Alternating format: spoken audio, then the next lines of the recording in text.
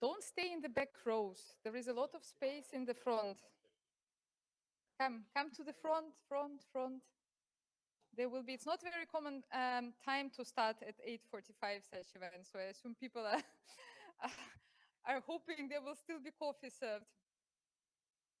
Come closer. Come in here. Проходьте.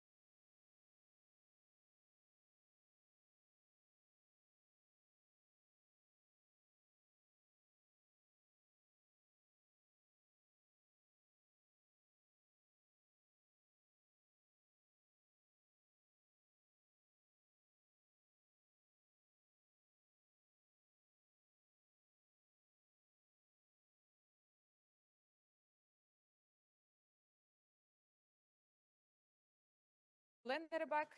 I'm the vice chair of the board of the Ukrainian Energy Agency. And this was all a little bit unexpected that I have to be the one welcoming you. Katerina is unfortunately had problems on the border. She could not cross, but maybe, I don't know, she's in process of the crossing. Maybe she will make it for our networking drinks. But I'm very happy to see you here today.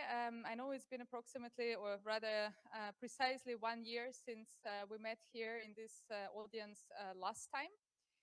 And we were all full of hopes that the next Energy Day will happen in Ukraine. But we have what we have. Continue working together this year even more on planning and working on reconstruction of Ukraine. I'm happy to know that there are still many companies supporting and working and implementing projects. And therefore, we meet here today with both offline and online format to strengthen the dialogue on powering Ukraine's reconstruction. And we will cover today the topics of energy security and the road towards the EU, which we all look forward to. So I'm very pleased to welcome for the opening remarks of our 14th European-Ukrainian Energy Day, Mr. Karl-Heinz Kopf, Secretary General of the Austrian Federal Economic Thank you for hosting us today, and I don't know if you would like to join in here. Thank you.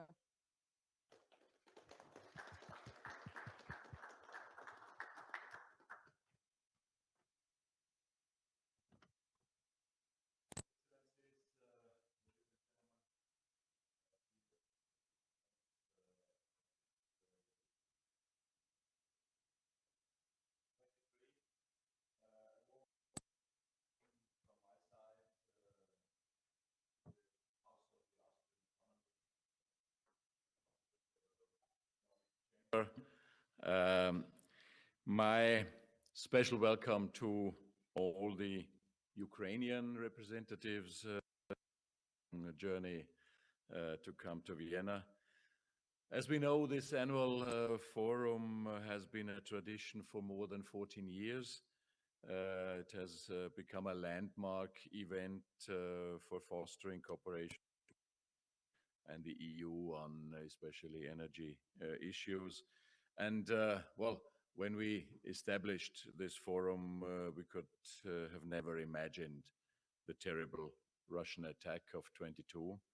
But however, day by day of the war, the Ukrainian energy sector has been in the crosshairs of the Russian military. So that's a complete new situation also for us in energy policy. And in total, as we know, about 50% of the country's energy infrastructure was damaged. The war caused significant losses to the renewable energy sector. as evidenced by more than a twofold drop in the share of renewables in total electricity production. Because until 22, as we can read, this figure has been by 13-14%, increased to 5 or 6% of because of this damaging. So that's a big pity. And well, in April 22, the energy community established this energy support fund for Ukraine, and Austria has also allocated 10 million euros to support this fund for Ukraine to rebuild the country's damaged energy infrastructure. And also, the Republic of Austria stands in solidarity with the Ukrainian people and supports Ukraine in several fields. Austria has sent, for example, more than 300 generators and transformers to Ukraine. Austria supports the work of the International Atomic Energy Agency on nuclear safety in Ukraine.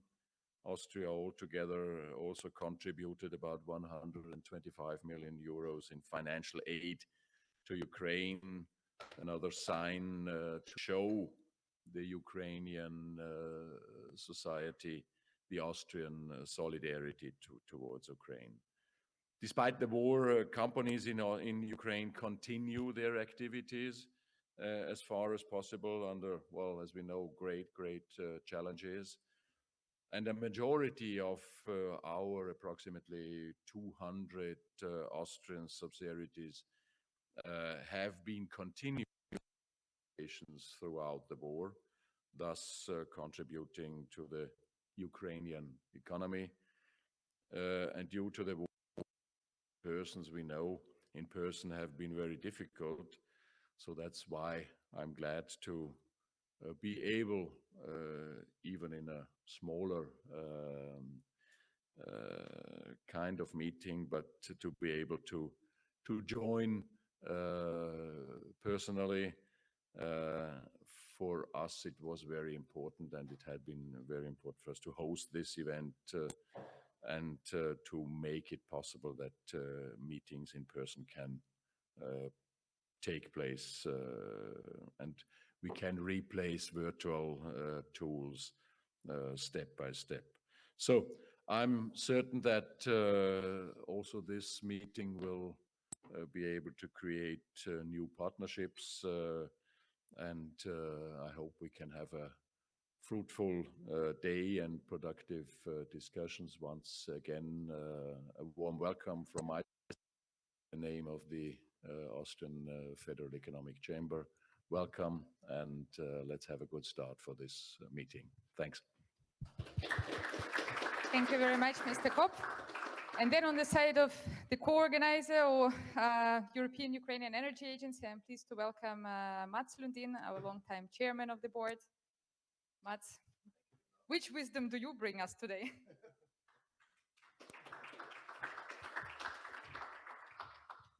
Thank you very much, Your Excellencies, ladies and gentlemen, for being here today with us. It's a second year that we are here in Vienna instead of being in Ukraine, having this Energy Day.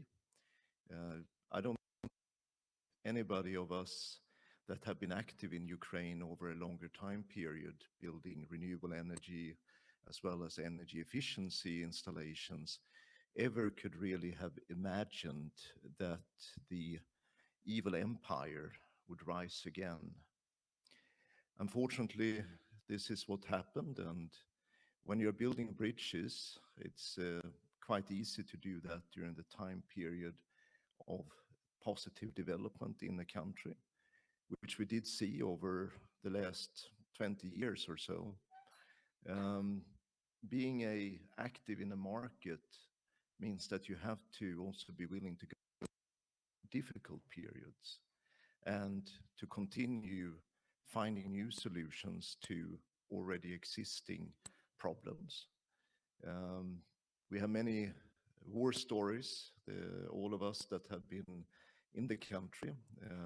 and we can discuss many of those during the coffee breaks, etc. Um, Ukraine has always been a challenging market. However, it has enormous potential. And what we are seeing at the moment is that unfortunately the best part of the wind resources are being occupied.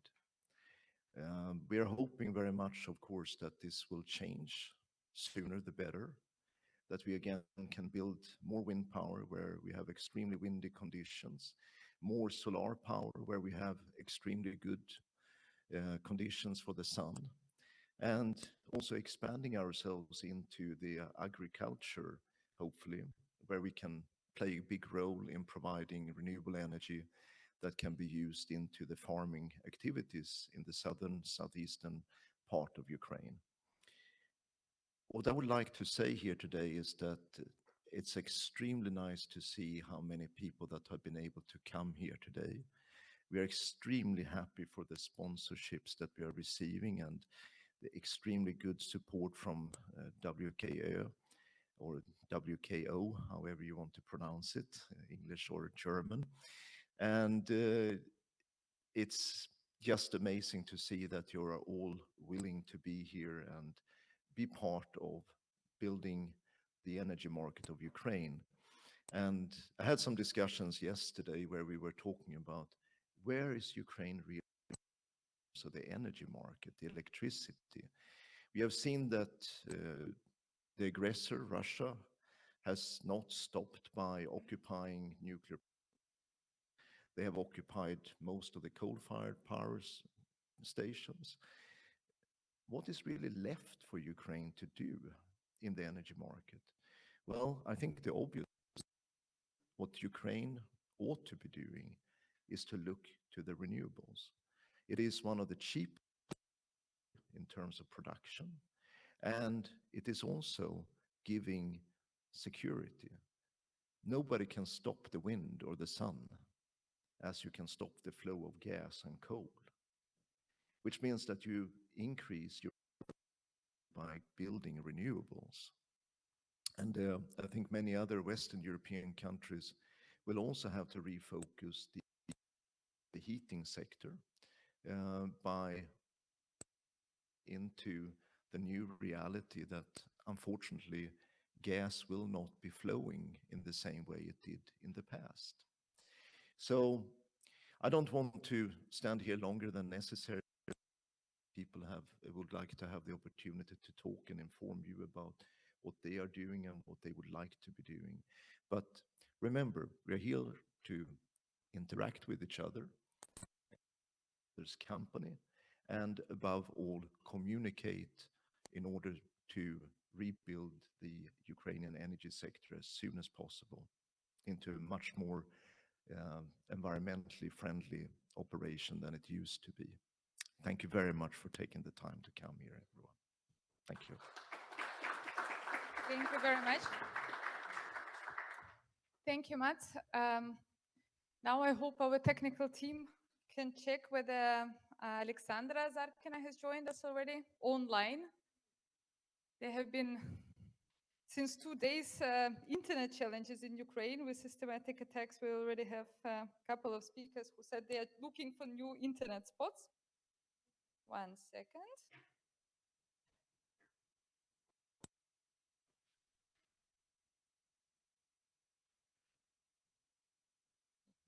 Oh, checking.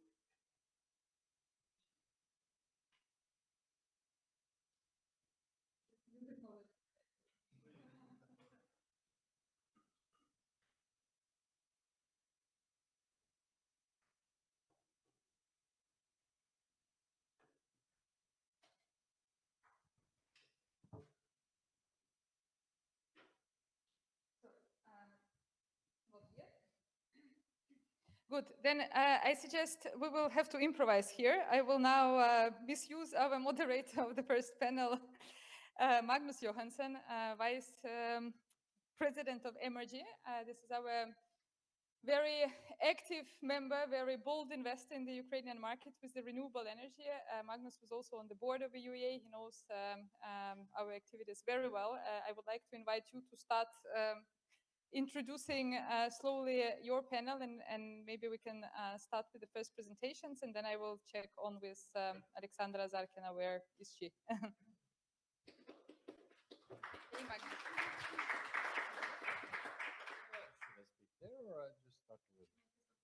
I will.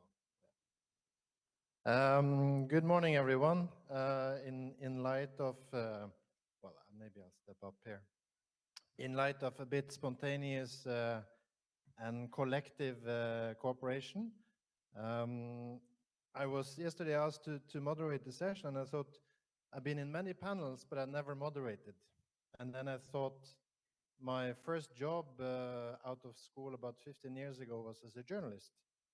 So I thought, well, at least I know how to ask questions. So I think this will work out. I represent one of the larger onshore wind players in Ukraine. We were first called NBT, then we reorganized, and now we are Energy.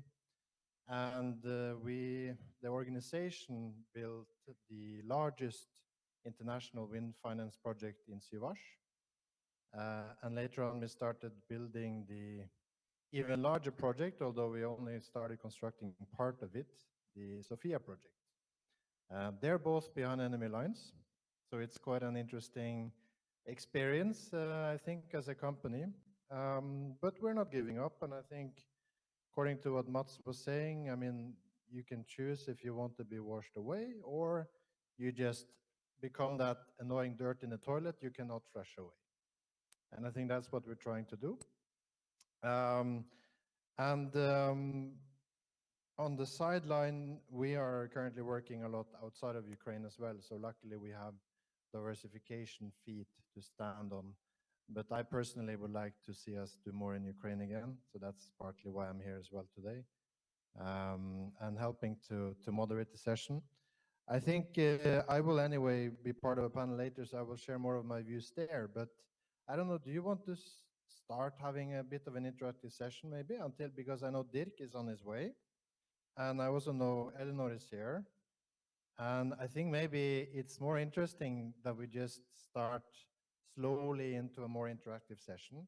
I don't want to spend too much of my time talking about myself. So if you two, and I think also Natalia was supposed to dial in. She's the member of the chair of Ukraina Energy. Having in mind the online setup, I guess she will join a little bit later.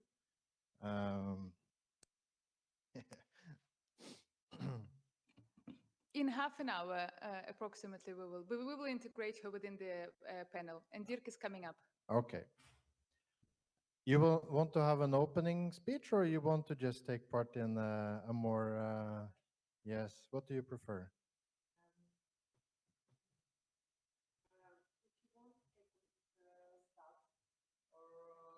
It would be nice, I think, to...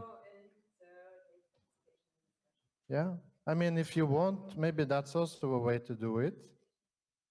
To have a bit of an opening speech first, it's use, and maybe also from you after she's has had a run, and then we can have a more discussion later on, perhaps. Okay. Yeah, excellent.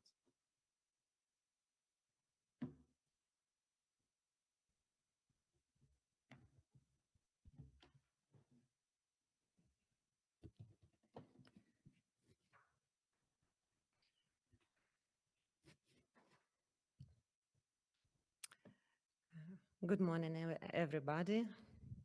So, I'm glad to be here today and present Ukraine.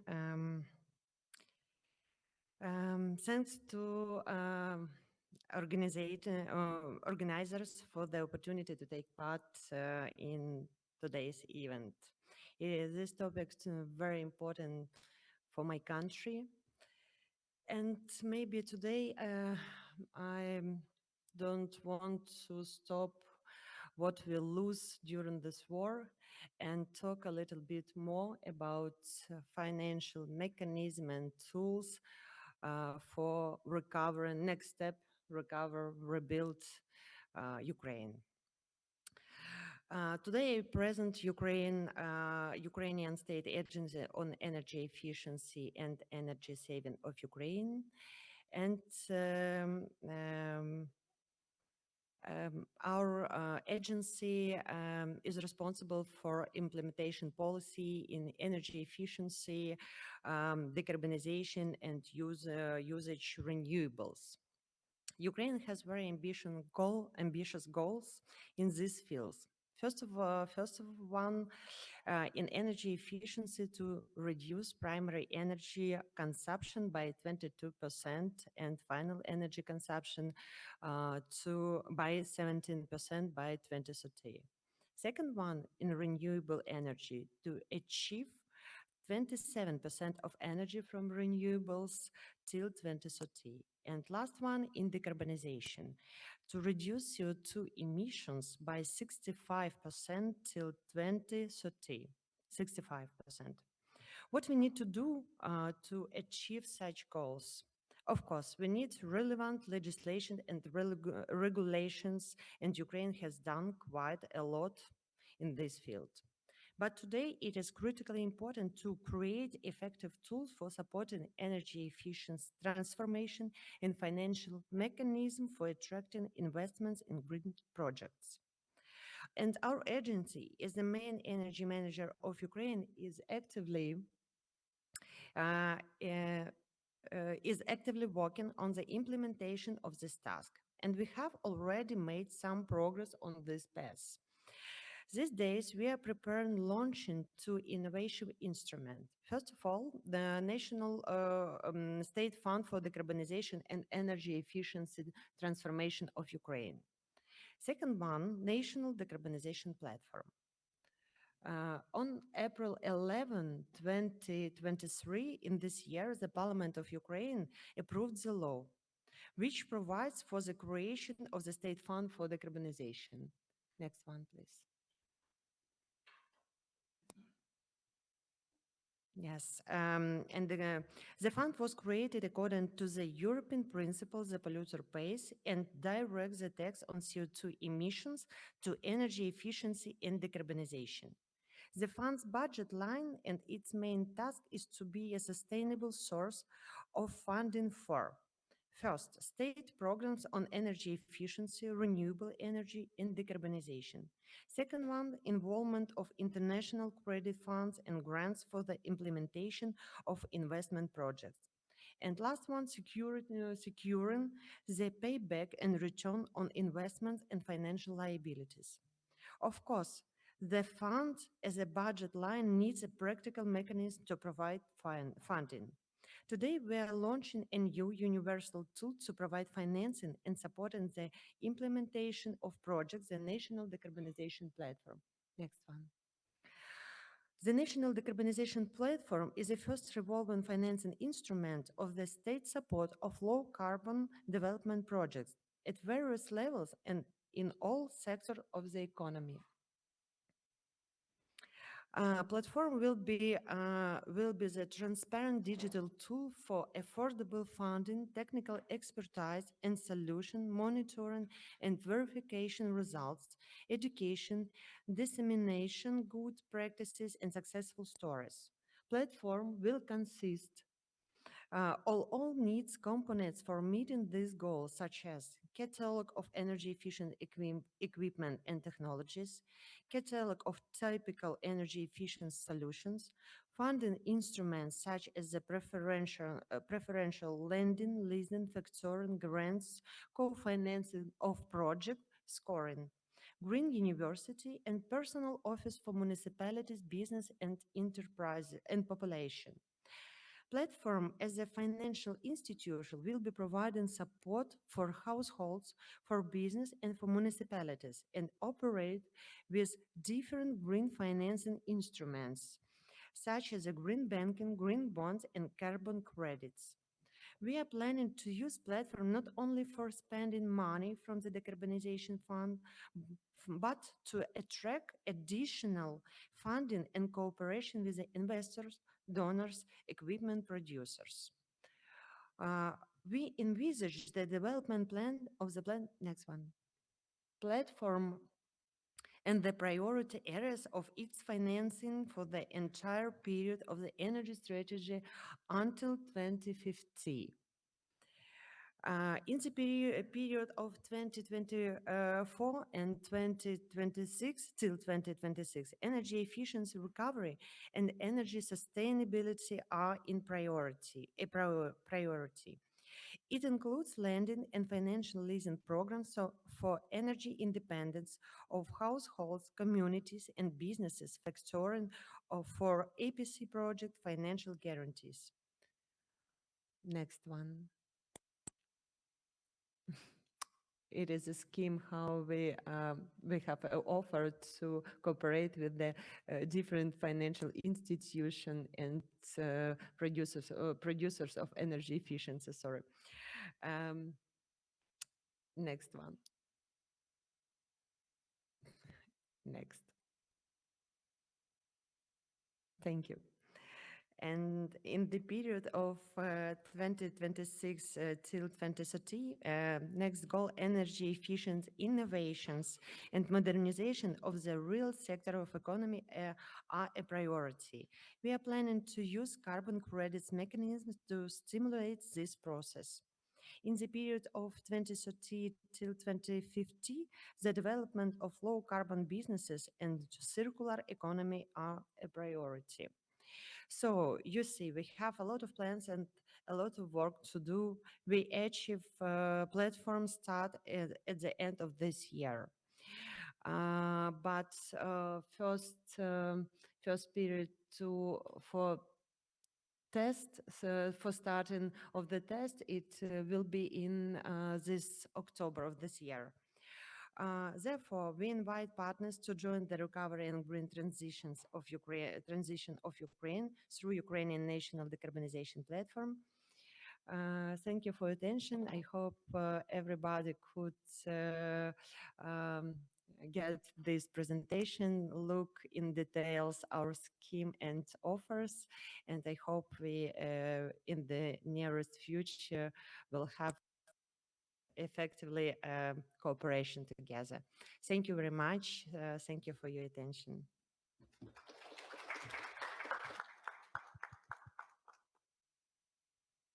Is this working? Yeah, excellent. So we also have one participant online. I think it will be great to hear first from Eleanor, and then after that we can hear from the online participant, and later on from Dirk. Eleanor Robbins represents IFC, who has been cautious in the renewable sector before, given questioning of the feed-in tariff model, etc., but who has now properly switched gear, as we understand. And you are basically leading the investment activities towards Ukraine, as I understand, at least operative. And also IFC has allocated a significant amount of cash flows. So my guess will be that you're probably one of the most popular person at the conference today. So it will be interesting to hear some views, how you foresee what you have of resources, how you foresee deploying it. Share some views, and then Great. Yeah, thank you. Thank you. Hear me okay? Delighted to be here. So my name is Eleanor Robbins. I'm the infrastructure lead for IFC for Ukraine. So IFC is the private sector arm of the World Bank. So our overall remit is to support private sector solutions in emerging markets globally. And we do this through a variety of products.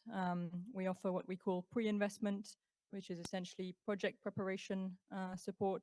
We offer technical assistance, and then we offer kind of what's traditionally been our bread and butter, which is essentially debt financing, equity financing, and everything in between, so mezzanine and quasi-equity as well. We also do kind of derivatives and interest rate swaps, cross currency swaps, this type of the typical kind of financing products.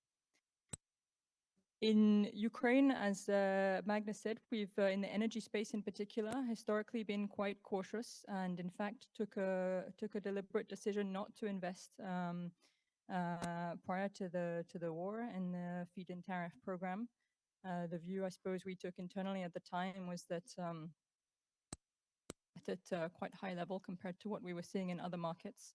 And we had concerns around the financial sustainability of the sector and the ability for essentially payments to be able to be made under such a high tariff, which sadly in hindsight indeed turned out to be the right decision from an investment standpoint. That being said, we're very humble in now acknowledging that means we don't have presence in that space in Ukraine at this point in time, and are keen to kind of change this and to lean in now that the circumstances have, of course, drastically changed in the market. So with the view to kind of lean in, what we've done is we took to our board in December last year, so December 2022, package an overall framework, which is called the Economic Resilience Action Program for Ukraine, essentially asking our board to take some risks and to be willing to put some of our capital at risk in the near term. I know that the topic today is mostly about reconstruction, rightly so, but we also want to support the country and our clients and private sector participants now. So we requested approval to be able to put at risk $1 billion of our own capital, so that's IFC's own balance sheet, and leverage that with an additional $1 billion of concessional funding to be able to deploy $2 billion in Ukraine again in the near term. So this is a 18 to 24-month program. This is spread across all subsectors. So it includes as one of the core pillars essential infrastructure, of which, of course, energy is a very essential piece of infrastructure. And it also includes support to municipalities, displaced populations, as well as agribusiness, institutions, and trade finance. Under this program, to date, we've excuse me, committed about $400 million. So seeking to meet that $1 billion target, and we really see a real importance to back that with concessional finance. So we are also raising money from our partners in the donor community to be able to provide some innovative mechanisms to back both our own exposure as IFC. So, for instance, first loss guarantees, this type of to be able to de-risk projects more broadly. So, for instance, through viability mechanisms, instruments. So far, we're happy. We've actually had great support from Austria on providing quite a bit of financing to help with the technical assistance and project preparation activities. We've also received really strong support from the UK, from the Netherlands, and from the EU to help provide these instruments to de-risk, which is really important for us. So this has been a lot of our focus has been on how can we support in the near term, but it's also with, and I'm sure we'll have the opportunity to discuss this further, to connect this with how do we prepare now for reconstruction and what can reconstruction look like, and acknowledging very much that what needs to come now in that short term also needs to make sense in terms of demonstration effect and replicability and scalability for what's going to be needed in the reconstruction, which of course is much, much larger. And I think we can get into that more during the discussion. But maybe I'll pause here in terms of an overview of what we're looking at and look forward to discussing further today. Very good. Do we want to make another effort, Lena, on the online participant? I understood that the representative from European-Ukrainian is available. It will be very interesting to hear the views from Natalia Mikolsk. I don't know if we want to give it a few seconds.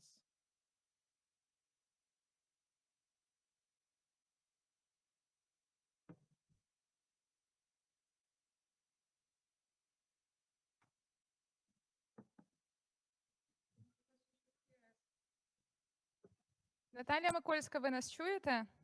Yes, I'm here.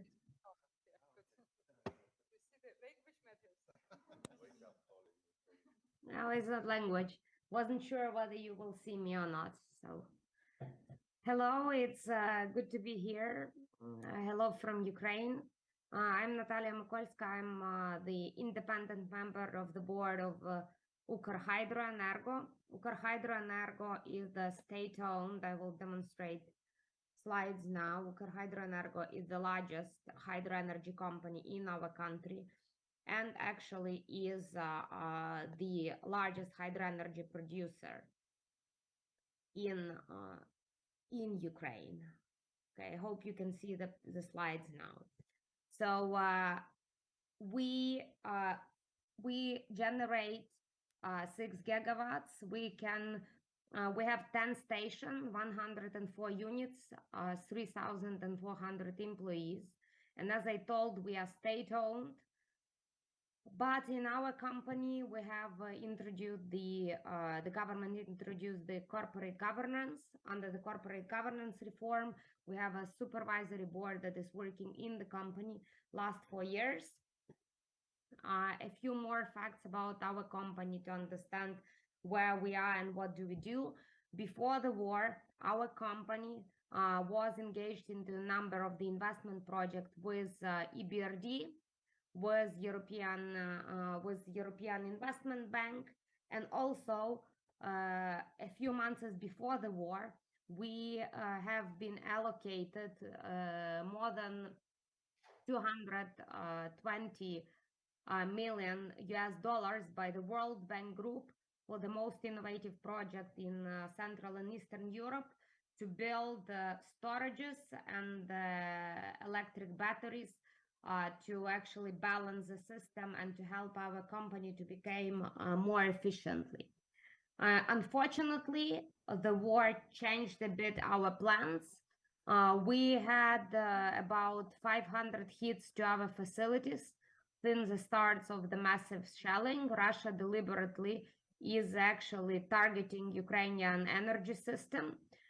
We lost 2,000 megawatts of generation capacity during last fall and winter, and we were able to restore 500. So 1,500 has still to be restored. The general losses incurred by our company is 1.5 billion euros. The biggest loss we incurred due to the distortion and actually attack on Kakhovka Dam. Kakhovka Dam is owned by the state, but we were manager of the Kakhovka Dam, and we had the Kakhovka hydro energy power plant built there. So I think that everybody at this conference already heard about this terrorist act. And for us, just to understand, it's not only about the generating the energy or generating capacities, it's also we have a number of stations at Dnipro rivers, and Kakhovka was one of the this station. So basically the distortion of Kakhovka Dam also affected the energy production and energy capacities at our upper Dnieper river hydropower plants. It affected production at Zaporizhia, and it also affected production at Dnipro. So that's what happened, and actually coming back further, we have a number of projects that we are working now. Among those projects is the restoration first and rebuilding of Kakhovka power plant, and it will be done into the number of stages. We cannot provide more details at the moment for security reasons, because as you understand, the other bank of the river is still being occupied. The territory has been heavily shelled by Russia, but we still hope, and we really think that after Ukrainian military forces will push Russian forces back, from that side of the river, we will be able to do further exploration and to work further on more detailed plan of actually restoring this capacity, because it's very, very important for Ukrainian energy system, not only in terms of the production of the energy, but also in terms of the balancing of the system, because balancing of the system is one of the major tasks that our company is performing as well. Just to provide you more information about potential projects that we have, definitely among those projects, and that's the project that we are currently discussing and working with both international financial organizations and discussing it with potential private investors and private companies, are restoration of this 1,500 megawatts of destroyed capacities by shelling. But in addition to that, we really want to increase the capacity, our capacities. And among them, we are talking about installation of hybrid system. The project that we actually initially started was the World Bank, reconstruction and storage and replacement of modernization of the equipment at our power stations, including Kaniv and Dniester. And definitely we are really keen into working on the hydrogen project. We plan that it will be the Ukraine first hydrogen production based on hydropower plant capacities, and it will be definitely like the green, I would say the greenest energy potentially available for us.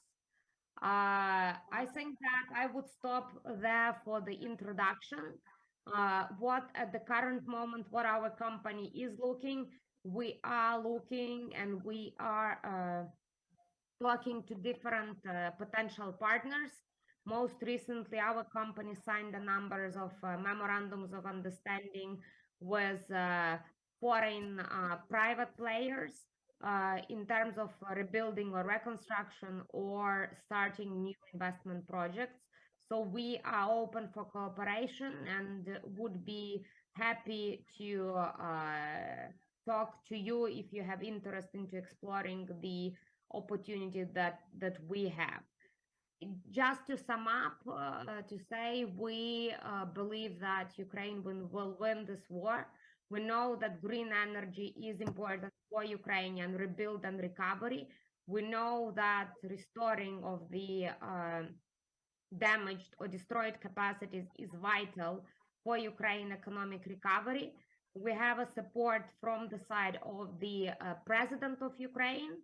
We have support from the Cabinet of Ministers of Ukraine and Prime Minister of Ukraine to start and actually to launch a number of ambitious projects that would definitely help Ukraine to recover and rebuild as soon as possible. And just to sum up, thank you all for supporting Ukraine, and thank you all for standing with us and helping us to fight the terrorist state. Thank you.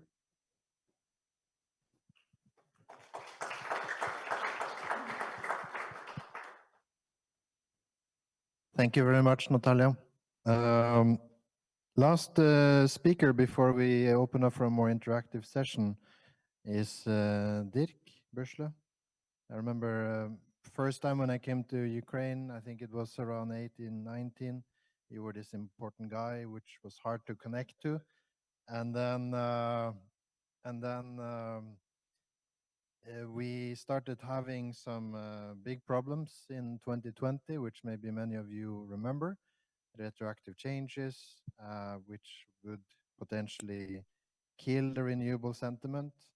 Enters Dirk, sits in between the private sector and the government and works out the memorandum, which later ended up being the draft law, which I had success because of your contribution. Yeah, and now you've been active on the sideline. It will be interesting to hear a little bit how you have been working, how you see things now in the state of war. Thanks a lot, Magnus. Define sideline. But yeah, good morning, everybody. And I think the last time we met was you weren't there physically. That was in Kiev with many of you. We had what we call the post mediation or post meeting to take stock of what has happened and to see what's still to be done. Since then, also a number of things have happened. I think we see continuity, both for good and for bad in the renewables energy sector in Ukraine. What remains is the huge potential. What remains very big interest by the European Union, the entire world on how this potential could eventually be tapped in. What also remains is the problems of renewable energy producers in getting paid. That is very frustrating. And I think in this situation, the best that we can do is to focus on the way forward. Once again, there have been developments evidently also for the better, and I believe our meeting in Kiev was also helpful for that. The law that is being dubbed the Green Transformation Law, if I'm not mistaken, has been adopted, which addresses issues not only for large-scale producers of renewables, but also for net billing, for guarantees of origin, and a number of other issues that have remained unresolved for a too long time. We also see a constant intervention, and I think it is sometimes for the better, sometimes for the worse in the electricity market. In our discussions with you and other renewables energy investor, we always made this very close nexus between any reform, any further improvements to the renewable energy sector and the electricity market functioning, which is an obvious nexus. I think maybe the most positive effect, or at least the most remarkable effect, was the raising of the price cap, which has happened late spring this year, which at least shows a sign, and this is not only for the better marketing, not only important for the better marketing of renewable energy, is also important for the security of supply of Ukraine, that Ukraine is moving towards price convergence also with the European markets.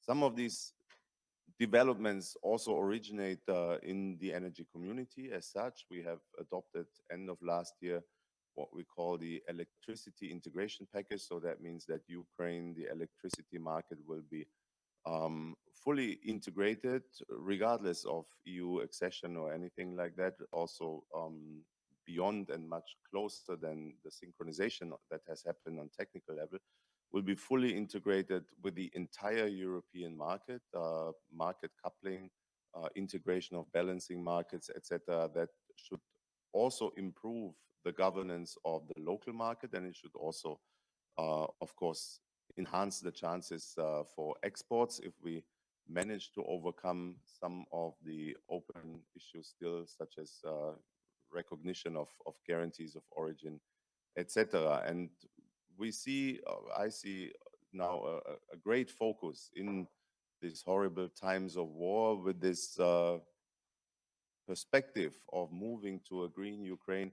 I see a great focus on exports in general. So that's what the EU is expecting, what Ukraine and Ukrainian stakeholders, companies are expecting even more.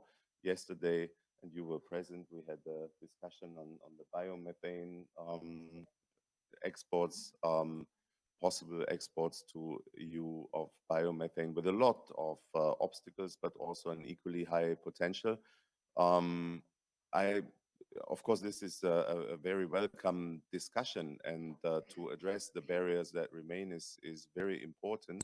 But we should definitely not forget the local market because everybody seems to be interested in exports in the area of wind in particular. That would not only be electricity exports, that would also at some point be hydrogen exports. But there is a local market still to be reformed and the local economy still to be greened as well. We do have also in the energy community now a discussion and actually a procedure related to national energy and climate plans, where the targets that Ukraine has committed to are being and how they will be achieved in more detail. This is not the strategy. This will be a document much more important, much more profound, much more relevant also for the reconstruction of a greener Ukraine than the strategy, in my belief, because not only does it follow the EU model, it also is something that is very by the entire G7. So this will be a document where good renewable policies, measures, and projects should get high prominence. And I think we all have to work on that.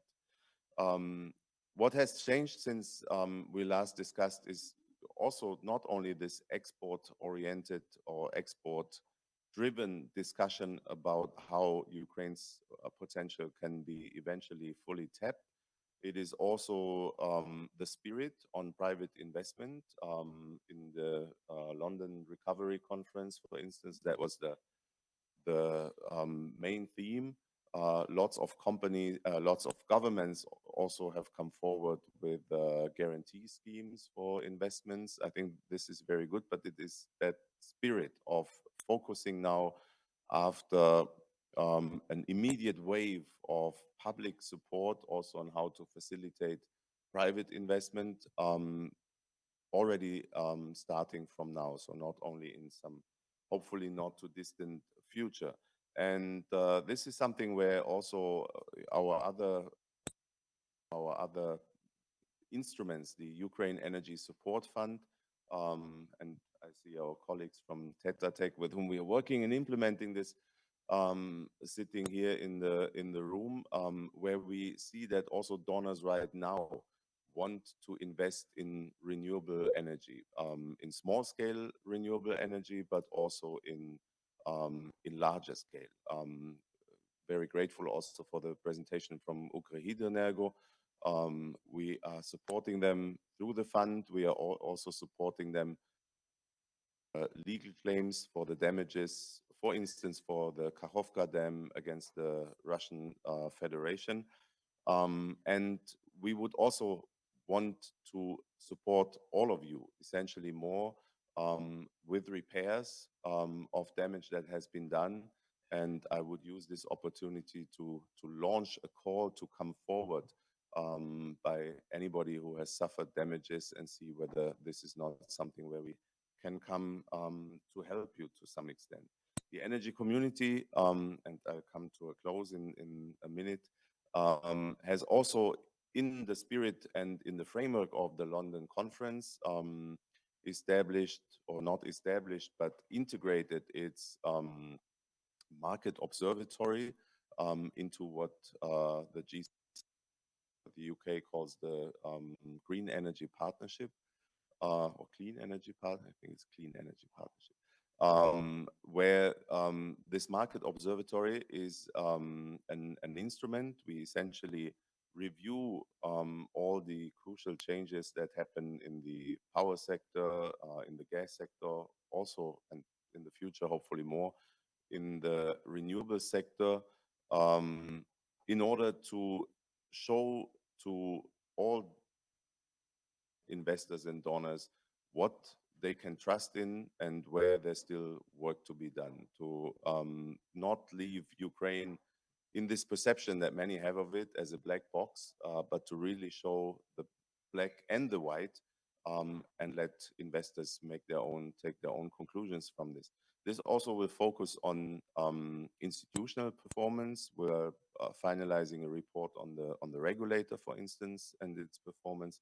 I think also the guaranteed buyer would probably deserve a closer look to see and draw some conclusions on what can be improved there, again, to work with all of you. In conclusion, maybe just to say that I think we did have always in our collaboration between the energy community, me personally, and the association, a very good platform where we could exchange worries and also discuss possible solutions and come to actual solutions. I think we need to turn this into a true agenda so that Ukraine is not only striving to export renewable energy, but also ideas, because this is the time where the agenda for the build up. And I think it would be very good if an association like this one here would play a key role, a lead role in coming up with ideas for that, reflected in the NECP. They may be reflected in other documents, but we need to find that balance, I believe, between worrying about investments made and making sure that they are actually profitable. That remains equally important, but also thinking for the future. And maybe if there's no questions after this, I would be very grateful if you came up with ideas for such an agenda. And I think with our platform, we'll find the possibility and the vehicle to take these ideas further and make sure that your gatherings here and our joint meetings actually lead into a number of good ideas and find an echo in Ukraine and beyond. Thanks a lot.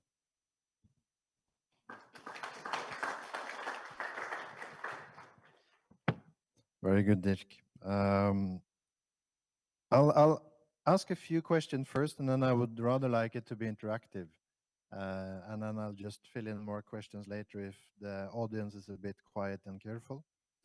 And later on, Elena, if the first online participant is back, please let me know.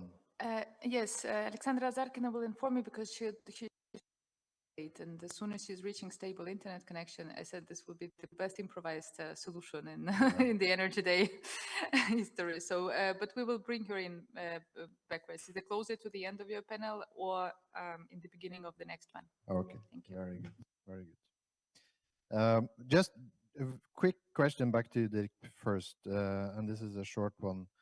You're talking about the guaranteed buyer and the ongoing challenges.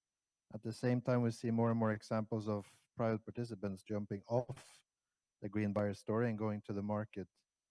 Do you think this will basically be the end game and that will happen to everyone because it's not buyer financiable? It's a very difficult judgment call. Of course, it's good if there's options, and I think that the one or the other wouldn't exclude itself.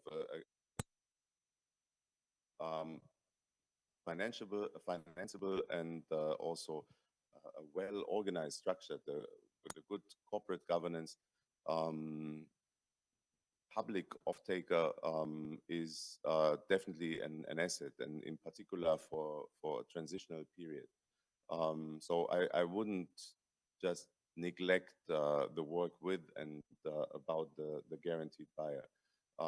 We have this, as you remember, we have been previously discussing models where also investors could take stakes in the company to not only make this the state as in an almost role to the investors, but to make sure that the interests of investors, of renewable energy producers, are reflected within the corporate governance. So definitely direct access to the market will and should become more important, but I don't see this as just the end of a well-reformed guaranteed buyer just yet.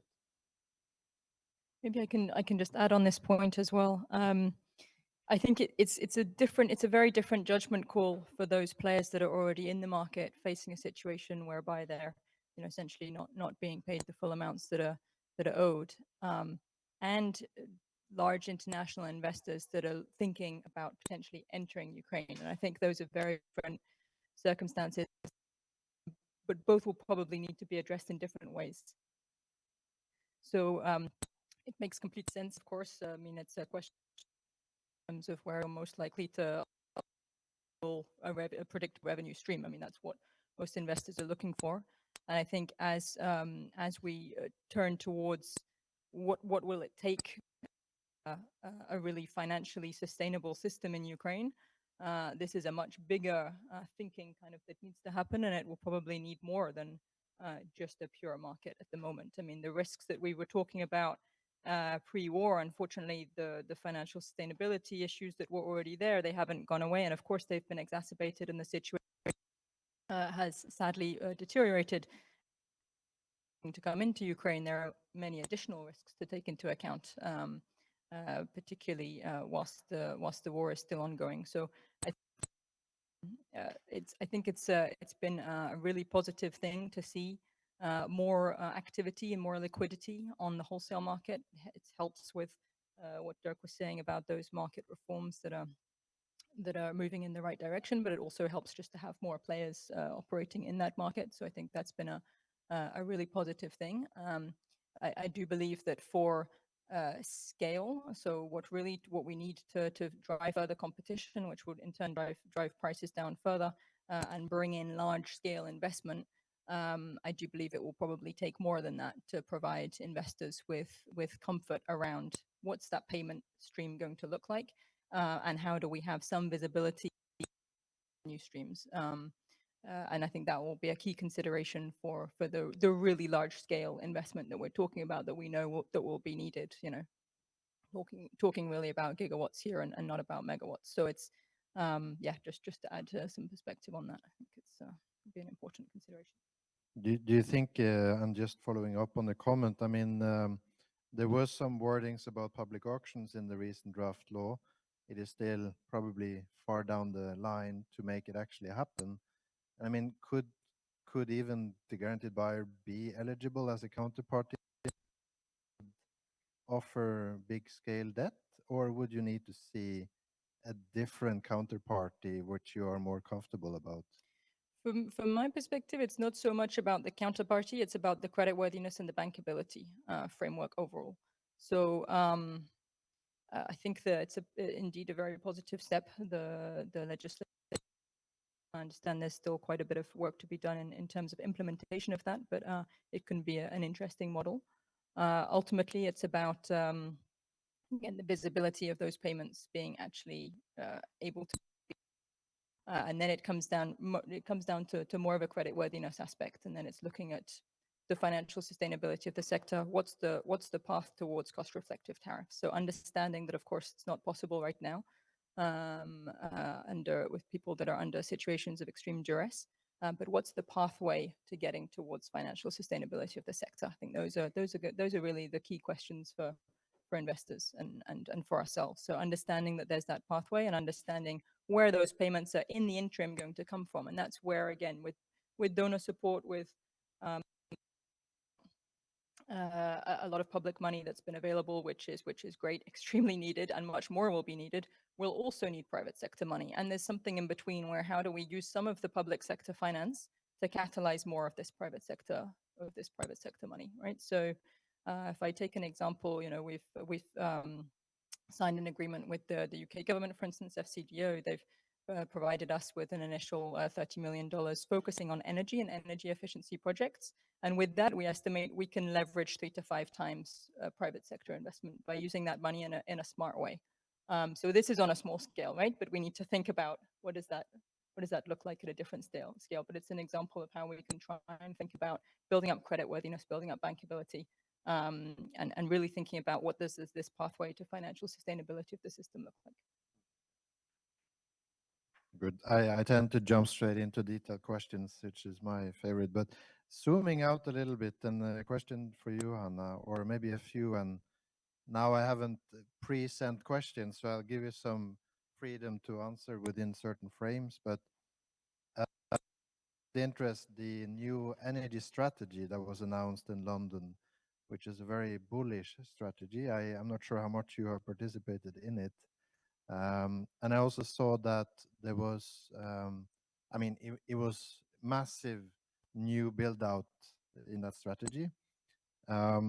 And I think maybe one of my first question is what is your take on this ambition and the build out of different technology within the frame you feel comfortable sharing in public? And maybe also another question in terms of the, let's say, high ambition build out, what do you see as the biggest challenges? Is it making projects happen? Is it legislation? Is it to sell power? Yeah.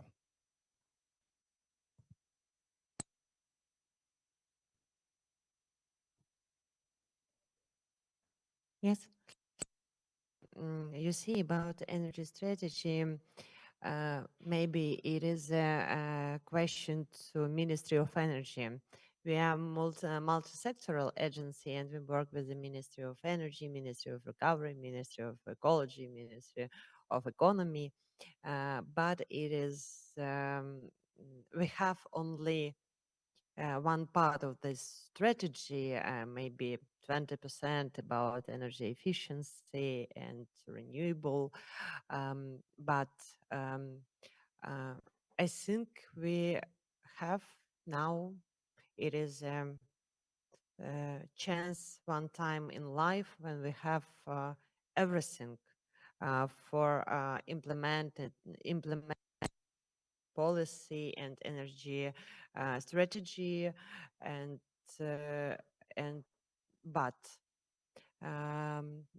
we should clear understand how how um, um, financial institutions from other countries estimate risk in our country today, how they estimate or um, uh, build priorities when they choose projects in our country, because we have a lot of saving sectors and investors sector for next investment. For example, biomass, cogeneration, develop renewable wind generation, solar plants. We have a lot. We're the biggest agriculture country, and we could do it. We have political desires too, from our President Zelensky, Ukrainian parliaments, and now we should more clear understand, and we work more. You see, during my visit in USA, I never see in my life, I never hear uh, so many time when the people repeat one word: corruption, corruption, corruption, corruption. And I have a question for my colleagues on this panel: how do you estimate risk in our country um, when you choose a project? War risk, corruption risk, competitive risk. Yes. How do you choose these priorities, and how you estimate risk in our country today? Maybe it is a first step how we should build our next cooperation with a big financial corporation, with our donors, to rebuild and recover Ukraine, because in our country we have everything for rebuild today, uh, build tomorrow better and better. Thank you. Happy to give one perspective on this. I'm sure there are many others, but in terms of how we're looking at the situation, I mean, so first thing to say would be, in terms of the fundamentals of any project, we kind of look at it the same way in any market, really. So it's thinking about on your question around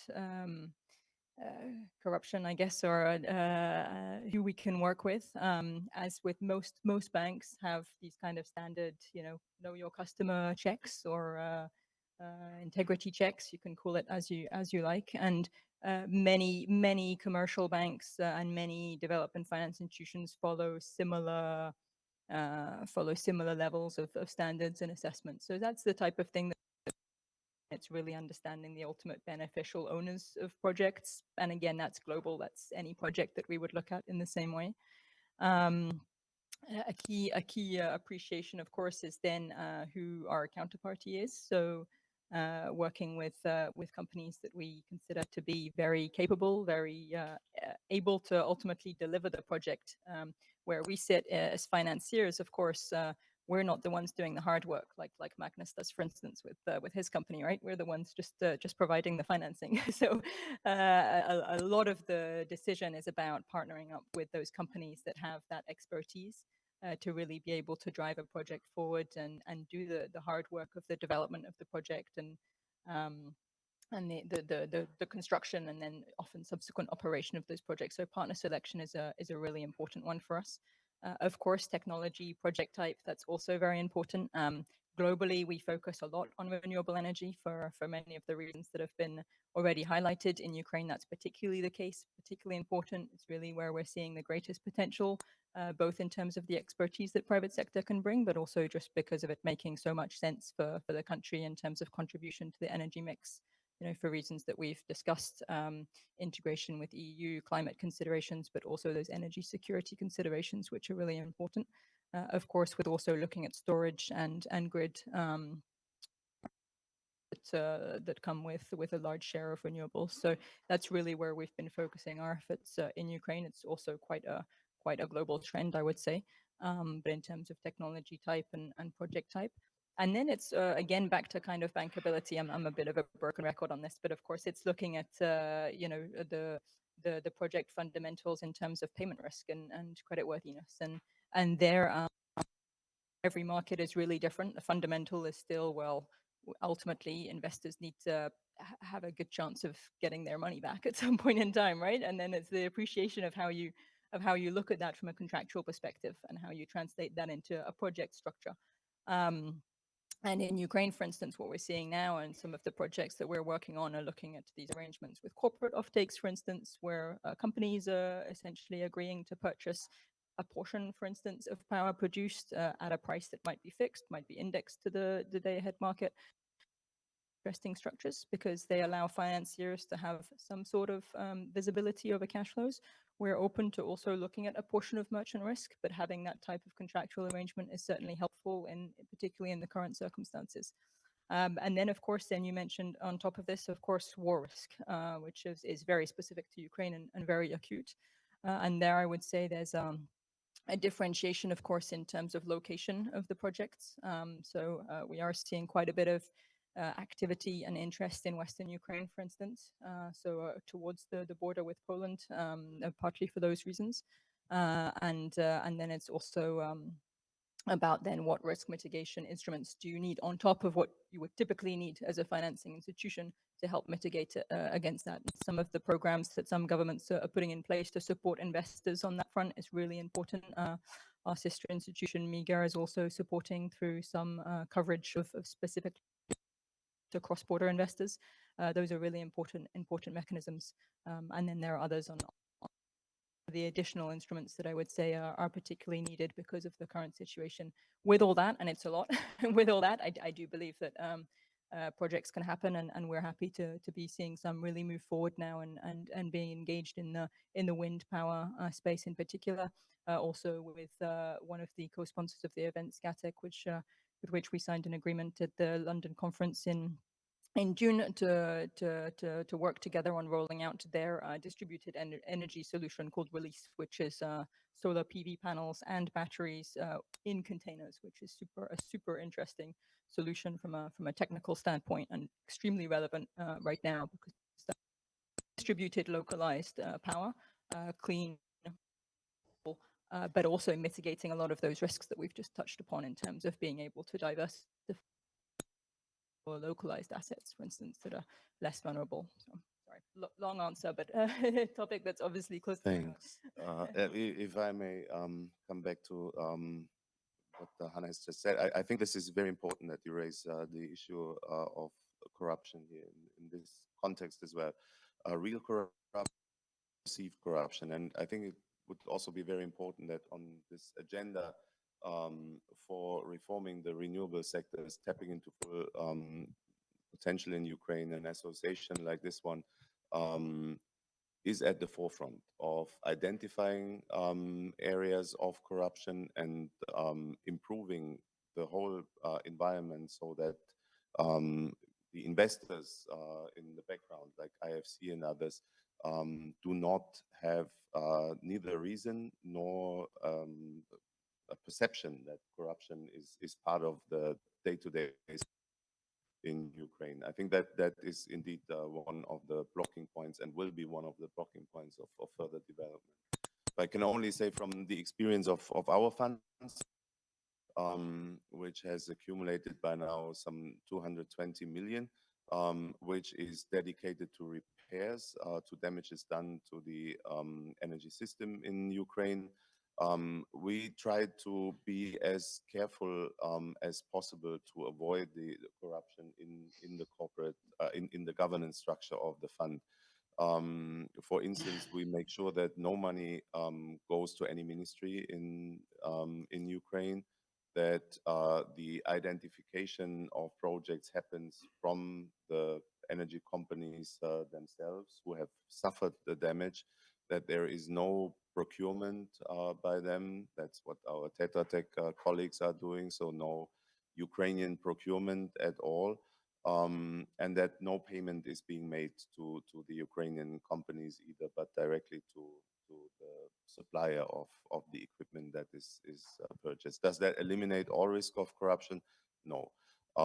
That's clear, and that's why also the Ukrainian system must be both much more vigorous, but also be transparent. There is also an associated risk with addressing corruption in a maybe sometimes politically designed way. So that is also gives the impression that it is not really about the corruption, but about some persons that need to be scrutinized for other reasons than their behavior. I think that's also improvements that the institutions in Ukraine still need to do. A completely depoliticized, transparent, and effective corruption control. Now, another aspect is corporate governance, indeed, in particular of public undertakings as well. We are doing this currently with the gas transmission system operator and also with the electricity transmission system operator, Ukrenergo, to make sure that the governance is as such that there is the utmost transparency and the utmost checks and balances and controls that can happen. And this is, again, not politically motivated controls, but controls, for instance, by auditors which have been hired by independent supervisory boards, etc. So and I think this is important also for giving investors, public and private, this feeling of relative safety, not the war risk, not the economic risk, but the corruption risk in Ukraine, that there is as many layers as possible of checks and balances, transparency, independency, and I think that's an important part of our mission as well. I think there is Magnus, also Natalia Mikolska wants to join from online. Natalia, are you still here? Yes, I'm here. I don't know whether you can hear me. Yeah, I was just about to move a conversation back to you, actually. And I also have some views on the topic, but I think I'll defer for the next panels later on. But Natalia, maybe could you share a little bit? I was having dinner with Mats, and I have experience with both solar from Scatec and wind in energy in Ukraine. But I'm more limited in knowledge in terms of hydropower. And then I asked Mats, who's knowing this space longer than me, what should I ask someone from Ukr-Hydroenerga? And he said, well, they have been the backbone of the Ukrainian market, and especially on the balancing market. It would be interesting to hear from you. How do you foresee, with everything that has happened, the damages, the reconstruction, the plans of big intermittent capacity? I mean, do you think the role of Ukr-Hydroenerga will just continue to increase, and in what shape and form? It will be very interesting to hear. Yes, actually, but I will answer to that question, but I also have some comments on what Dirk had and the other colleagues on the panel. First of all, I think that, I mean, Ukr-Hydroenergo was always playing a tremendous role in balancing markets. And because we are state-owned, in addition to working at the, like as a company actually, and with the major goal of making profits and paying back, the dividends to our investor, who is the state. We also have, we call it a social function, and sometimes balancing is part of that social function, but it's being paid by the state. Definitely, during the blackouts and was some situation with shutdowns that we have, was other type of generation. Ukr-Hydroenergo was playing the, I would say, one of the major roles in the Ukrainian energy system. Because of the security reasons, we cannot go into, like discussing the details, because we all know that our enemy is watching us very closely.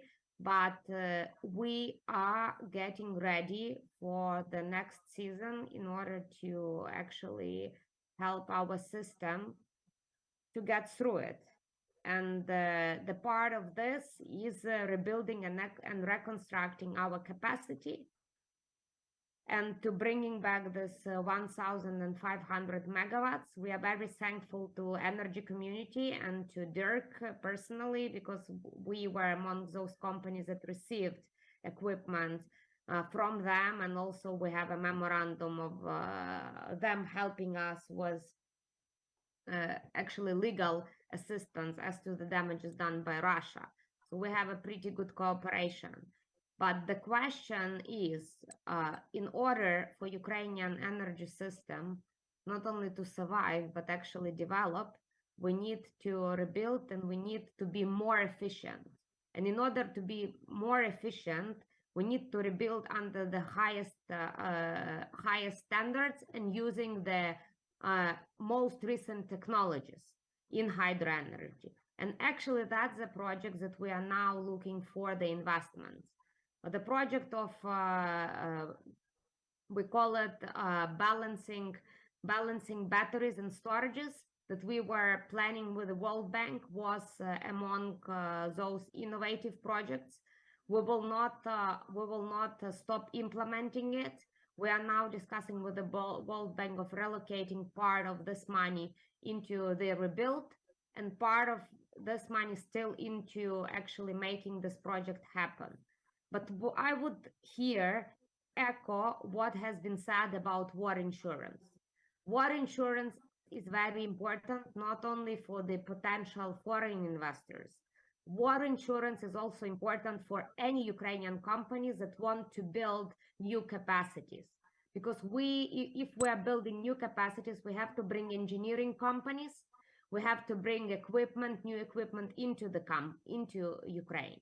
So a lot of companies all over the world, they have a prohibition for their employees going to Ukraine, because there is no life and health insurance working, or the life and health insurance offered for their employees, the premiums are so high that it commercially makes no sense for them going to Ukraine.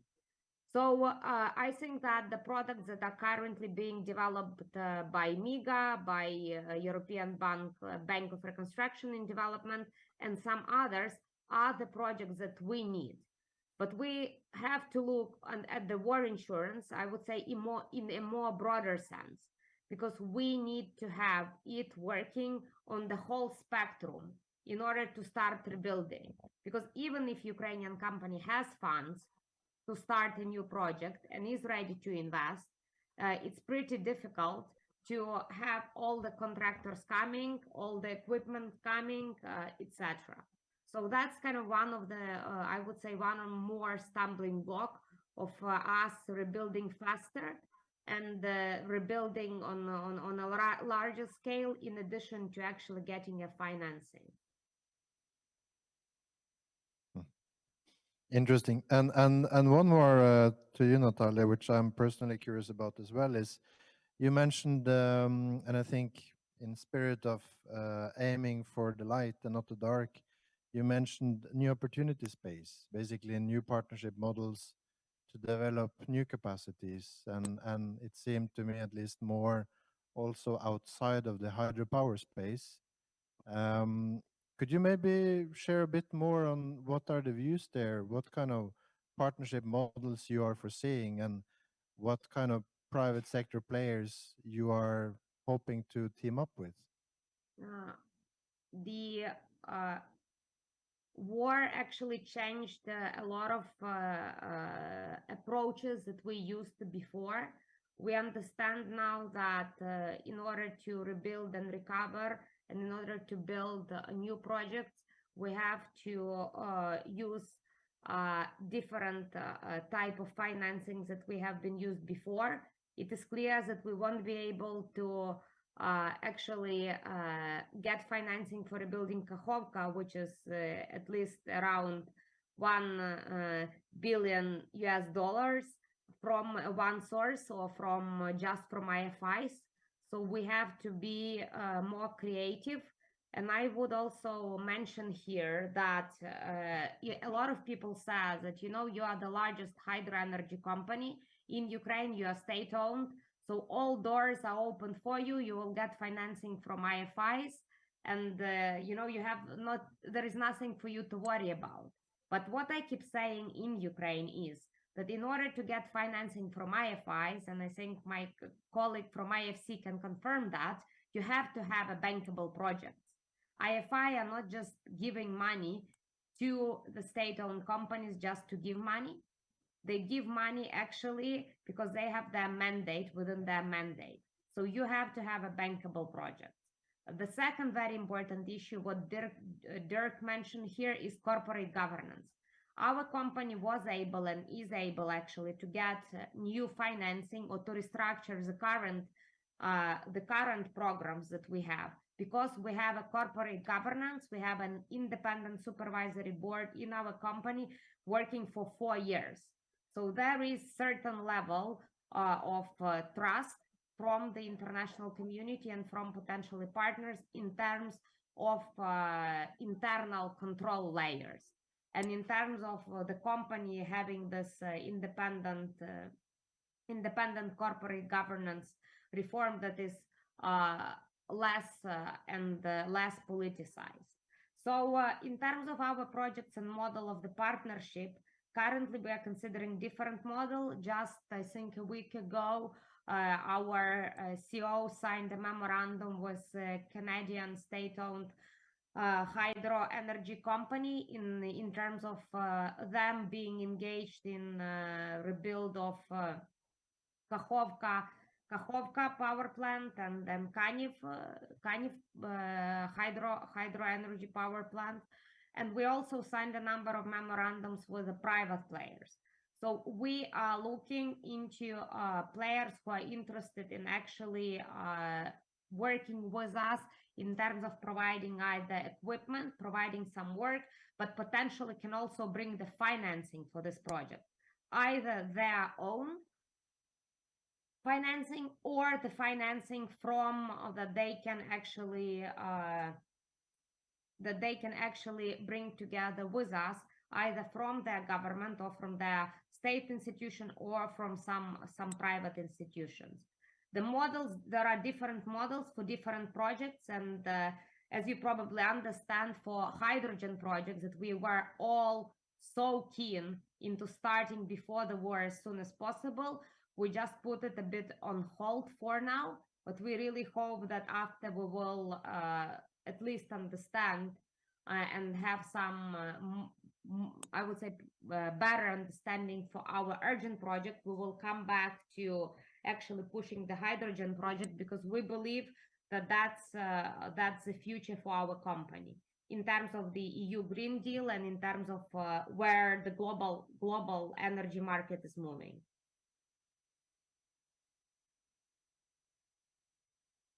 I would like to ask a question. You all are looking on the Ukraine's energy sector and the progress and reforms from very different backgrounds. And well, for those of us Ukrainians, let's say, we are since the beginning of the war rather prefer not to criticize the government and try to be all politically diplomatic and so on. But in principle, do we have each one of you on the list, let's say, top two, three achievements in the energy sector in terms of reforms and progresses, and maybe two, three biggest disappointments or failures that you would consider the government should have done or and could have done? Of course, we should have done a lot, but the possibilities are also limited. And that's it open. I hope you would all contribute with few.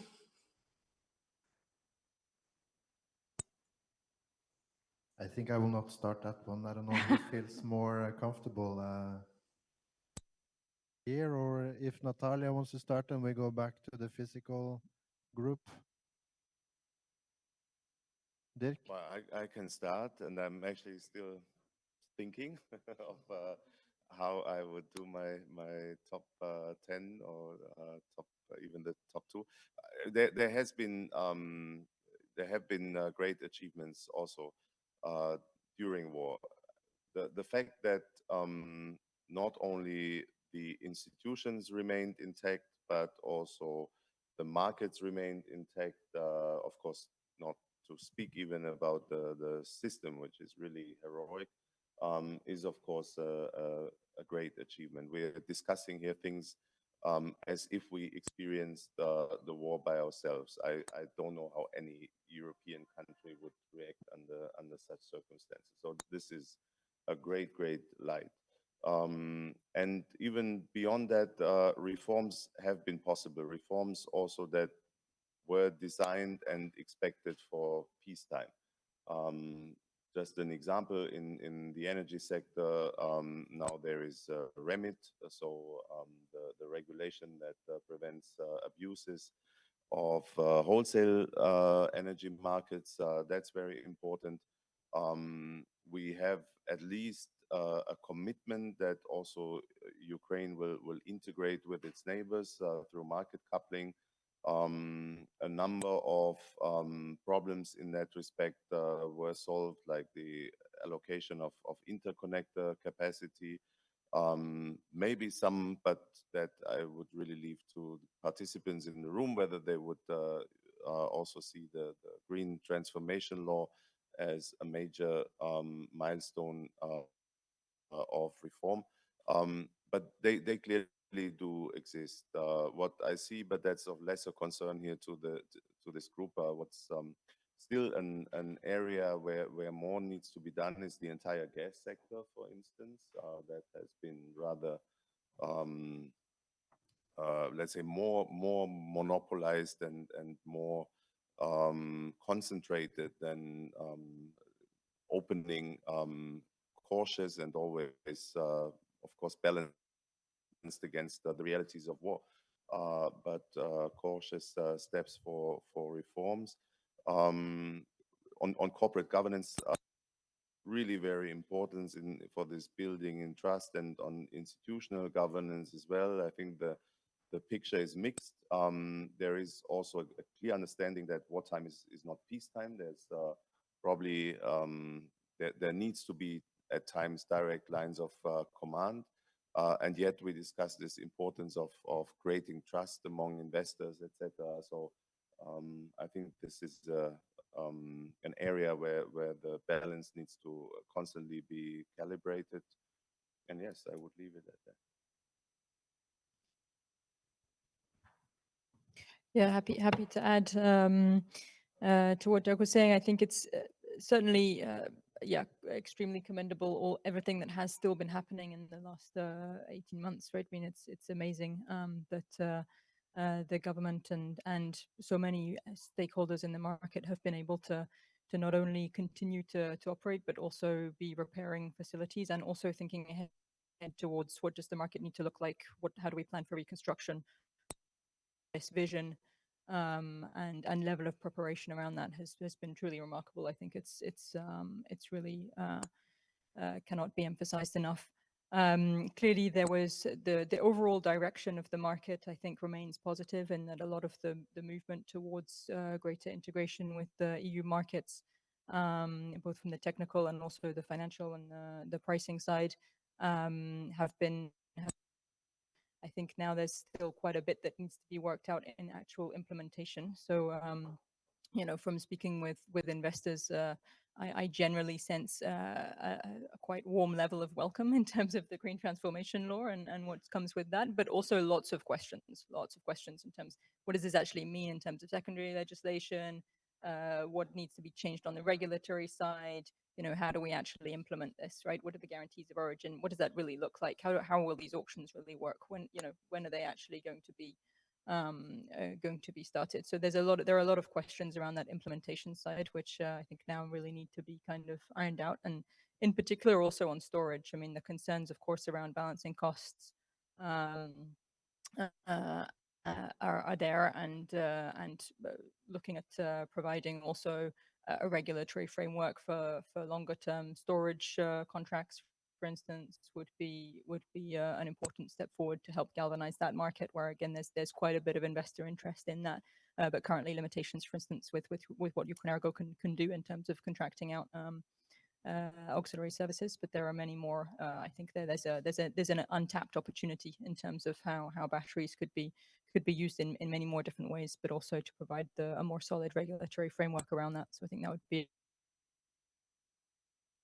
an important area to also focus on going forward. Natalia, do you have any views on the question? Any achievements or, let's say, disappointments to highlight? For me, the biggest achievement is the resilience of people that are working in Ukrainian energy sector. And I cannot be more proud of our team that is working in Zaporizhia and Dnipro. They are being shelled almost every day, but they continue working. They continue going to power plant. I'm proud of all our teams that are working on other power plants, because even if we had hits,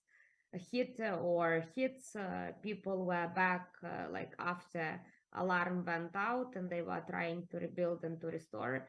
The achievement for me is also that notwithstanding all the issue where we have this support from the international community, and that's very important. And this support is not virtual. And the last, I think, kind of a disappointment for me is that, I mean, the situation with the war insurance is moving very, very slow. Unfortunately, we've been in a year, you know, like almost like 2 years, coming to 2 years of the war, and we still do not have products on the market offered on a wider basis, and that's a big disappointment for me. And I think that international organization and our donors can play, I would say, bigger role, and can push more for us to have this project, because it's clear that Ukraine by itself, or we as a companies, Ukrainian companies, we cannot resolve this issue. And it can only be resolved with a multi-donor donor efforts. That's kind of you know, like disappointment from my side. From my side, I think we should follow clear strategy more, and have good understanding between donors and a financial institution and government uh, in in assistance and supporting for Ukraine now, because when we say energy independence, energy safety for municipalities, for example, or for communities, now we have only components, help and assistance for these small communities. For example, some donors help to install or set one cogeneration settings or biomass boiler, but only one. It is not strategic direction, and working together with donors and government and full scale spread this region, for example, and to do will do more really energy safety and energy independence. We should be understanding for each other more between donors, government, and maybe next one it we should more faster should prepare our legislation, our from platform foundation for entrance to European Union, and adopted adopted our regulation for the European Union standards and rules, and I hope we can do in the nearest future together. Thank you. Very good. I think also what is very interesting now, before and after the war, is that before the war, renewables was all about getting subsidies. Post-war, or even now, it's all about offering value propositions to Ukraine, because you can really offer a discount to the market price. So I think the recent law that was adopted, allowing for that to happen gradually, it's a great success, really. Yeah, time. We're getting closer to time. Do we have time for Q&As? Time for coffee. Okay. Should we have questions, or we just go for coffee and have more interactions there? Yeah. Okay. Good. Then I think you can just press the button, I assume, and then fire away. So thanks a lot. My name is Fatih Kölmik. I am from Tetra Tech, implementing the US energy security project in Ukraine.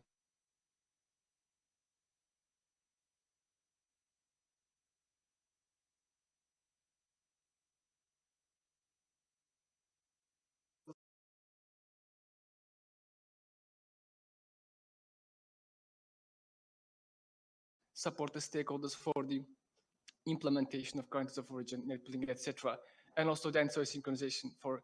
And this is the way to go. So this will provide a great market for the renewables, considering that the demand recovery will be modeled anyway that in the post-war period. The question, so in this regard, with this, renewables becoming market players, it's very promising and definitely the way to go. It will allow the untapped potential to be released. But on the other hand, you discussed the MOU in the past. And this MOU, even though it was a very good compromise, from the very beginning, it was unstable financially. The government did not honor the commitment for 20% budget support. And from the very beginning, there was a gap, which led to debt accumulation. And it even worsened after the war, understandably. I mean, I think Guaranteed Buyer is also doing its best, but the situation is quite, let's say, difficult. So my question is, in the light of these developments, to Eleonora and Dirk, if I may, do you expect, or do you also see a need for another MOU, again, a good compromise, to have a clean state for the accumulated debts and going forward? The reason I'm asking this question is the debt is huge, investors suffered a lot, but the government is not also able to, I think, honor the entire debt that has happened. Maybe with a compromise, just an idea, extending the PIT a bit, but then lowering the FITs. Anyway, but just, do you see a need? And the second question is about the auctions. So we have been hearing this auction for a very long time, and then it was in the law. And the government every year announces, well, this year for the second time will announce also the quotas. So do you see this happening next year? And constantly the government is announcing quotas, or we will need to wait for the war to end so that the auctions could happen? Thank you. Yeah, happy to start with very partial responses. As I mentioned, we kind of purposely have not invested in the sector as it stands, and so I wouldn't want to kind of take a firm position on the outlook. I know the discussions that have taken place and have a sense of what the situation is.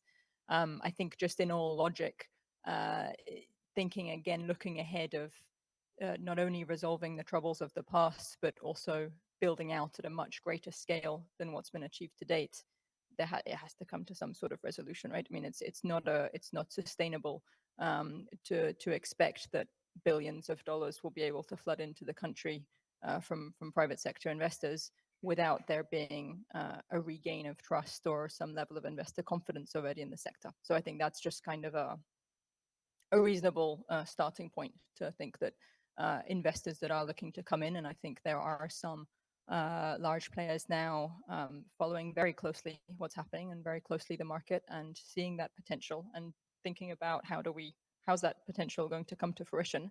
This is going to be a big part of that investment decision, is how the current investors are also able to the existing challenges. So I would expect that some sort of further resolution there is needed, and that a role in the new system that's coming forward will also be important to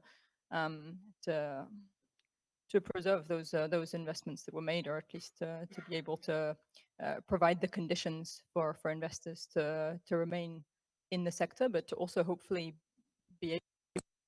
It's quite difficult, I think, for many companies that have put already substantial amounts into the sector to now go back to their shareholders, right, and say, and we need more, but we do need more.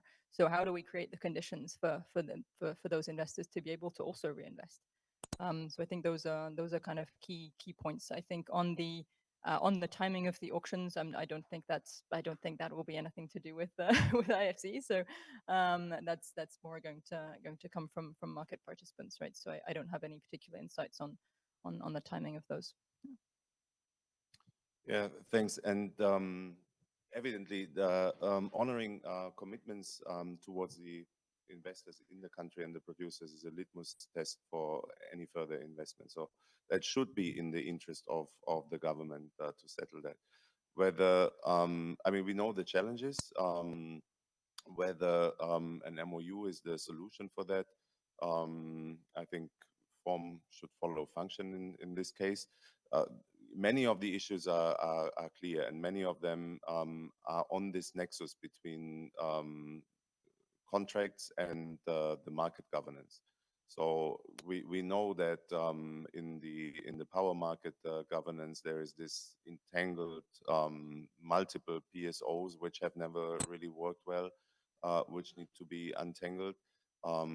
Commitments towards that have been made, for instance, vis-a-vis the EU, etc. So it is already subject to probably multiple MOUs as well. And also, we need to get to the root cause, which is the low prices in Ukraine. And that, again, needs to be compensated then by better social support.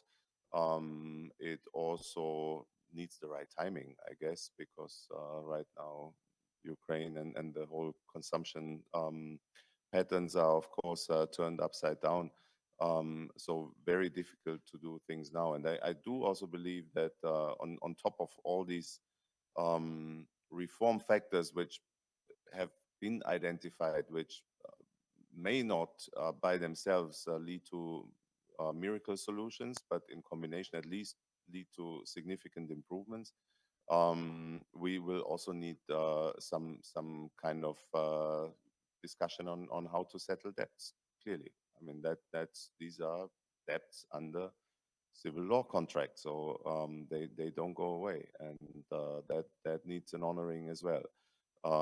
At what point we'll come to that discussion, given the priorities or the list of priorities now for the government? I can't say. I observe it is not a priority. there is some understanding for that, but I would also say not. I mean, given the future potential for renewables, given what Eleanor has said, how important it is to respect what you committed to in the past, I wouldn't say that this is in some distant future in post-war. That should happen much earlier. Maybe I would like to make a small comment here from EUEA, since we are one out of a couple of industry organizations in Ukraine that I think we have at least taken the view that there's only one way to do it, and that is to do it yourself. And I think that from the industry side, that if we want to bring up subjects of repayment of outstanding debts and if you want to change legislation, there is unfortunately only one way, and that is to go straight to the point, and that is to take as many people with you as possible and to sit down with the government directly and talk to them. That's what we did, and I think we very successfully managed to change the direction at that time. And I think as an organization, as long as we can afford it, that's what we are intending to do. The only way we can afford it is that we are enough people. And I think this is something that, at least from my side, having been in private business in Ukraine for more than 20 years, that really you cannot just trust the authorities or international organizations, etc. They're all great guys. I know that you're trying the very best, but as an industry, we have to go together and show the value of ourselves also towards the government. Sorry, Magnus, that was a statement rather than a question. Very good statement. Yeah, question? Different topic. This was a hard one. More forward-looking. My name is Stanislav Dubko. I'm a green finance expert from Ukraine. My question is about decarbonization fund. The law gives a lot of variety. The investment could go to government programs, to private companies, even to individuals, could be renewables, could be energy efficiency in industry. I don't think there's enough money, there will be enough money in the fund to finance everything immediately. So I wonder if there is any priority sectors that you are considering. My question, of course, to Anna Zamazeyeva. And if there's any conditions already attached, if private sector will be financed, is it going to be a reimbursement of loans or compensation of interest rates, and how much would be compensated? So are there any details already? Thank you. Good question. Yes. When we created this fund, we have some ideas, and I presented the ideas our Prime Minister and members of the Ukrainian Parliament, because they voted for this law. And you see, yes. First of all, first idea was 70% for business, and for municipalities 30% for population, because we understand that this fund fulfill from the CO2 tax, and we should return this money for enterprises, and we should prepare for the CBAM in the next year, 2025, through 1 year. And now we discussed 50-50, and you understand that the cabinet of ministry should accept these budget programs for fund of decarbonization. Look, first step, it is first side. It is when we refund. We try to reduce interest rate for loan for enterprises and municipalities 5.79%. Do you know this Ukrainian budget program? And for population, we want to do the same proposal, but in this 50%, 25 or 25 low, less interest rate 5.79, And next one, it is when we use this money like a loan, for a loan, not only commercial bank funds, yes. And this money not enough, because now in the we have predict it will be 2 billion in hryvnias. It is near $60 million. Not enough for this program. Therefore, we create national decarbonization platform, and we want to attract financing from the donors, from other financial institutions, to increase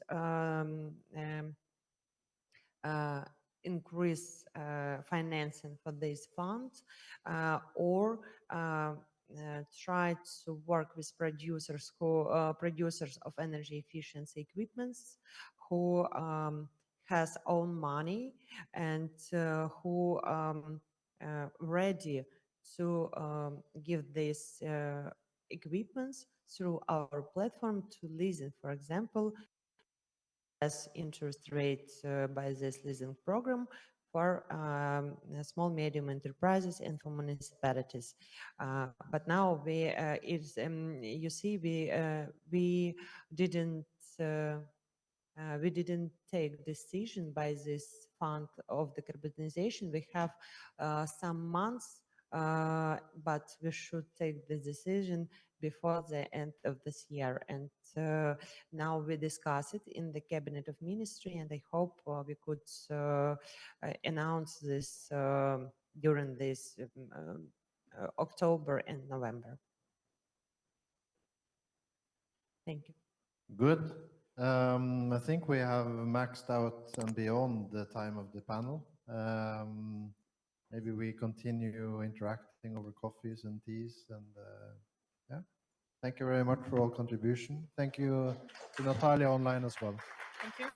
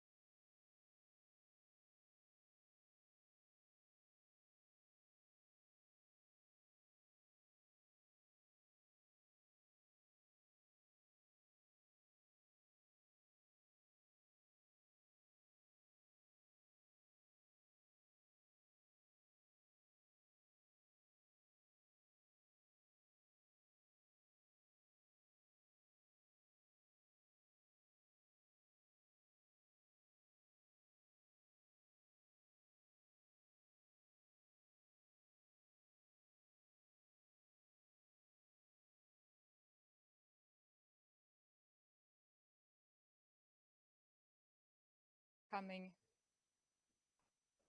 Yes? Ah, here you are. Yes. And do we have already Sergey and Irina Fedorenko online? Yes. Good. Yes, we do. Yes, you do. Super. Well, we still have a minute. Super. Hi. Hi.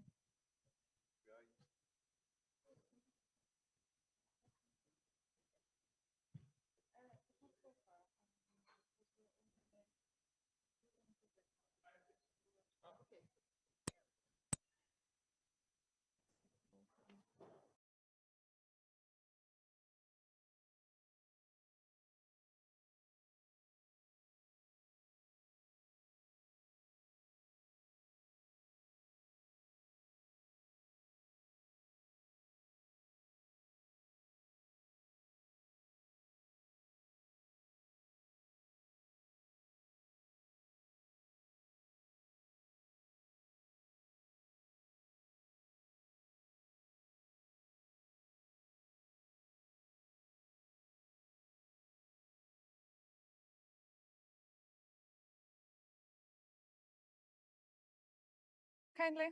Super. Now I think we have everyone and we would be ready to start. So yes, for those of us who just joined us either in the room or online, kind regards on the 14th European-Ukrainian Energy Day. We're here opening now the second panel related to energy security and building back. When we were here last year, we were not so yet thinking about reconstruction, rebuilding. This was all still rather fresh, but the Build Back Better already was on agenda. And we were heading in that direction. What we see during last year in the course of first projects being implemented, first infrastructure, buildings and housing and energy objects being repaired, and reinforced, we see that this big question, chicken or an egg question, is becoming more and more crucial, where both Ukraine have a lot of decision making to make. So on the one hand, we have emergency situations when we need this infrastructure to work, electricity, when we need the housing for the people to live in, for the internally displaced people to accommodate themselves and to find themselves new gentleman in the back of the room. I apologize, it's a little bit too loud. Thank you. We have started in here and yes, thank you. So the housing is necessary. It has to be repaired and repaired immediately. As we know, to build back better and greener and in a more sustainable way, we need time. And as on the first panel, also I think it was Natalia Mikolska mentioned, we need good designs, we need good contractors, we need proper clients that know what they're doing, how they're doing, and how to do it sustainably and in a proper way. So we're not misusing that money that is being spent there. But it's not always possible because, again, urgency over quality. And this is a big decision making that we have to make. And this is one of the points that I would like to touch on today, apart from the other key messages with which our speakers came in here today. So while I would invite our colleagues to step in with 3 to 5 minute, let's say, opening remarks. I know some of you have the presentations to show.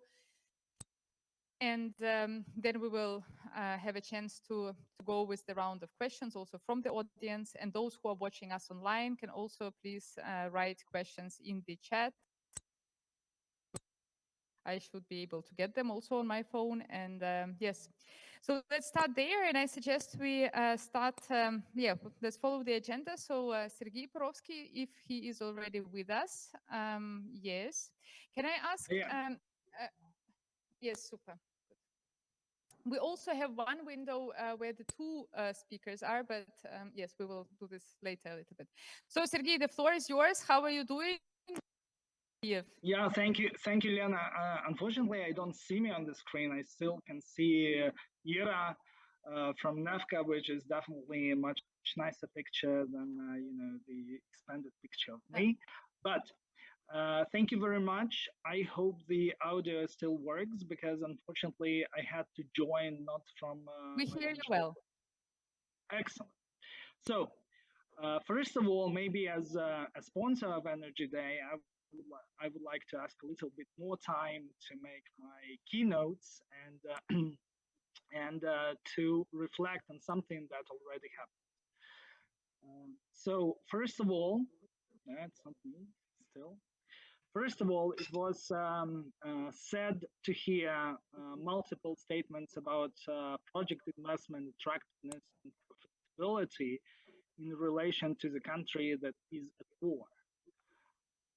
Unjust, unprovoked, bloody war that Russia launched to Ukraine.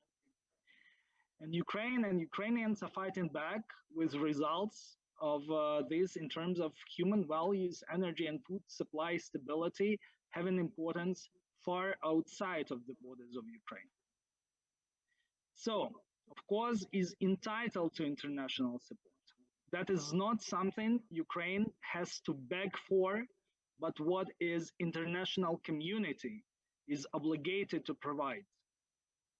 International organizations, including IFIs and UN agencies, were specifically established to provide such support at unprecedented times of scrutiny.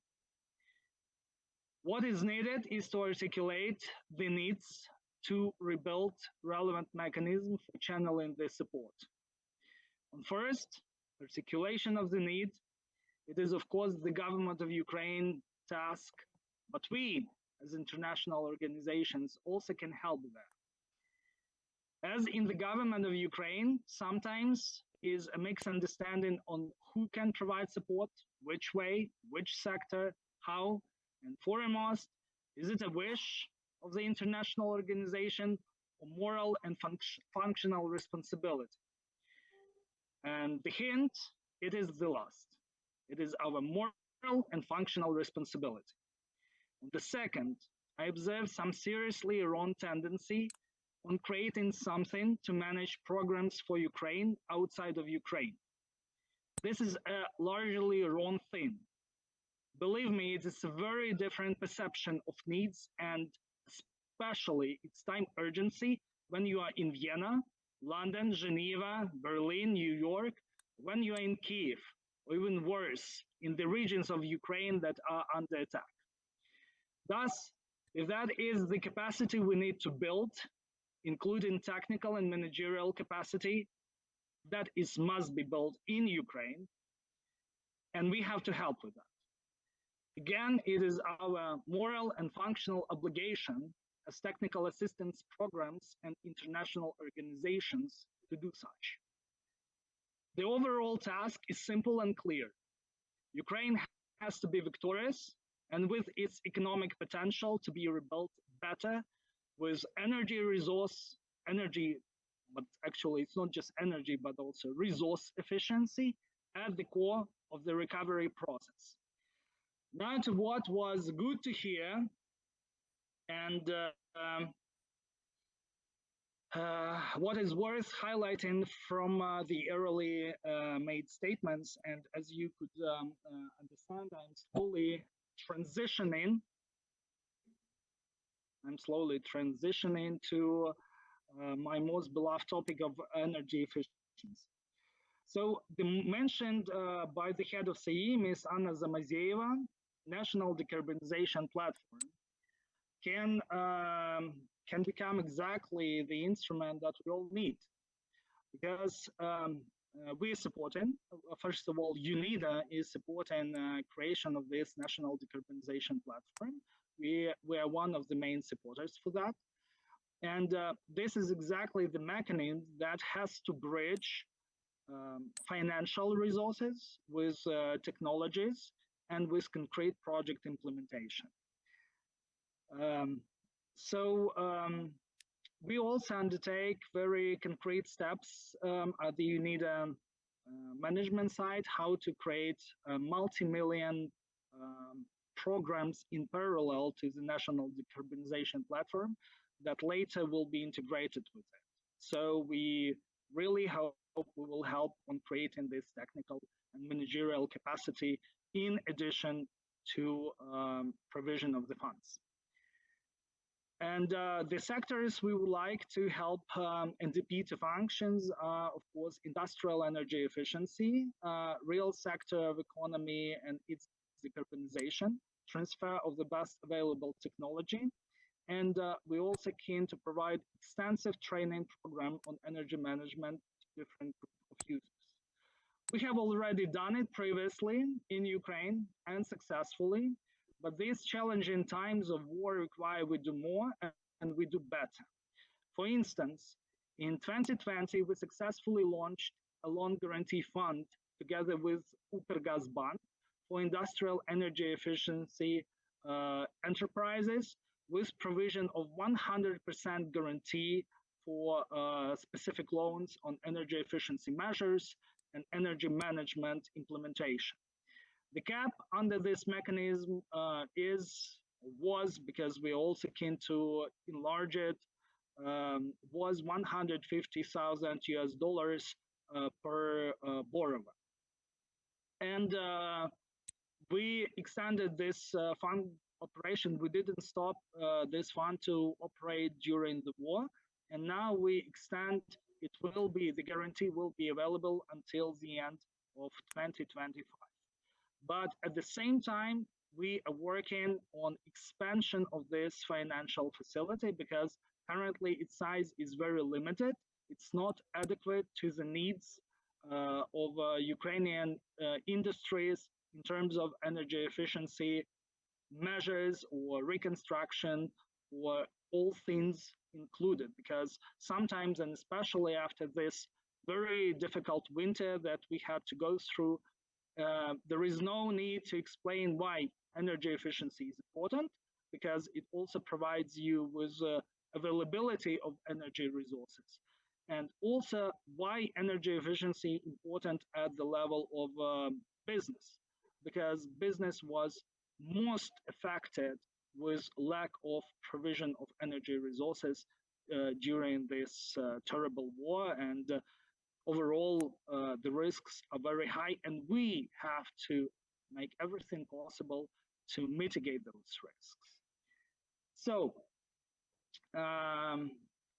we want to expand this financial facility. We want to expand it to the size roughly of 50 million. From 1.5, it's quite a jump. And we would like also to address the risk coverage, something that was already mentioned in the previous panel, that, like, for example, the war risks are crucial to be covered, to be guaranteed in order to attract any kind of investment. And this is true, but what is, again, frustratingly disappointing, that it takes more than 1.5 years for international financial institutions to establish these guarantee mechanisms, which is very easy. And believe me, guarantee, like for example, our guarantee mechanism that was functioning, we haven't lose $1 from it so far. So all loans that were issued for energy efficiency measures, they were repaid. So the guarantee size, or the fund size of this loan guarantee facility remains intact. The essence of the guarantee is to save time and make sure that when the action that has to be made, you do not wait until the war is over or until 5 years after the war is over, after we complete the recovery. We do it now. And there are all means for that, to provide this guarantee for those who will be willing to participate in recovery of the real sector of the Ukrainian economy, and to do that with the best available technology and practices. So let's hope that our already initiated discussion with the state agency on energy efficiency will lead to a concrete timeline for this guarantee-based facility to be expanded, and this cooperation with National Decarbonization Platform. So we will substantiate this cooperation with very concrete and available mechanisms by the end of this year. I truly hope for that. And in closing, I want to thank EUA, to whom we are a very loyal supporter and sponsor. We had a great partnership with EUA before the war, and we support the Energy Day simply because such events are really helpful for sharpening the focus and articulation which real actions are really required. And with EUA, we had very good initiatives, especially to show leadership of the companies in the energy efficiency sector. It is called, I say it was called, but it is called the Pacesetters, Leaders in Energy Management and Energy Efficiency. And we are looking forward when we will be able to relaunch this program for Ukrainian industries. I can confirm that we will relaunch it, and now it will be, a new stage for discussing and finalizing with EUA when we will announce relaunching of this national awards for leadership in energy management and energy efficiency. Thank you. Thank you very much, Sergey. EUA, on behalf, huge thanks to you for supporting not only the Energy Day, but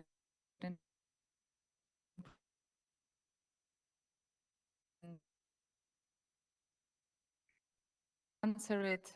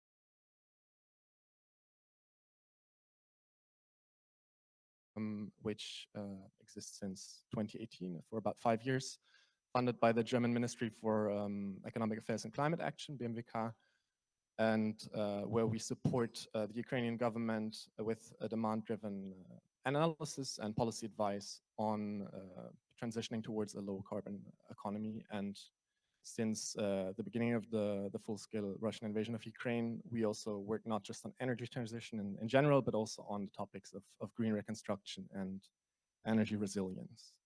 So I was planning today to have a two-part presentation, but I understand that there's a time limitation, so I'll probably cut the second part on district heat and only cover the first part on the residential sector with a focus more on individual heat systems.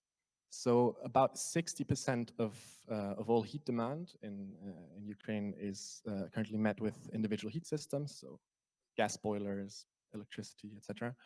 And there are, of course, large opportunities to improve energy efficiency and move towards decarbonization in the sector.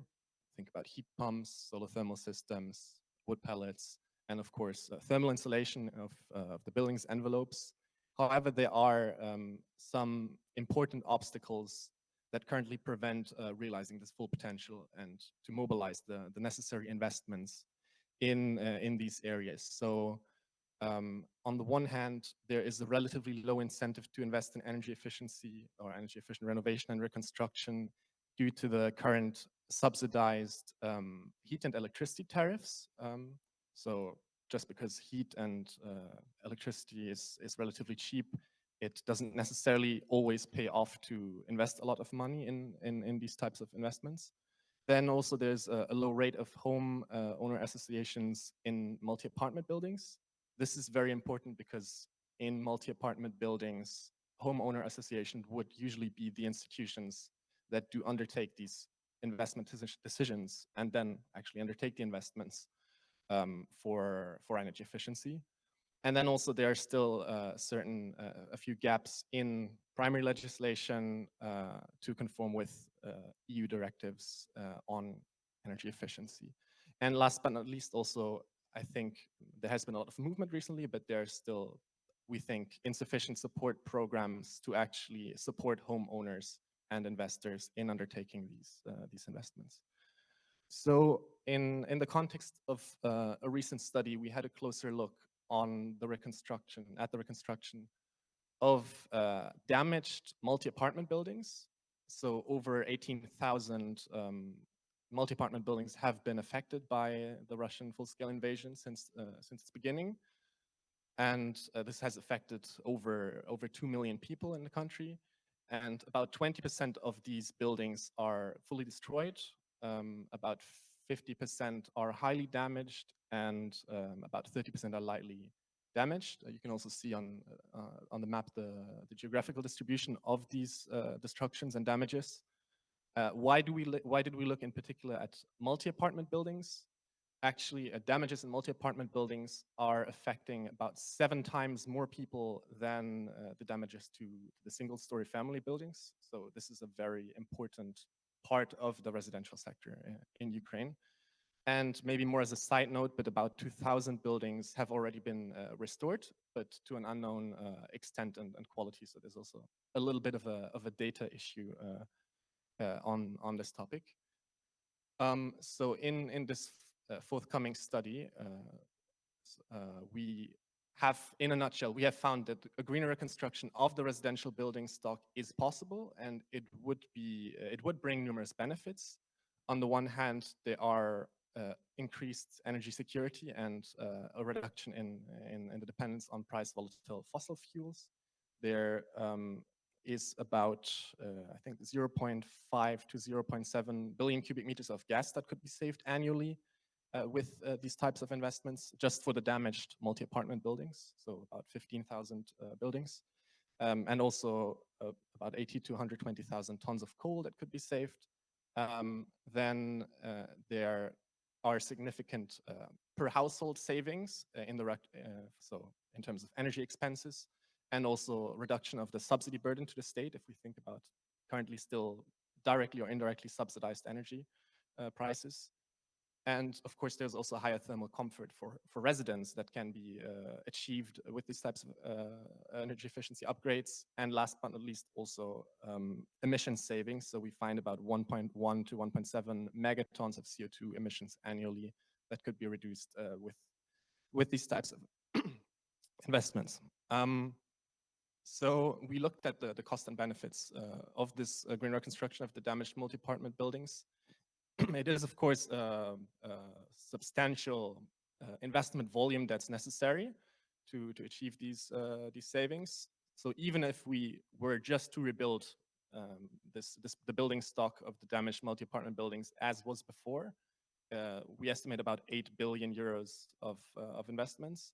And then we looked at 2 scenarios for a more energy efficient reconstruction, and in the scenario with basic improvements, where buildings would conform with current building codes, so about energy efficiency class C, investment costs would rise to a bit over 12 billion euros. And then with advanced improvements, where we looked at better insulation, and then also a ventilation heat recovery system, this would rise to, I don't have the number right now, but I think about 14 billion euros.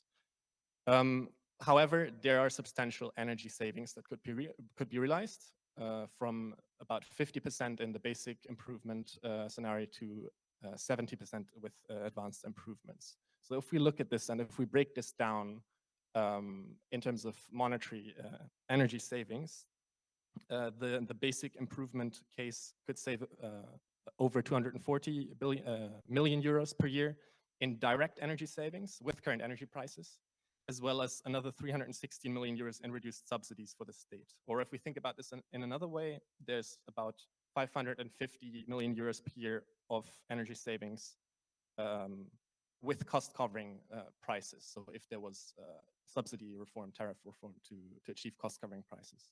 And this number of total annual savings would be over 740 million euros in the case of advanced improvements. That's maybe doesn't tell us a lot, but if we break this down on a per household level, there are savings of, I don't have the numbers here and I can't see it, but I think about 140 euros per year in direct savings for the basic improvement case.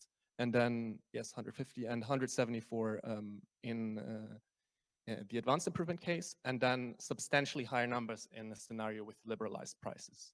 And this brings us to one of the topics that I wanted to raise here. Well, first of all, again, a green reconstruction is certainly possible and it can be profitable. However, the current system of price regulations and the public service obligations require that gas and electricity is sold at very low prices to households and district heat companies. And this creates a number of challenges. So first of all, the payback periods for these types of investments with current energy prices are quite long in the case of basic improvements. I think we estimate about 35 to 40 years. And then it's actually not profitable for the homeowner without any additional support in the case of advanced improvements. I think we lost the screen. Okay.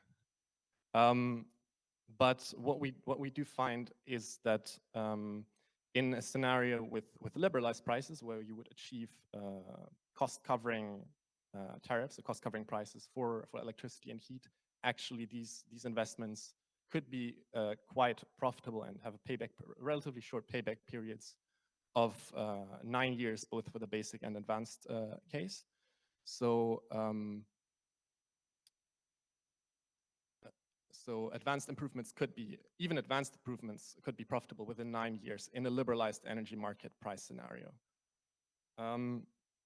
And we do think that market reforms and eventual price liberalization, gradual price liberalization, let me underline this, should accompany and should be part of the reconstruction and recovery process in Ukraine's energy markets and energy sector. It's a difficult topic, of course. There are lots of social questions related to subsidy reform and increasing energy prices. So let me just underline that I think this should be a very gradual and carefully planned process. But I think there's really, in the long term, there's not really a way around tackling subsidy reform in the energy market. Just because otherwise a lot of these investments, both on the renewable space and also in the energy efficiency space, are really having really hard times to be bankable and profitable without any other support or subsidy schemes.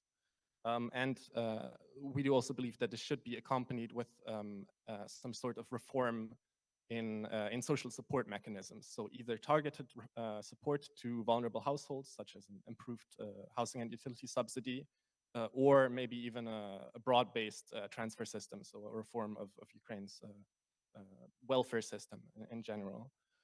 And still, the expenses for this support would be lower than current direct and indirect expenses for subsidizing energy prices directly. Then there are, of course, additional considerations and co-benefits of of a green reconstruction of the residential sector. So first of all, a green reconstruction can provide quite a lot of demand to localize related industries and value chains. Maybe you've seen the recent USAID study that argues that about 90% of the construction materials for the reconstruction could be localized, could be produced in Ukraine. So this would mean manufacturing value worth over 60 billion US dollars. And then also in general, building back better is also important to bring Ukraine in line with its EU accession plans and closer alignment with EU building standards and requirements. So we identified a few, what we see as kind of key policies for a green reconstruction of the residential sector. First, I think there is still a need to increase the scale and scope of support to energy efficiency renovations and reconstruction. So Ukraine should seek additional international support, IFIs from partner countries, etc., for example, for the Energy Efficiency Fund, but also for the Decarbonization Fund, the Decarbonization Platform, etc. This is already happening, and that's great to see. Probably there could be an idea to also reestablish the warm loans program for individual buildings. And then targeted funding should be provided in the context of these programs, especially for the reconstruction of war damaged buildings. Then also, as I just explained, we do see a long-term need to phase out the electricity, gas, and district heat subsidies in a well-planned and gradual manner. I think what's important here is not, of course, to liberalize the market overnight, but to really show a commitment for a long-term process in this regard, and also not taking any steps back that could reduce investor confidence. Yeah. And then also there's still a need to update certain legislation in the management of multi-apartment buildings to incentivize the establishment of homeowner associations in multi-apartment buildings and complete the harmonization of regulation for energy efficiency in buildings in line with EU legislation. Yeah, all right. So I have a second part. Maybe we can touch at least a little bit about this on district heat. So district heat is providing about 40% of all heat demand in Ukraine. This is a remarkably high number in international comparison. And it's just owing to the history of how cities have been planned and built in Ukraine in the past. So district heat is very important for Ukrainian cities. And generally, district heat is provided by integrated district heat companies in Ukraine. So where both the heat production and the heat distribution is jointly organized, managed in one usually municipally owned company. There are also some separate heat providers that sell heat to these integrated heat providers, but the systems are usually dominated by these integrated municipally owned district heat companies. About 2/3 of district heat is currently produced from natural gas, and then I think 17% by coal, 13% by biomass, and about 80% of the produced heat is for households, for the residential sector. Again, if we look in an international comparison, there are, of course, opportunities for energy efficiency and decarbonization. There can be biomass combined heat and power plants, centralized electric boilers or utility scale heat pumps, heat storage, centralized heat storage. And then, of course, I didn't actually mention this on the slide, but what's also really important is a modernization of the actual networks, so the pipes, the substations, etc. So quite a lot of the district heat systems in Ukraine are relatively old, dating back to Soviet times. There has been, some cities have undertaken modernization efforts, others less so, but in a lot of cities, there has been a lack of consistent modernization investments. And the losses in heat distribution are quite high. So there's really also an opportunity to reduce these losses and invest in the energy efficiency of the heat distribution of the networks. And we are also preparing currently a study on this, but it's still in initial stages, so I can't share any specific findings at the moment here. Again, there are quite large obstacles to mobilizing these types of investments in the district heat systems. again, we have to talk about the subsidized or regulated gas prices, this time for the district heat companies. So there's a regulated price, low price that Naftogaz has to guarantee to district heat companies, which makes both investments in alternative heat generation or also investments into energy efficiency relatively unattractive. And then also there's the issue of low payment discipline and politicized tariff setting, and also more generally a problem that there's a split regulatory system. So regulatory powers are scattered across NERC, the independent regulator, and the government, so the Ministry of Region, or now the Ministry of Recovery, Region and Infrastructure. Again, we have identified a few key policies to overcome these obstacles. And so again, we do see the need that in the medium term, there should be phase out of these gas subsidies, of these guaranteed low prices to district heat companies. In tandem, I think it also really important to mitigate the dominant position of Naftogaz in the sector. So for example, through a gas release program, which obliges Naftogaz to sell produced gas on a transparent trading platform. Then this is actually a very difficult topic. At some point, probably after the war, there needs to be an effort to tackle the payment discipline, so improve the bills collection framework. Also, we do think that there's a room for a tariff reform to move from the kind of dysfunctional cost plus methodology, which is actually not really cost plus cost covering usually, towards an incentive-based regulation where there are rewards and penalties for efficiency and quality of service targets. And then also maybe to achieve this tariff reform, maybe this actually has to happen before, we do see a need to harmonize district heat regulation and also to move from this two-tiered to a single unified system where regulatory power is consolidated, either all at NERC or all at the ministry. We probably would recommend to concentrate this at NERC, at the independent regulator, to reduce the politicization of tariff setting. But yeah, we do think this is very important. And maybe let me gradually move towards a conclusion. The slide's going to come back.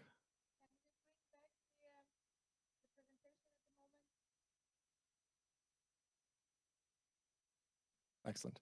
I'll skip the complementary policies, maybe just to mention, we do think there's also a room for carbon pricing and strengthened social transfer in mobilizing these investments, and improved governance of state and municipally owned enterprises. I think we have already partially talked about corporate governance before.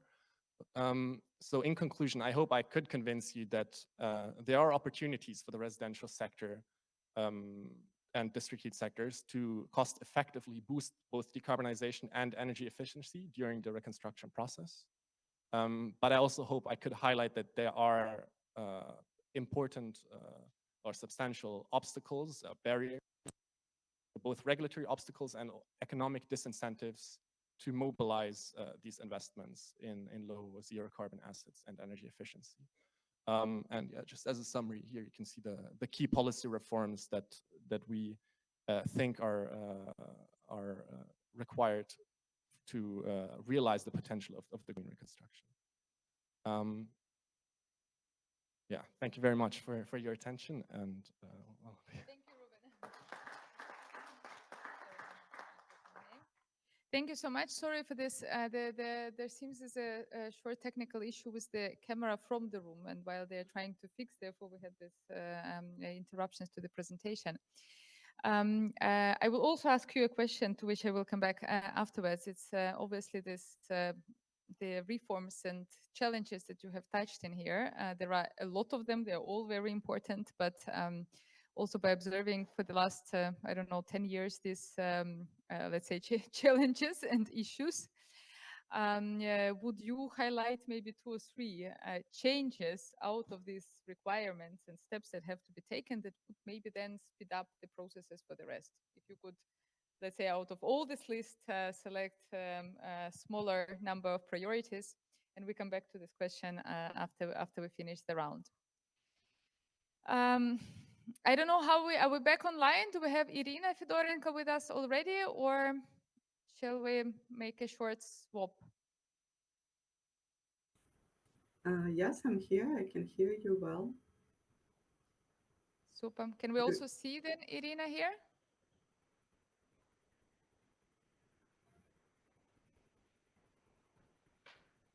Ah, yes. It might be some delay in video, but I can see myself well. Yes, That's yes, fine. We we will can see see. full screen in a minute, and yes, they will. What did they do now? Oh, super. Okay, they're fixing it. Irina, give us a minute.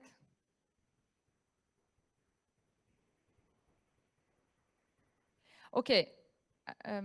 If if we need more than a minute, then I'm moving meanwhile to Andreas Helbel because he's meanwhile in the room, and then we're fixing all these visuals, right? Sorry for that.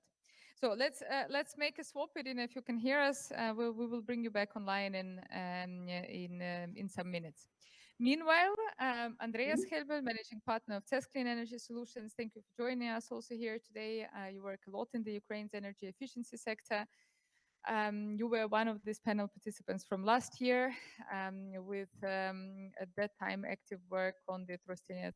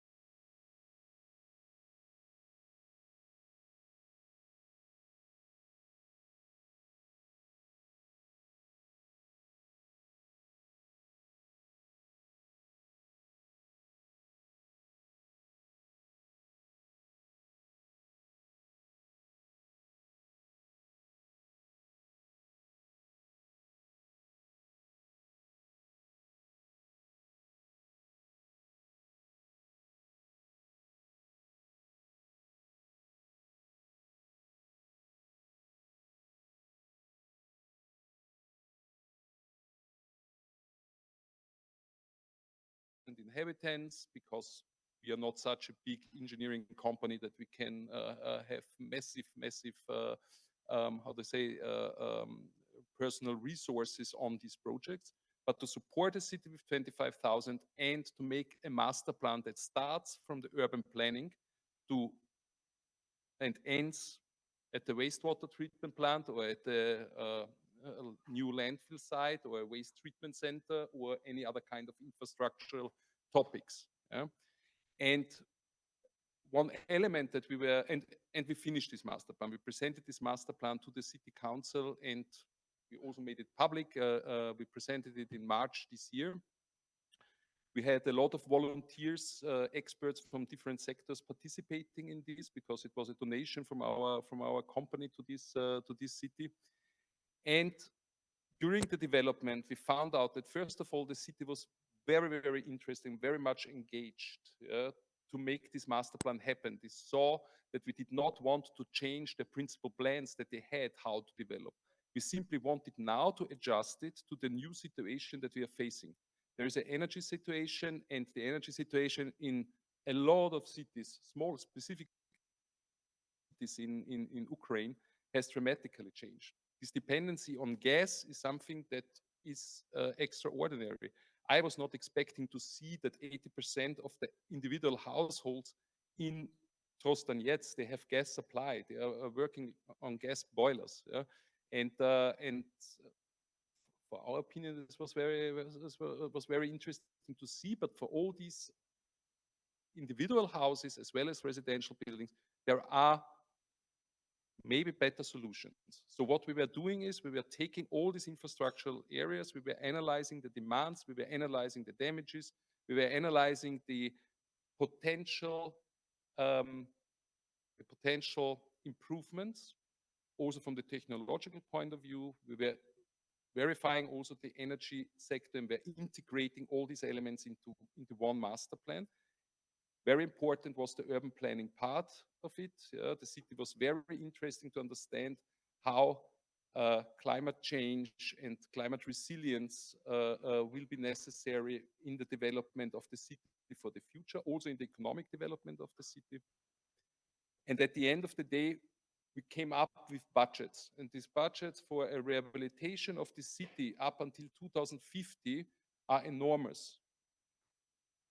And I also agree, yes, subsidies for gas should be reduced and there could be reforms. At the end of the day, when we're looking at Austria and other Central European countries, where the energy market is in principle liberalized and the subsidies are reduced, at the end of the day, there are no energy efficiency measures that were not subsidized in our countries.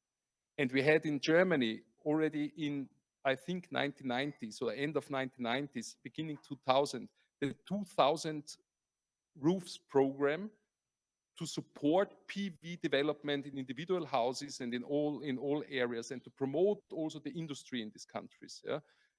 And this only went through, and this only worked out with proper subsidies and with high subsidies that were coming from the country. So we know that Ukraine at the moment cannot provide this.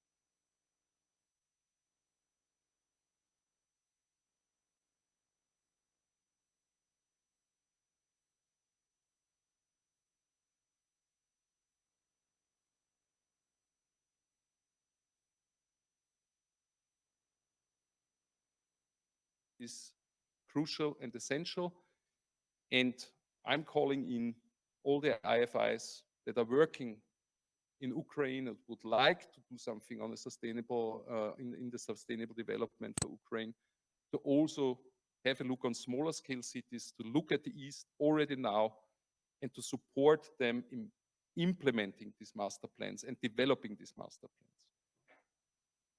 Thank you very much. This is my introduction from the ground of Trostanets at the moment. If there are any questions, we can. Thank you very much. Let's go back shortly to Ruben, to you. So did you select the priorities? now they should all work. So. Yeah.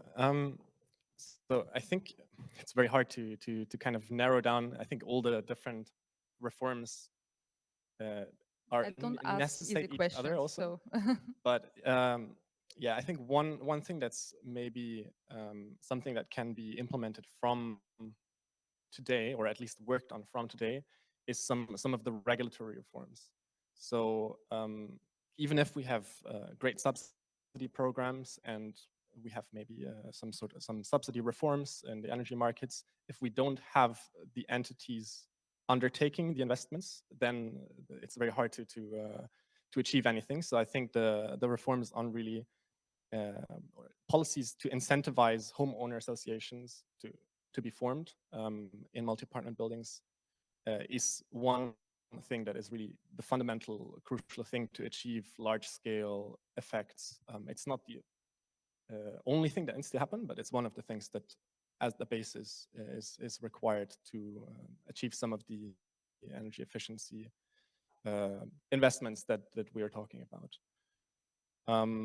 That's one thing.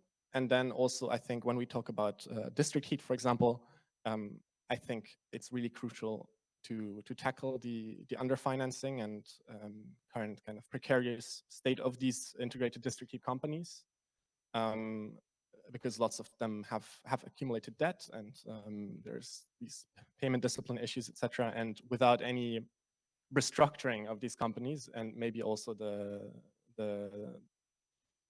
tariffs, of course, but I think the basis is really restructuring the current companies.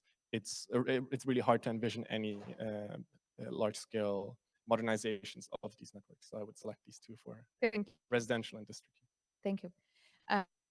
Andreas, when you did the master plan, there are of course a lot of investments required into infrastructure, residential, public buildings, social aspects, urban development. So I don't know, landmarks and so on. Where would you see the biggest for cities, smallest scale cities? We're not now talking about Kiev, Kharkiv, or Mariupol, that they would require, I don't know, entirely different. All different approaches because the levels of damages are also different, but they're middle-sized or even smaller scale cities like Trostianets, and we have also then Izum, Balakleya, all these on the eastern sides, or even smaller regional centers. Where would you see the biggest gap for finance?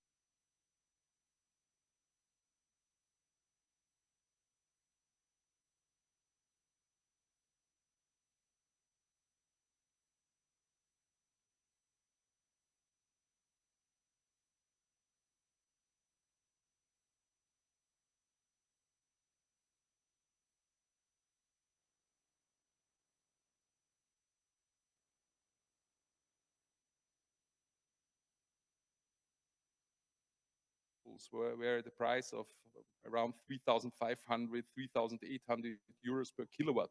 Yeah? So at these times, nobody was talking about this pays off, or we are doing this because we have afterwards lower energy prices.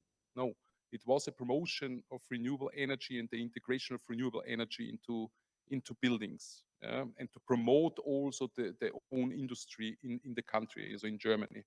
Yeah? But the word 2000 roofs program was as such a brand. Yeah?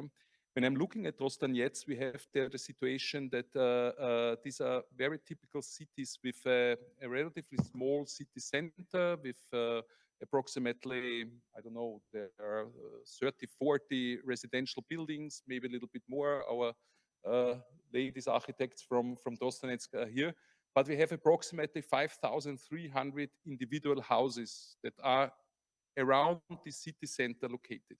Individual houses, typically 70 square meters big, with a small garden in the backyard. All of them connected to a gas network, yeah? And heating with gas, cooking with gas, so having a standard supply.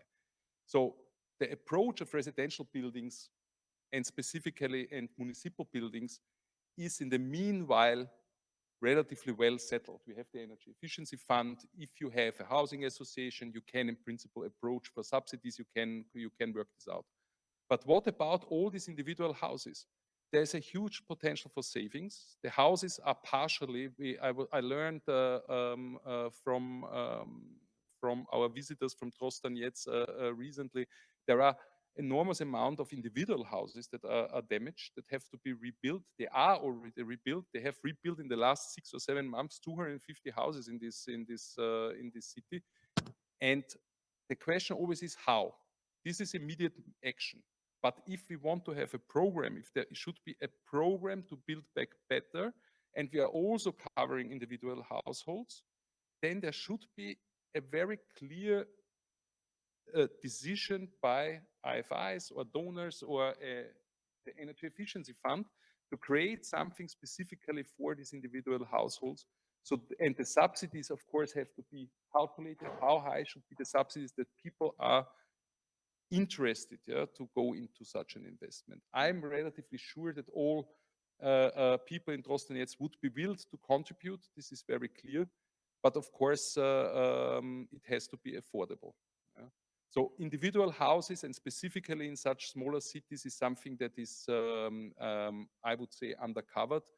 And I would not see how easy an individual house owner can approach or can get subsidies in Ukraine at the moment. Thank you very much. So I'm told that we could see and hear Irina Fedorenko from NEFCO. Is that right? Can we bring her back on, please? We fixed part of the problem, I understand. So we can hear, Can you but hear not. me? Is that right? Yes, now we can hear you. Okay, Now we great. can also see you. Excellent. Super, thank you. Sorry for this technical bug. You cannot see us, but we can see and hear you well, Irina. The floor. NEFCO is one of these institutions that both finances and actively implements and actively works on the ground with these smaller scale and medium-sized communities and cities. And your progress and implementation rate of smaller scale projects is incredible. So tell us, Irina, about that. Welcome. Yes, thanks a lot, Lena. It's very nice to be here and to discuss this very important topic. And I would like to share the presentation.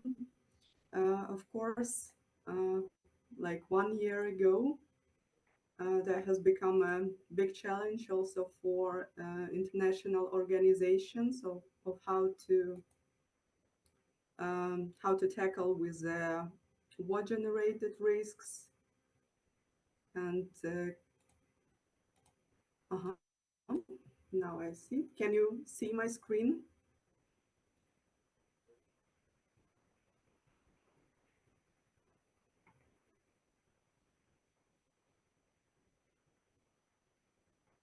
Hello? Yes, we can see everything. All good. Yeah, okay, great. Yeah, so the year ago, it has become quite a big challenge also for international organizations of how to deal with war-generated risk and how to continue to implement projects in these situations and how to ensure that we can make it really fast, efficient, and to continue to do it in very transparent way. So therefore, there was quite a lengthy discussions on this topic. And finally, we decided to, of course, continue to work in Ukraine and continue our activities.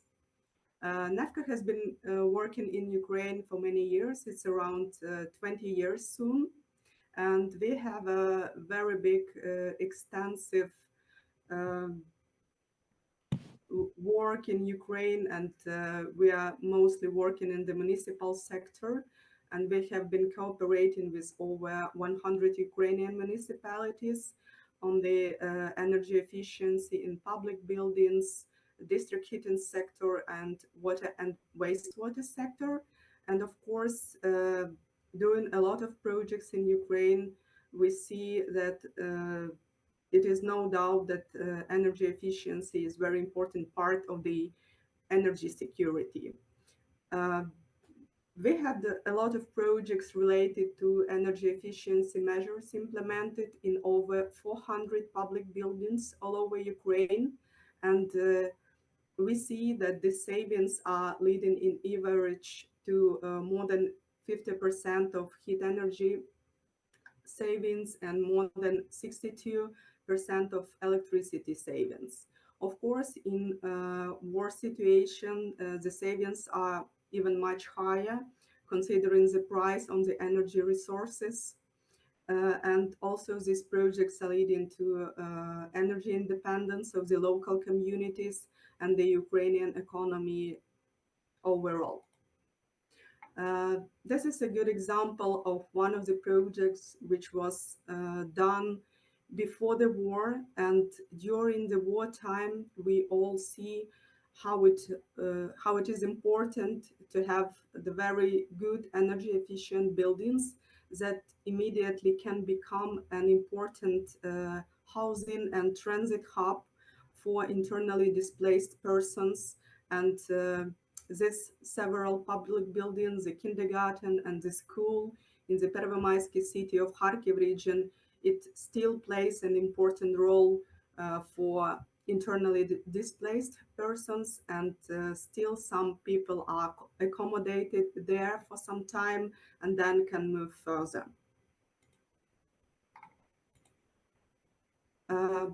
So a year ago, NEFCO, with the support of the EU and Nordic governments, decided to establish a green recovery program for Ukraine in order to support Ukraine and in order to tackle the war-generated risks and support local communities. The overall contribution to the program is more than 200 million euros, and currently we are working with more than 40 municipalities on the different recovery projects. The objectives of this program is to provide the short-term repair and restore needs, to rebuild the utilities and different facilities in order to ensure the decent utility services for local population as well as internally displaced people, and to also repair and upgrade critical public services and infrastructure. Of course, as an environmental organization, we put substantial attention to environmental issues and take them into consideration under this program. Under the umbrella of Green Recovery Program for Ukraine, we have several ongoing facilities, and one of them it is the EU program to support the urgent housing needs for the internally displaced persons, and it is aimed at renovation of different buildings to ensure housing for internally displaced persons. Currently, there are 10 projects ongoing, and we're very happy to see that one of them is already completed in Lutsk, and 9 are still ongoing, and we still expect to complete 6 projects already this year. On this slide, you can see the results of the renovation, which is ongoing on different stages. And here you can see Lutsk, Ivano-Frankivsk, and Zvagil city. So mostly the geography of the projects of this program is Western and Central Ukraine. And we really want to build back better and to ensure that all needs for the internally displaced persons are established and they can continue a decent level of life. Another program within the Green Recovery Program of Ukraine, it is also the EU finance program tailored at repair and recovery of damaged critical infrastructure in Kyiv region. There were 12 local communities selected by the Min region, and currently the program is actively ongoing. It is aimed at recovery of district heating, water and wastewater, and also purchased and supply of specialized machinery and equipment, which was either stolen or damaged during the hostilities in the Kyiv region. So currently there are over 70% of procurements launched within this program, and some works already started. The overall budget of the program is 46 million euros in investment grants. And on top of that, we also have the technical assistance, which is provided to the cities, and it is also the very important component in the green recovery of the Ukraine, because the communities are very much involved in dealing the everyday war generated situations and tackling housing of the IDPs or other issues or surviving the missile attacks. So it is very important so that they are supported with a strong international consultancy, and they can also efficiently implement these projects.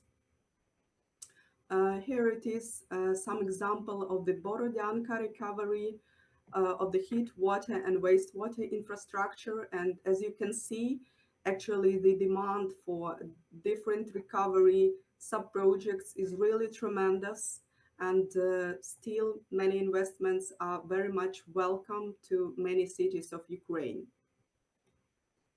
Here it is also example of the European project. The city was heavily damaged, as you can see, and a lot of renovation of networks and heat and water infrastructure is really in need and is ongoing. Another program, which is also a part of the Green Recovery Program for Ukraine, it is construction of new housing in 9 regions of Ukraine and in 11 selected municipalities. This is also something new and very important program as well, because it allows to create decent environmentally friendly buildings for a decent life of internally displaced persons. And we have here 2 components with cities, which you can see on the slide, which are also, the projects are actively ongoing. So currently there are 10 awarded contracts for the development of the project design documentation, and 10 municipalities already announced some pre-qualification stage for works. Another type of the projects, which is also a part of this housing program, it is the Makarev project. This building was destroyed, as you can see, and now the new design and plan of this building is under design stage, and it is going to be renovated. All in all, we constantly receive a lot of project proposals, and currently we have quite a strong project pipeline, which is composed by IDP housing, critical infrastructure recovery, and we also continue our projects on energy efficiency in public buildings. And for many projects, the technical documentation is prepared, and we are currently dealing with tendering procedures and contract awards.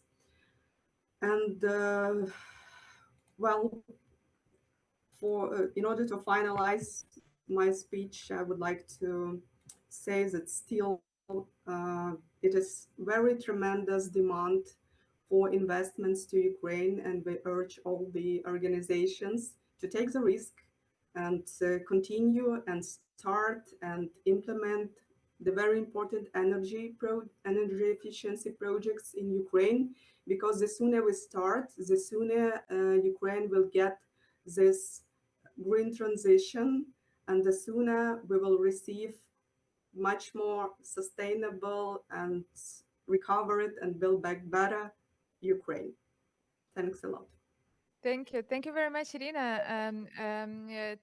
Tell me, please, if you count your projects not by programs, but let's say by individual grant agreements and loan agreements, active projects at the moment, so which number are we talking about roughly? I think it's over 50 projects in total, if not more. 50 projects, and I think before the war you even had more. And this is all in Ukraine, and you are working on them roughly with the size of the team, because NEFCO is a fairly small organization. It's like what are you at 50 projects? What kind of resources do you need for that? Yes, our key of success is, of course, an important role of the consultants.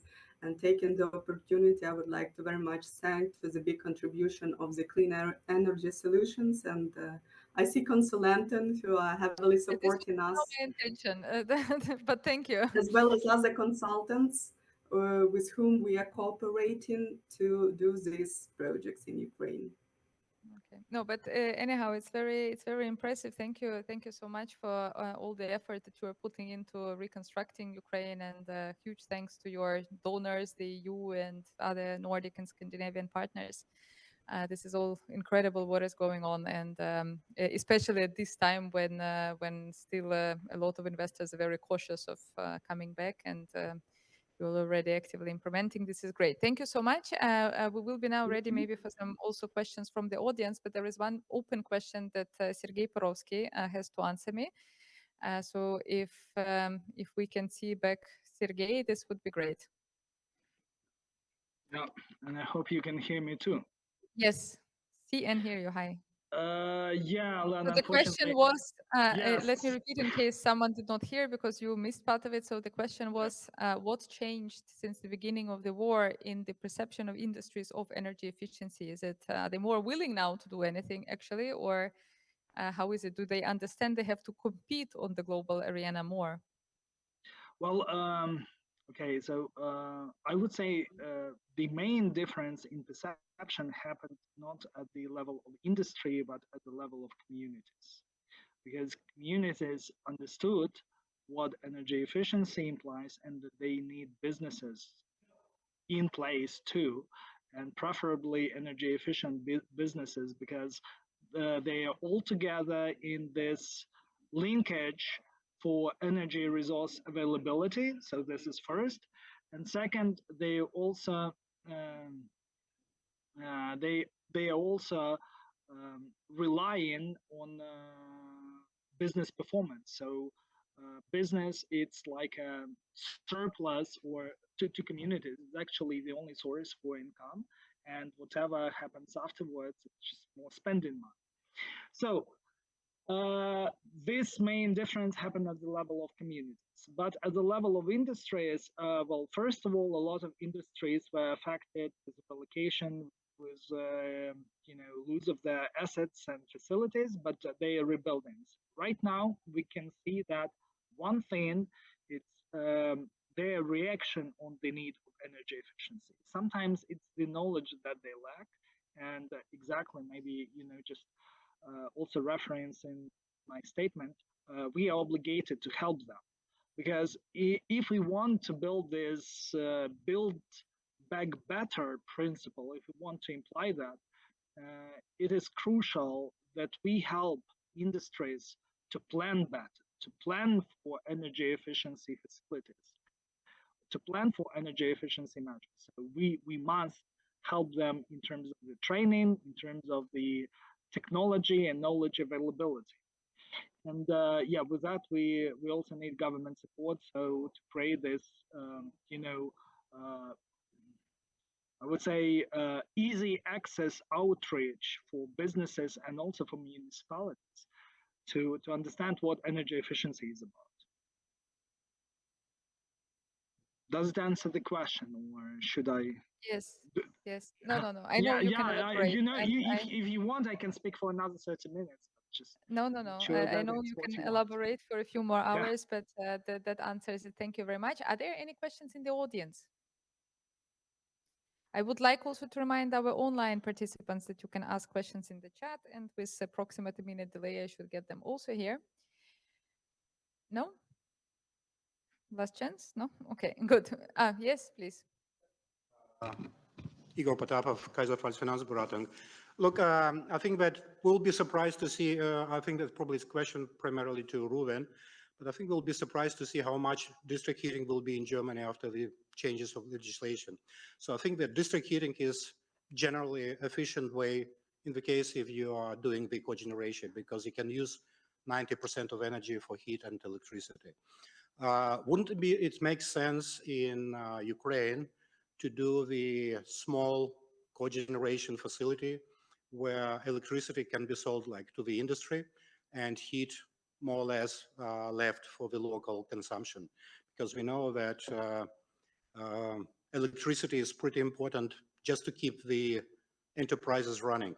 Yeah, so right now what we see on our side that the companies are not interested in the cost of the electricity.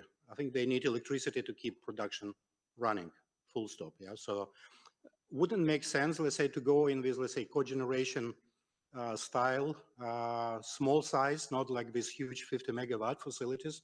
What is your opinion on this side, Ruben? Yes, in principle, I do agree that there is this is a potential way forward, and I think there is a lot of potential.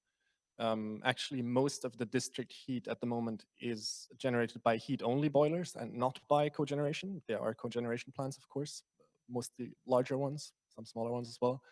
But still, the majority is still generated with heat-only boilers that are much less efficient.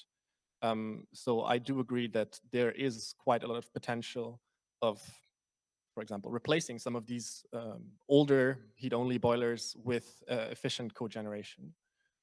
We have to look, of course, at the geographies of firms that would be interested in off-taking the electricity, for example, to have either off-grid or some grid integrated, but having some sort of priority direct power purchase agreements with some of these cogeneration plants, whether that coincides with the heat demand for both residential, public buildings, commercial buildings.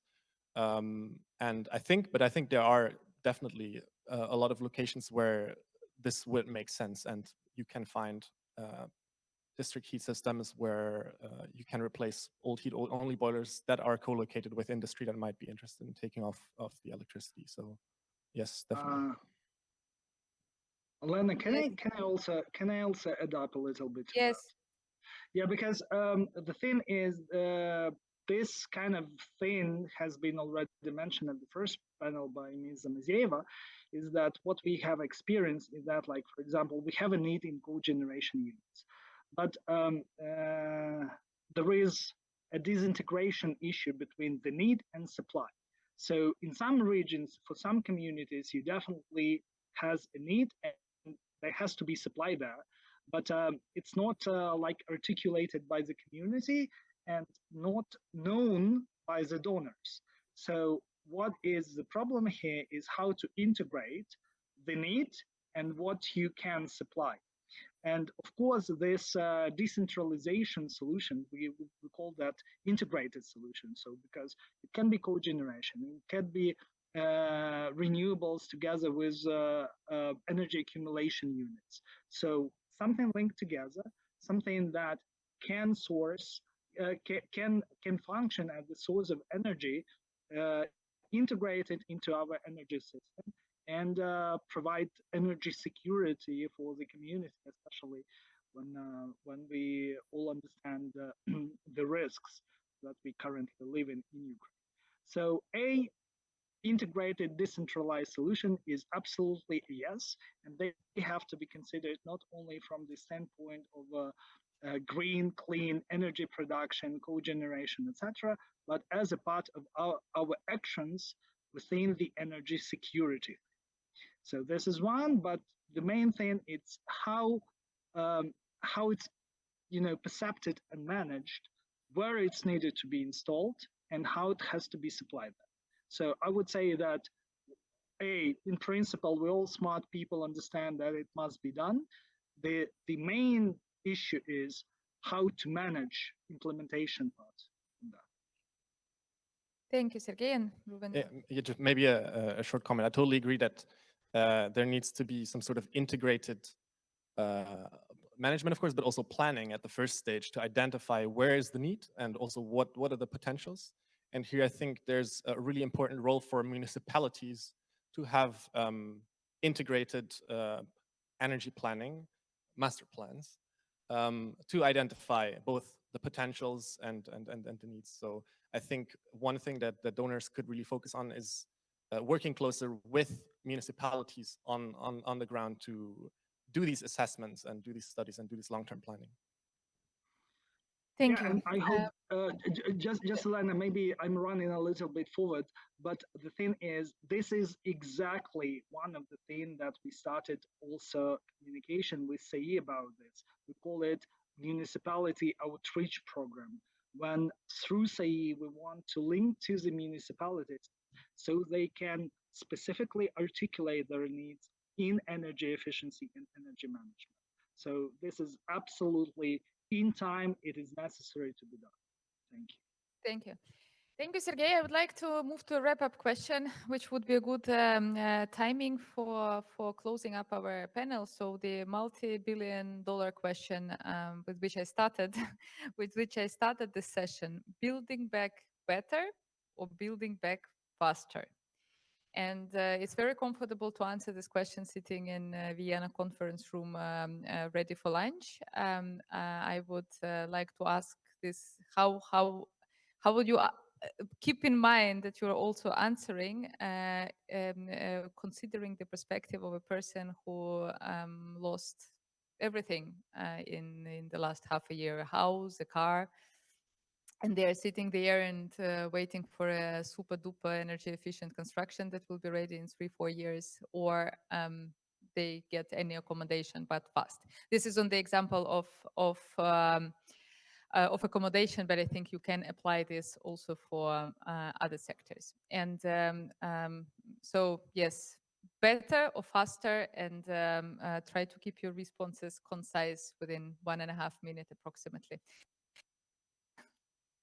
And your mic is, they all work. Andreas?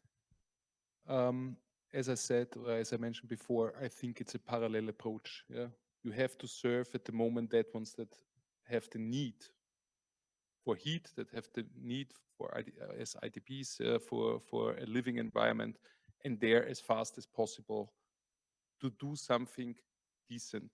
Yeah, but in parallel, all that what we are doing now, we have to understand that sooner or later, and more sooner than later, if we want to build back better, we have to rehabilitate again. Yeah? This is relatively clear, except when we are talking about new constructions or when we are taking the time. But this fast is the very specific problem that I think there are not enough resources available in terms of skilled resources, construction companies, people that can do handcraft and can work in on pipelines available on the market in Ukraine to do all that what we have here in these multi-billion dollar, euro programs. And this is the biggest challenge. So build back fast. I'm very curious to see. We are facing the first problems already now in these very few projects that we are working at. And I do not see at the moment the big companies coming to speed up a build back better or a build back fast process. Thank you, Andreas. Ruben, you want to continue, or you need more time? No, I can try to add something on that. I think if in doubt, indeed, building back fast should take priority over building back better. If there is this concrete conflict, just because you cannot explain to, let's say, to IDPs that they should wait another year to be accommodated just because we want to integrate, I don't know, a heat pump and solar panels into the building and a very good thermal insulation. At the same time, though, I think there is a role in reintegrating this where possible, or where not possible, at least anticipating this need to further upgrades when you plan these types of buildings. So just kind of anticipating that you need maybe to add thermal insulation, more thermal insulation at a later stage to further increase energy efficiency in the future, or I don't know, make room, plan that you want to connect these buildings to a new district heat system or an expanded district heat system in the future, and you can plan this, but maybe you don't build the district heat extension yet.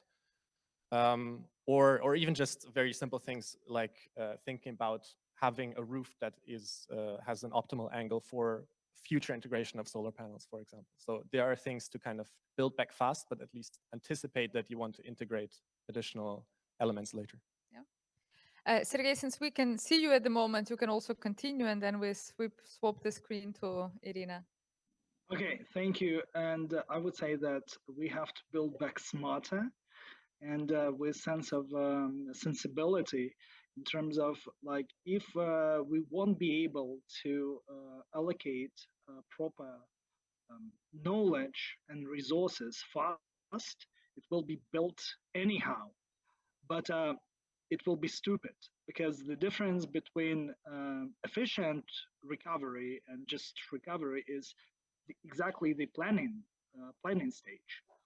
Financially, it also doesn't have much difference if you build something really great and build whatever, because once for something great you have to allocate needed, again, knowledge, technology, and financial resources at the very initial stage.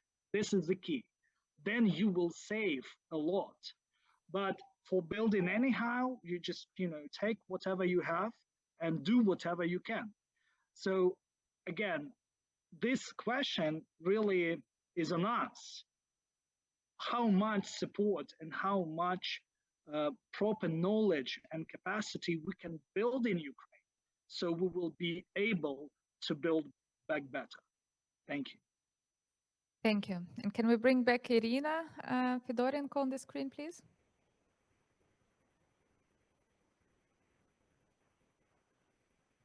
Ірину нам поверніть, будь ласка.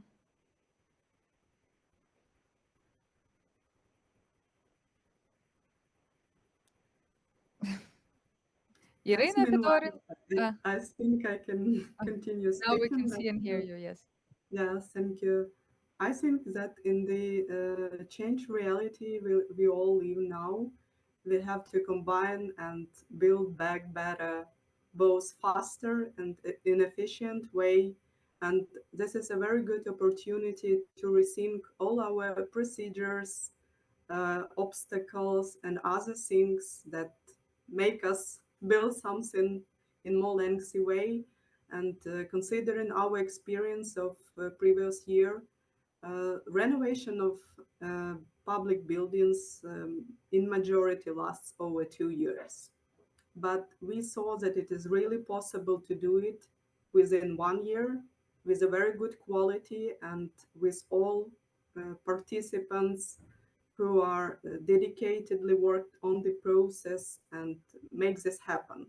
So let's use this opportunity to rethink how we can make the difference and make tangible results to all these processes. Thank you, Irina. You indeed touched on a very interesting topic about this. You know, whenever there are big, huge programs and investment plans, it's planned. It always takes ages before you can actually implement them. And whenever you cut this pie into smaller pieces, it's also easier to consume. So let's try that. And with this, I would like to thank very much to all our speakers, panelists, guests online and offline. And probably, hopefully, everyone has a good appetite right now. We are announcing a lunch break, and we will be back in this room at 14 o'clock Vienna time and 3 p.m. Kiev time. Thank you all very much, and see you in 1 hour, 10 minutes. Bye. Thank you. Thank you so much.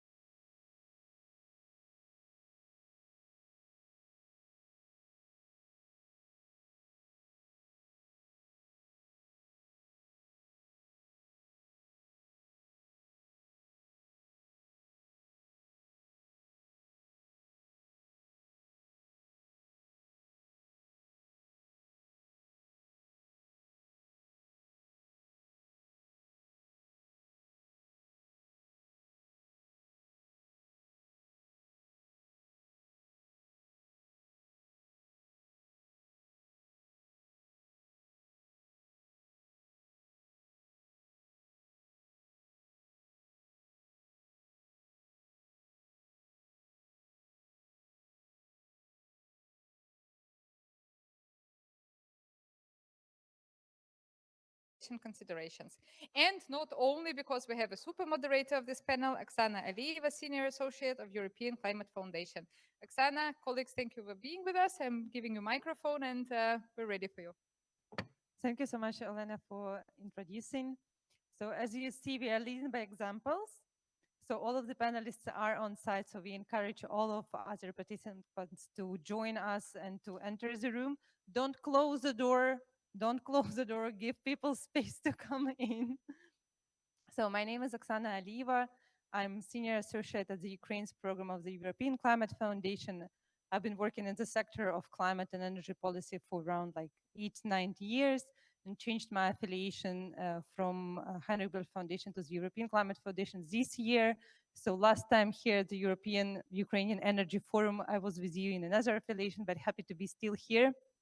So a lot a lot of appreciation goes to the European-Ukrainian Energy Agency for holding this event on a regular basis, even in wartime. So all of us have this opportunity to talk. I'm trying to keep time to still let people enter the room. And while doing so, I will present our panel now. So today we have a distinguished collection of panelists. We, as you may see, had some changes in agenda.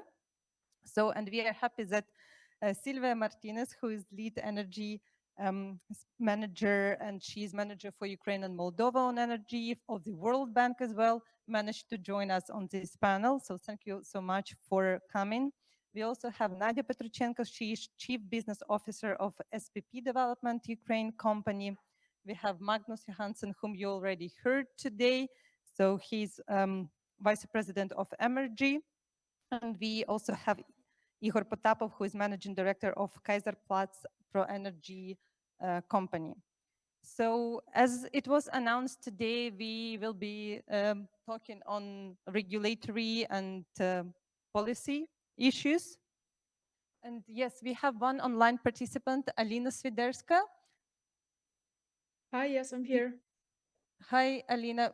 So as we dealt with you, so not to be forcing you to be online on a very big screen backwards to us for 1 hour, I will come to you in the end of the introductory sessions, and after that we will not switch off you, so you can be with us from that for the whole discussion onwards. Super, thank you so much. Thank you. So we will talk briefly on regulation, but not limited to. As all of you know, I would not stress on that how the situation is in Ukraine with all of those missiles attacks on the energy infrastructures that renewed this September already. So you perfectly know that a lot of the capacity and of distribution infrastructure was damaged. And this actually leads to the situation that even in terms of lack of generating capacities, renewables are still regularly curtailed in Ukraine because of the simultaneous lack of distribution capacities, unfortunately. And in first panel, we also talked on regulation as well, touched upon financing as well, talked on achievements and failures. So at this session, I encourage all of our participants to reflect in your introduction speeches on barriers that you see for the operation. And we often talk about barriers and challenges of work, but we have 4 business representatives now on panel who represent companies still running in Ukraine in wartime. We also have World Bank, who is still in Ukraine, even in wartime. So there should be circumstances that make conditions still favorable for business to operate if you are still there. So also please tell us on your expectations, how you see the market, how you see what keeps you still to be in Ukraine, to operate, to develop, because many of you have a lot of projects in pipeline or ready to build projects and looking for investments. So this makes me thinking on that not that like not everything's that bad as we usually used to discuss at such high level events and like blaming on the regulation and all of the other conditions. So here I will be maybe starting with you, Nadia, and while your presentation is appearing, so Nadia Petruchenko, she represents SPP company, and the company has a big portfolio of different projects on grids, solar and storage. Meanwhile, maybe presentation will come. And the company actually was one of the, like, it was the first company who received permission from the regulator on storage project. Yeah, so the presentation is here. So please, over to you, Nadia.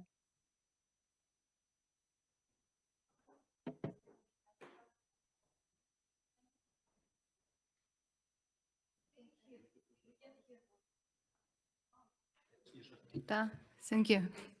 One more time. Esteemed participants, distinguished experts, and honored guests, thank you for having me here. Today, as I stand before you, I'm filled with a deep sense of pride, proud to represent Ukraine, a country with a millennia-old history, where the spirit of freedom resonates in our hearts. Our company, SPP Development Ukraine, embodies this spirit. Founded in 2019, we quickly proved ourselves by receiving the prestigious awards for the best solar project in Eastern Europe. With each passing year, we broaden our horizons. During our first year, alongside with the development, we started a construction of energy facilities in Ukraine, a significant step in our growth. In 2020, we established a department for maintenance and services energy facilities in Ukraine, further enhancing our potential.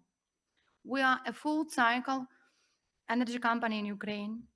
We are a team of highly skilled professionals with all expertise in the renewable sphere and energy infrastructure sector.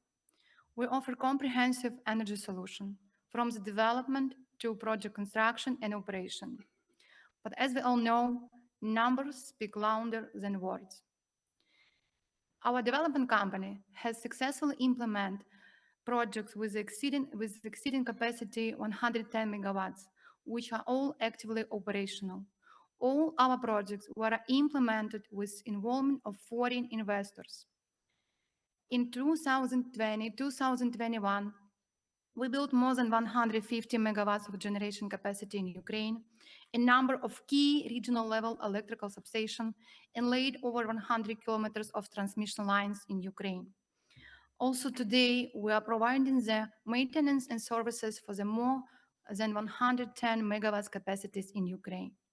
Presently, we are a key developer in Ukraine, which has a promising pipeline of more than 1.3 gigawatts capacity and includes in solar, wind farms, and battery storage systems. In the realm of energy storage system, we have embarked on a journey to reshape Ukraine's energy landscape. Our company made a history by receiving the first project approval from the esteemed national energy company Ukrenergo for the energy storage project 200 megawatts. Currently, our pipeline boasts about 300 megawatts of energy storage capacity, underscoring our commitment to stabilizing Ukrainian energy spectrum. Given our position as a company engaged in all aspects from the energy production in Ukraine, our focus on the development energy storage market becomes well justified. Considering Ukraine's affiliation with the European network of transmission system operators of electricity and the requirement to ensure the necessary volume for the primary frequency regulation control, it becomes clear that building energy storage system is a priority for Ukraine. It is important to note that mechanical capacities primarily from the thermal power station and hydro accumulation system currently dominate in Ukraine. However, the high maneuverability capacities are still large absent. A significant challenge for our energy system is its limited flexibility. This is due to both the substantial contribution of the nuclear generation and the continuous growth of energy production from renewables. The latter, of course, is essential for the modern development of energy system. In light in the imbalance between generation capacity and the ability to rapidly respond and regulate them, the issue of ensuring the stability of the energy system becomes evident. Diving deeper, Ukraine's energy system showcases our nation's ambition. We are moving towards reducing carbon emission, increasing share of renewables, and developing the green hydrogen technologies. The voltage, the fluctuation in voltage due to increasing renewable sources emphasize the urgent need for efficient and reliable energy storage solution.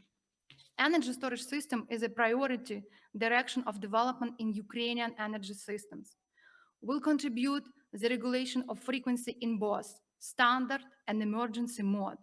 Furthermore, it will enable Ukraine to achieve a balance in the energy system. The implementation of the energy storage system will promote to develop of distributed generation and will reduce losses in the grids. Ukraine has already taken a significant step to implement battery storage systems, and the legislation and the framework are ready for the project's implementation. Therefore, the action is needed today. Our vision is to cater to this demand, ensuring seamless energy distribution to every Ukrainian household and industry. Our approach is rooted in rigorous standards and innovative practices. From analyzing the technicalities of electricity schemes to forecasting consumption patterns, we ensure our projects are holistic, precise, and designed for the future. Our collaboration with world-leading battery storage vendors is a testament to our commitment to excellence. The energy landscape of Ukraine is evolving in rapid pace. In this dynamic scenario, we at SPP Development Ukraine pledge to usher in a future sculpted by collaboration, open dialogue, and shared objectiveness. Your presence here is not just a testament to your interests, but also hope a beacon for forging stronger ties and achieving collective success. I urge each of you to consider supporting and investing in Ukrainian battery storage system. And we hope you consider our organization when you're looking to do so. Thank you for your attention. Thank you so much, Nadia, for a great presentation and for all of the work that is done. I guess that no one doubts on that storage is really undeveloped sector, so it is something that all of us need to think more consciously in future. And as for the energy system, we need stability. The same for the financial system of the energy markets. We also need stability and sustainability. So here I would like to go over to you, Silvia. So Silvia Martinez, she's lead energy specialist of the World Bank, responsible for Ukraine and Moldova as well. So how do you see the situation? What are those maybe systematic challenges for the whole system, for the market, from your perspective? Maybe where there are some low-hanging fruits, maybe you see something to be easily respectfully easily addressed, like not something like PSO that was discussed in the first panel. We do not expect that PSO will be easily addressed, but maybe you see some solutions that could untap the potential for the sector to recover at least. Thank you very much. First of all, thank you for the opportunity to be here today with distinguished panelists. I think from the World Bank side, we have been supporting, of course, during the war, mostly the state-owned enterprises, no, Ukrohydroenergo, Ukrenergo, to really meet the demand. And Ukrohydroenergo has a very important projects, no, and the preparation, and we are trying to help and also to maintain operations in some of the damages hydropower stations. So this is an issue that is, for us, it's a lower hanging fruit because it's easy for them, for us to support them. But in terms of attracting private sector investments, or at least maintaining private companies in the market, no, I think, of course, as it has been discussed this morning, that there has been a lot of recent reforms that can help in the short term, but also can help in the future. No, like, of course, we have the auction law, that we had the green transformation of the system law that introduced the different very important aspects, no, the feed-in premium and the guarantees of origin, and also a process to maybe for those companies that are under feed-in tariff regime to maybe transition towards another regime that can give them a bit more of certainty for payments in the short term. We also have, we also know that the remit law will improve a bit the transparency of the market if we are following on the implementation of this law with the regulation. And we also see important steps in the corporate reform of the SOEs that can have impact also on the performance of the market. But of course, these are things that are quite high level, and it may take time for them to be implemented and to have an actual impact on the market. And there are still some very important reforms under implementation to really ensure the integration with European markets. That will be definitely the biggest step that the Ukraine, I mean, the biggest push for investment. No? But of course, the barriers and risks are still there. No? There are a lot of barriers from the network perspective, of course, with all the damages in the network. I mean, for Ukrenergo is struggling sometimes. So adding renewables is always something difficult. Variable renewables, in particular, wind and solar, generates issues from the. So this needs to be sorted out. There are barriers on the procedural barriers, even if those are relatively easy to sort out. But then there are the risks. No? Of course, the investors, the way we see that, and we discuss a lot with our colleagues in IFC and MIGA. We know that there are a lot of risks perceived, and of taker risk, of course, based on the results from the previous feed-in tariff program, that they need to be, as it was discussed this morning, there has to be some kind of resolution for lenders to come in and also for private sectors to come in at a scale. Of course, the resolution may take time, and it can be, I mean, it doesn't need to be an immediate solution, but there has to be some kind of path to resolve these issues. And all these are kind of, and also there are many other risks, like the war risk, terrorist risk, risks that are now during the war, but they will remain likely after the war. No? And there are a lot of risks associated with other non-commercial issues, no? Like sometimes MIGA can cover, but even in these circumstances, there will be a need of concessional finance for MIGA and others to cover those risks. So we think that, of course, in order to, in order for Ukraine to meet the net zero targets that they have by 2050, there is a need to decarbonize the electricity system first. No? And for that, of course, the energy strategy has put there some targets. We have done our own assessments on different scenarios, depending on the demand growth, depending on the duration of the war and the recovery time. But if we want to achieve, let's say, 80% reductions in the electricity sector alone, emission reductions, you will need to add in the order of 20 to 30 gigawatts of renewables just to decarbonize the sector. And this is huge. No? And right now we have around 9 gigawatts or 9.5. So this is a huge amount that needs to be added. That means that it is not something that we can solve just with reforms, and there will be a need for a massive integration with Europe. I mean, an accelerated integration with the European market. There will be a need for maybe a transition period in which we provide credit mitigation measures, and we enhance the payments. We need to really provide some certainty for about the payments to investors. And we will need to really maybe eliminate all the potential barriers, no, to accelerate this in the way that is needed. And I think also, of course, the main issue, as it was mentioned by Dirk this morning in Energy Community Secretariat, is that in order to really accelerate and integrate with the European Union, there is a need to increase the tariffs. No? And this is kind of the elephant in the room to really, and this is very difficult and because it will be, I mean, it can be done with a proper social protection mechanisms, but those are also costly, right?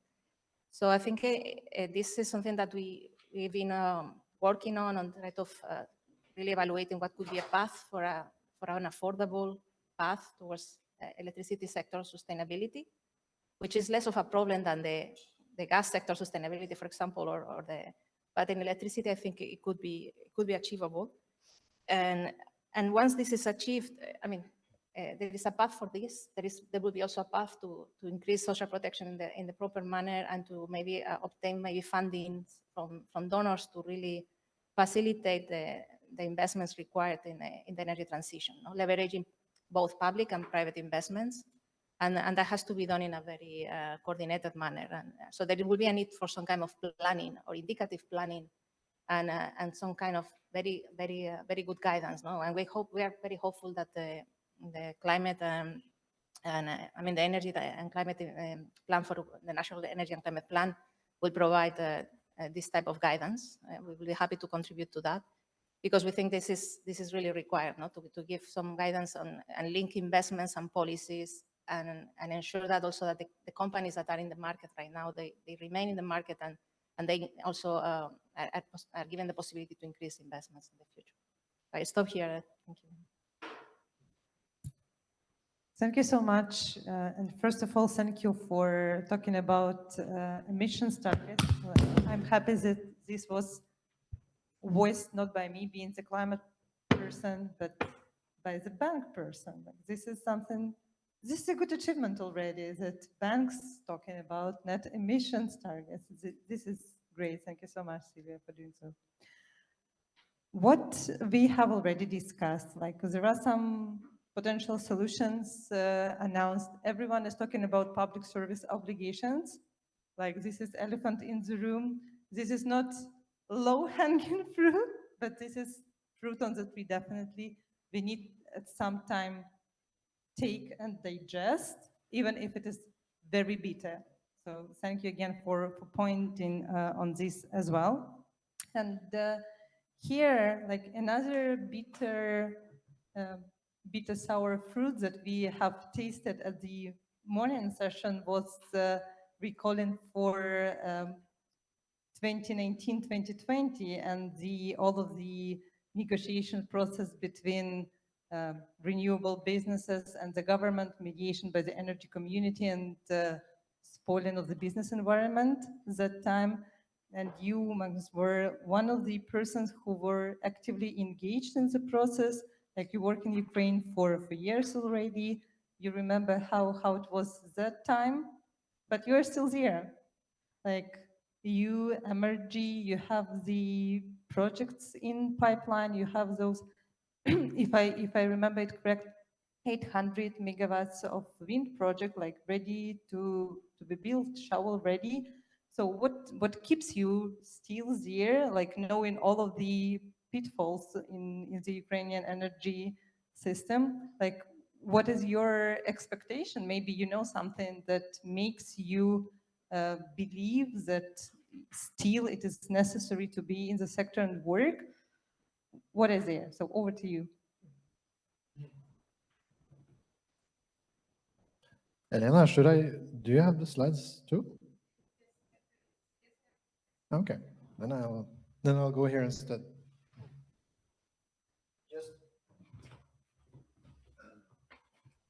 Just a few slides to visualize a little bit the answer, because the reality is really that we started building, so that is one good reason to still stay. Very briefly, for those who don't know Emergy, we are a Scandinavian-owned, mainly wind development company who has gone through many different cycles and stages. The main relevance for today is we currently don't own anymore. We reorganized the company, but the fair share of the participants making the Sivash project happen is still in Energy. So that was the first largest non-recourse FDI-based wind project in Ukraine, together with 8 DFIs, which anyone who understands finance would be quite impressed by. And we as a company, Energy, we exited Sivash back in 2021. In parallel, we started constructing Sofia. This is, I think, around a month before the war. We spent quite a bit of money on the project. We started making foundations, overhead lines, substation areas, etc. And then, of course, the main issue arrived, and that is, well, it's quite far behind enemy lines. So what is interesting is that the first project, Sivash project, I think it was maybe the first large-scale renewable project that were taken by when Russia attacked Ukraine. And then Sofia followed very soon after. The positive side, if there's anything in this story, is that most of what we put money into in Sofia is in the ground. So it's a little bit hard to destroy much and take much. But this is, I mean, one good answer to why we are in Ukraine, of course. We hope that we can ride out the storm as Ukraine is riding their storm, and that eventually this will be Ukraine territory again. And also what is very important to emphasize is that I always like to say the counteroffensive is also a counteroffensive for the best resources in Ukraine. The best wind resources are in the south, and the most cost-efficient technology in Ukraine right now is onshore wind, which is partly also why the tariffs were lower for wind, and you had some projects coming out of that. But at the same time, wind takes more time, it's bigger investments, it's a bit more complicated, so you're more sensitive to changes in societies, which is also why you have less wind and solar in Ukraine. But we are holding out, I guess, together with Ukrainians. We, of course, have many Ukrainian colleagues. We try to use them in activities we have in other countries, in the Balkans, among others. And they're all, of course, very eager to come back and make something happen in Ukraine, and me included, Mats included. We're all, well, we like to say one leg of the body is Ukrainian. That's, in a way, how our company is. So yeah, that's just some brief visualization of where we are and why we're in Ukraine and why we are staying out. I personally think there's an opportunity space in Ukraine now for those who dares to do it. But it's a complex story to pitch to shareholders. And just to continue, like, we understood why you're still there, and thank you so much for this very optimistic, I would say, even in the given circumstances, note and tone of the answer. But still, I do believe that there are barriers that you face in your everyday operation. So if you can identify as well, like, some easily to be addressed barriers that you believe could untap, could unlock, could help to boost the development, to make things easier. I mean, every large-scale renewable project comprises of multiple facets that all need to fit to start making that happen, which is why doing development is a very challenging task, because you need to collect all the sheep. None of them can be injured in any way. And let's say if you would have a project in West Ukraine right now, you could probably get risk insurance in some way or another, hopefully at least in the next year or so. With that, you could get support from lenders like the World Bank system, EBRD, etc. It's not easy probably, but should be accessible, hopefully. Challenge is, of course, how do you sell the power? Yes, you can sell it to some corporates, but there are not that many who the lenders would say is they are comfortable with. And then, of course, you need to have all these projects to international standards, because I think now different compared to before the war, there was a lot of local bank lending, much more capital available to make projects happen. Now it's a little bit more in the hands of the IFIs, and they have inherent higher requirements to make a project bankable. And so there is even a higher need, I think, for those with experience of lifting projects together with IFIs. So yeah, these are all, and there are multiple other facets too, probably you can add in the pot, and you take out only one and the project won't happen. But these are some of the elements that are very critical to have in mind. Thank you so much. So we already heard on storage, on wind, and we have an amazing opportunity of collecting different renewable segments on this panel. And now we are coming to not less promising sector of biogas. So Igor, on your side, on like you work like Pro Energy company works in Ukraine for 7 years already. You have like bulk of projects being realized. On your web page, it is written that there are more than 20, mostly in biogas. So this is a sector that is different from the electricity in its pure form. There was a notion in the previous panel on cogeneration already. So what is your thinking on the situation for biomethane? How you see, what are those barriers? What are those easily to be addressed solutions which can help for the sector for development? Thank you for invitation and nice management of the panel. Look, probably I won't start from the beginning, because like in Ukraine we have like who is like failed, yeah, Nevistka. Yeah, so I think that I have it. So it's like daughter-in-law, yeah.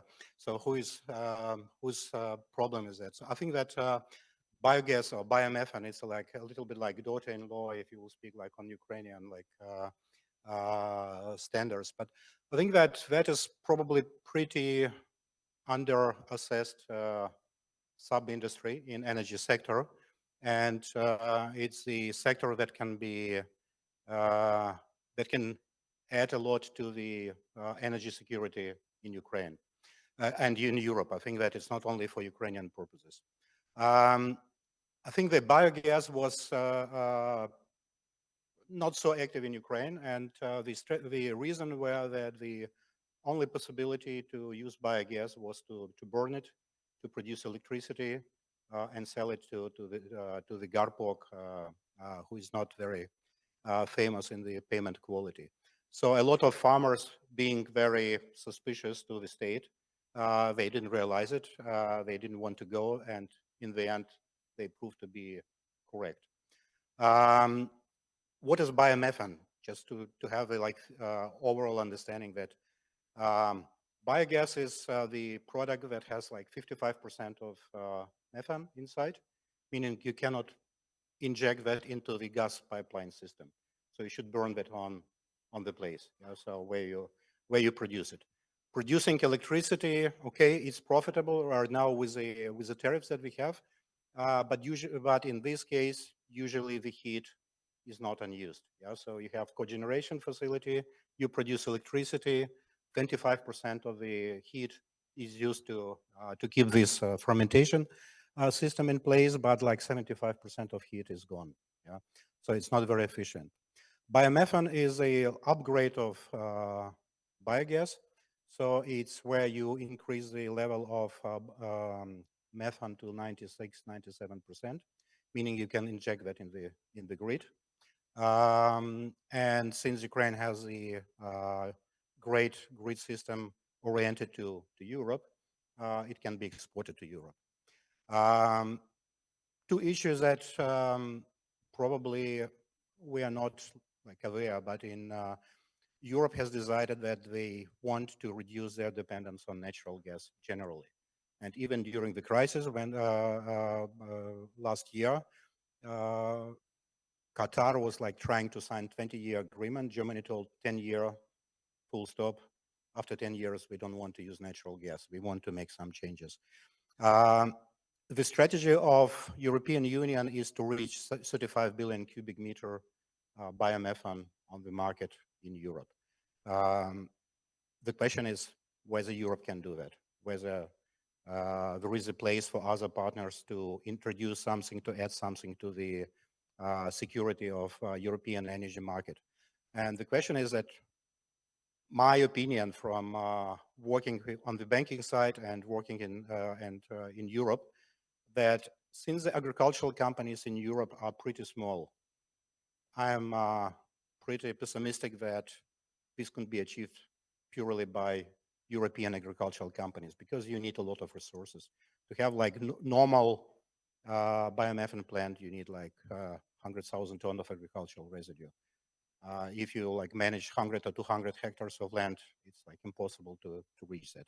The advantage of Ukraine is that you have probably like 150 or 200 agricultural companies that manage 10,000 plus hectare of land, meaning you have the concentration that is required.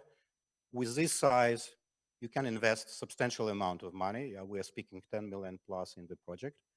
And we can produce a product from agricultural residue that could be exported to Europe.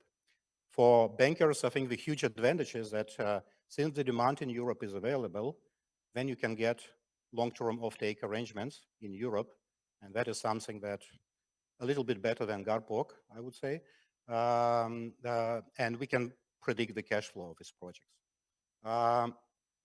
What we see from the it's pretty interesting situation that what we see is that right now the parliament is more active in supporting biomethane than the government. Actually, the government did nothing. They introduced the prohibition for export of natural gas, and they didn't split, they didn't put the difference between natural gas and biomethane. And actually, they could have resolved on the level of the government. They haven't. And yesterday was this green gas conference, and Mr. Zhupanin told, like, we don't understand why the Minister of Energy is not pushing on this side. They should be interested in creating the new industry.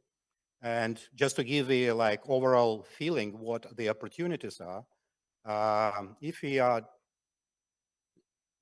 taking like 9-10 billion cubic meters that can be produced in Ukraine, and the average price of, let's say, 70-80 euro per megawatt, or 700-800 per thousand cubic meters, we are speaking about 7-8 billion export potential of Ukraine.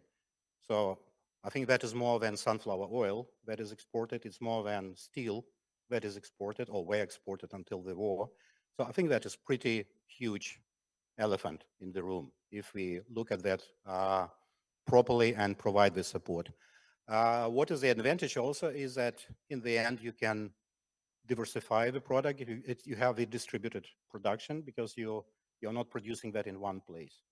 So you can produce it everywhere in Europe, and what only stuff that you need is the grid connection. Or the second stuff is that if you liquefy that, then you need the trucks and liquefaction facilities. So opportunity is there. The question that is always arising, whether you can deliver that for Ukrainian market. And to be honest, the answer is no, because the cost are around like 60 megawatt, 60, 70, like cash cost and depreciation of the assets. When the natural gas prices in Ukraine are at, let's say, 250, 25 euro per megawatt, it's making no economic sense. So if the government will decide to push agri companies to sell biomethane to the market, then there will be no market, because no agricultural guy will go to that. So I think the questions that are remaining, I think the opportunities are there. I think for banks, it's should be pretty attractive to finance that, because you can predict the cash flow. Clearly, we have the war risk, but if you build a lot of plants, the chances that the all missiles will strike all biomethane facilities are pretty low. I think that it's for Russia, it would be an inefficient way to use the money for the missiles to hit the biomethane power plant. So that is like the economics introduction. Therefore, we are very hopeful that it works. We hope that there will be financing available for such projects. And clearly, if it's done in proper way, I think even medium-sized agricultural companies that have access to the residue can participate in this project, either as sponsors of the projects or as partners supplying the agricultural residue and intermediary crops to produce such product.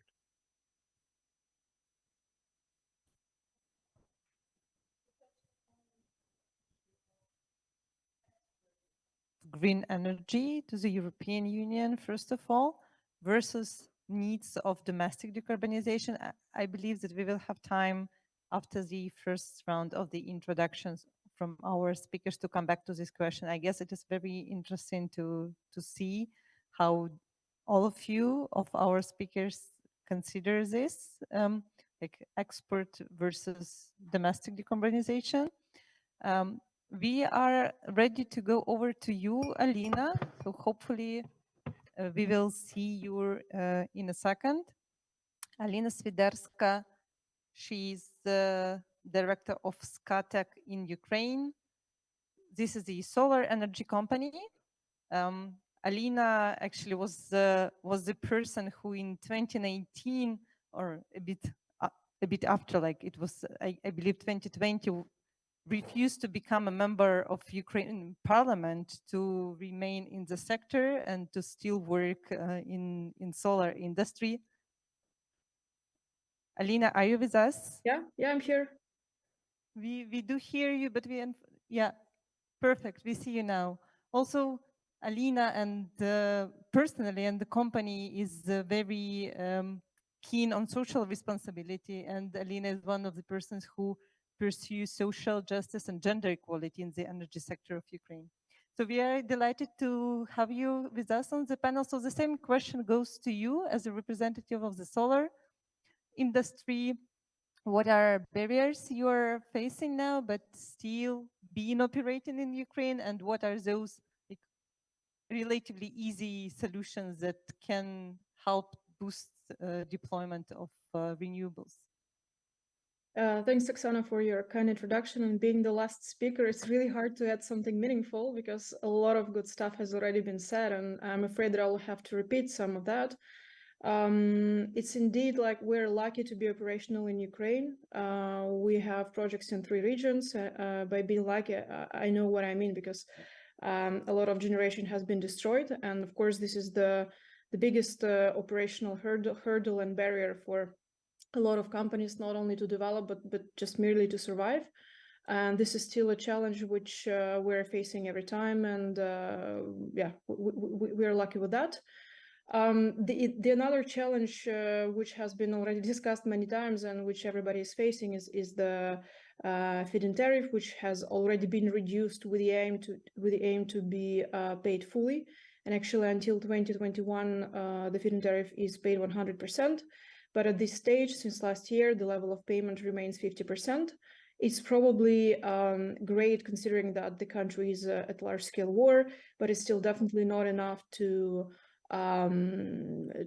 consider it a good investment, right? Because we still need to service the debts, we still have the operations to run, and basically there are no returns for the investor right now, considering there is even a ban on the distributions due to the currency control rules. So I mean, before investing in new projects for, I guess, any investor, and especially those who are in Ukraine, there has to be clarity as to how these debts will be solved. And there has already been a suggestion to repeat the mediation process of 2019. I hope it won't be as painful as it was before, and that there will be more dialogue between the government. There were already some hints by the presidential administration that potentially there might be some restructuring of the feed-in tariff, but this is not a priority right now, so this will be discussed soon. I hope this will be quite sooner, and I agree that we would need to sit down on the table with the industry, with the lenders, and with the government and think on how to deal with that. And the second and the other barrier which has been discussed is the tariffs and the market price. I guess we've been asking for a long time that the price caps which are currently running on the market has to be elevated, and that this has to be a free market. And this is a necessity not only for the healthiness of the market itself, but it's important even to go through the difficult periods when we're importing electricity. And I think that also sooner or later we would be bigger integrated with the European electricity network, even price-wise. And this will also speed up a lot of projects in Ukraine, because I think that all new projects will be market-oriented. There is no longer a need for the governmental supports, for the subsidies. And there will be quite interesting competition, and I already feel on the market the rise of the requests for the corporate PPAs, whereby the electricity consumers are interested in diversification of their energy generation. And here we have actually the project which Eleanor in the first panel mentioned, that we have feasibility project with the IFC, where we will test new business models for Ukraine when green energy would be helping the customers, electricity customers, to reduce the prices for themselves. So I think that there is quite bright and interesting future for Ukraine, and despite of the market distortions and the price caps and the debts, our market is quite sophisticated, and just taking into account the experience of our company, I know that my colleagues are gaining a lot of experiences in the market of the imbalances in the forecasting, and we're sharing this experience with our global colleagues. I think this is great, and we will keep looking into that direction. Thank you so much, Alina. So I ask not to switch off the image, so Alina remains with us for the discussion. Now we have enough time to continue, so I encourage the audience to prepare your questions, which I will collect in few minutes. While you are thinking on your questions, I have already ones that I actually announced already. So Igor was talking about potential export of biomethane, for example, and we remember from the London presentation by Ukrainian government those huge plans for export of everything good and green to the European Union, including biomethane. But there is also green steel, green hydrogen, and green electricity on agenda. So this is actually a question to all of the panelists. So any of you who would like to start can do so. How do you see what should be prioritized? We as a country in the war, what do we need to plan first? Domestic decarbonization, meeting energy supply targets, first of all, but at the same time, decarbonization targets within the country? Or do we need to plan already now for the exports and for development of necessary capacity to ensure export of everything that is actually based anyhow on green electricity, like if it is green steel, if it is green hydrogen? Who would like to start? So Igor volunteered Alina to reply. Yeah, I can actually. I was thinking that it's the difference from what the government was saying before June this year, the London conference, and that we have to focus on the added value, meaning that we shouldn't just export the electricity or the green hydrogen, is that we should focus on the production of the, I don't know, green steel, green ammonia.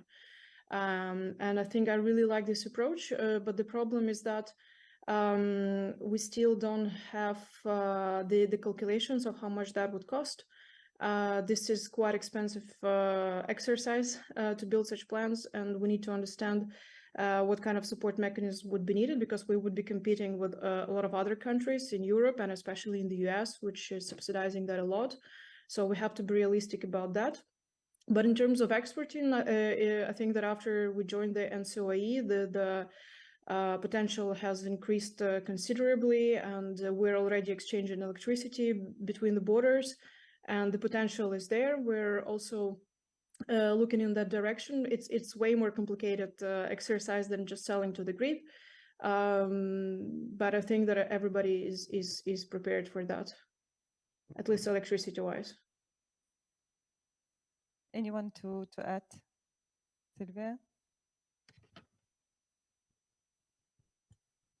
Hi. No, in fact, this dilemma between exports and meeting the local demand is there, right? I mean, on one side, we have seen it during the war as well. No, there is this need to get revenues from exports, mostly maybe from electricity exports through power produced by companies like Energoatom or DTEC. But on the other side, at times when, I mean, right now there is no enough generation to meet the demand, and let's not even talk about decarbonization. There is not enough.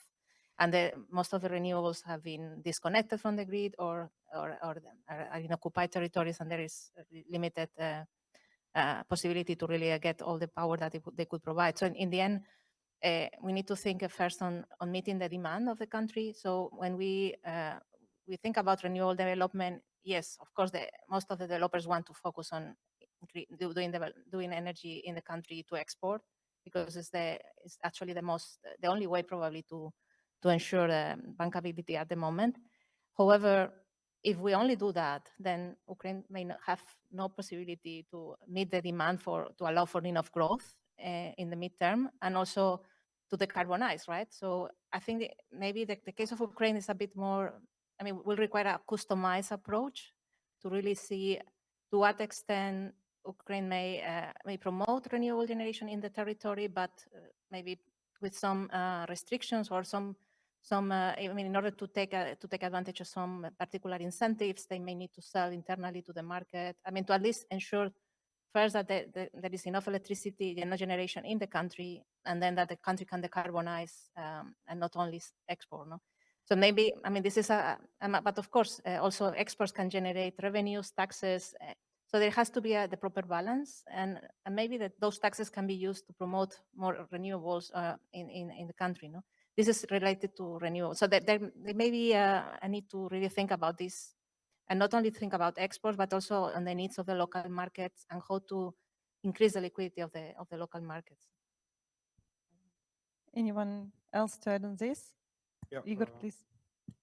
Yeah, I would be happy to add a little bit. I think that clearly the question in the case of export, the question is availability of infrastructure. And what we see, if you want to export electricity, you have huge limitations, and it will be like probably the auctioning of the capacities, export capacities, meaning that you cannot predict your cash flow. You don't know whether you will sell, at what price, what will be the net price.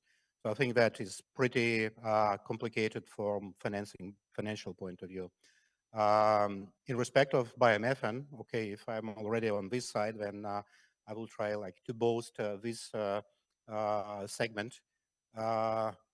Natural gas pipeline is available. It will be redundant more or less primarily since starting 2025.